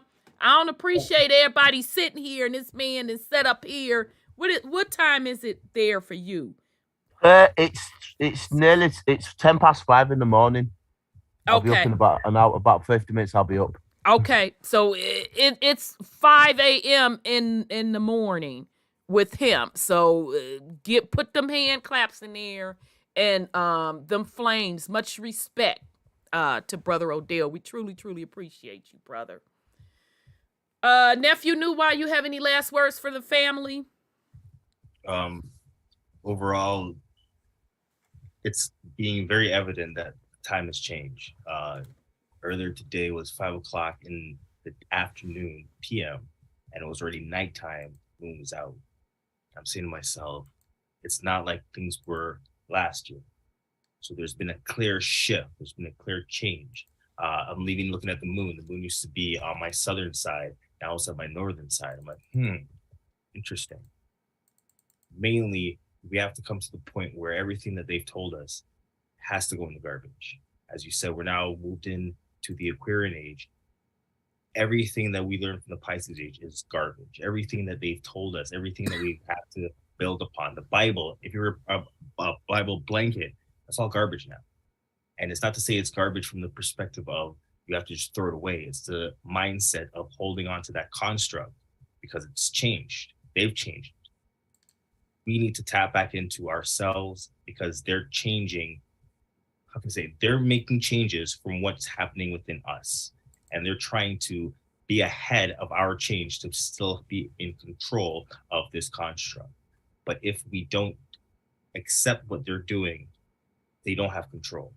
If we don't allow them to dictate how we perceive this realm, they don't have control. And it's us continuously, how can I say, accepting what they're giving us is what's making this normal. Before our parents accepted the Bible, we know today it's not something we should accept it. So do we continue to accept the Bible? We know the water isn't clean. Are we going to continue to drink dirty water? No, it's the same logic. This new money-based system that they're bringing in, okay, our kids are going to have to use it, but let's set them up to understand what they're using and how they're using it. It's backed by nothing. So realistically, what are you putting your energy towards? Nothing. So what are you really trading? Your energy. So be mindful in what you're doing with that energy, because they want it and they're going to take it however they can get it. But your attention is really the value. So be careful what you focus on, because again, your thoughts manifest in your words and through your actions. And we don't care about what you say now, we care about what you do. So be mindful what you think, because it does manifest in your actions. So with that, give thanks. Thank you, nephew. Thank you. Love you, Rhonda, Love you I've too. emailed you. Rhonda, just check your emails. I've emailed you. Okay, perfect. You know Thanks. me, real time. I work in I real know time. you know always do it. So, fam, I'll put it on the community wall, the Truth Uncompromised community wall in the morning. Because, baby, I ain't finna fool with this right now. Because I gotta wind down after I end this stream. Thank you, Brother Odell. No problem. Brother Sean, you have any last words for the family? Well, love yourself. It's important in this day and age. If love is the key to everything, shouldn't that begin with yourself? And truly loving yourself, you ain't for no fuckery. Right. From no motherfucking body. Purred. Right. Whether it's an ancestor, a descendant, and especially yourself. You should be the last person hurting you. You should be the last person in your way. But it is you that is in your way. It is you who continually hurts you because of the things that you consent to, because of what you give your energy to. If what you're practicing and putting your belief and the energy into hasn't come from within you, you being played. I don't care what it is. We can sit up and play the name game. We have all these different names for energy centers within us. But all these terms are formed. We don't know the actual meaning of these terms. We just know what we were told they mean. You speak of having an ancient tongue, but you haven't gone within and found that for yourself. Mm. When have you received messages in those tongues that you could understand and apply to your being in this very moment? There's just so much shit outside of self that we accept. Yep. All these teachings from all of these other cultures that permeate in everything that we do. More prevalent than who and what we are from an indigenous perspective.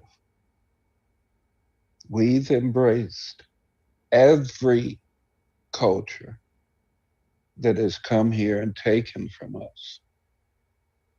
We enjoy their foods, their culture. We celebrate with them everything. And what do we get? I digress. Wholeness and power. Love y'all. Love you, Sean.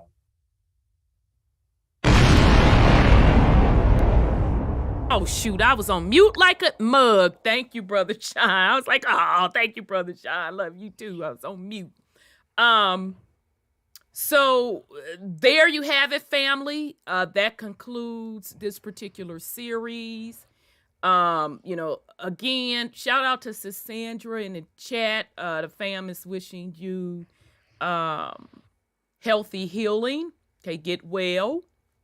So we'll get with you when you'll join the fam back when you're strong and healthy. So we're sending you healthy, strong energy.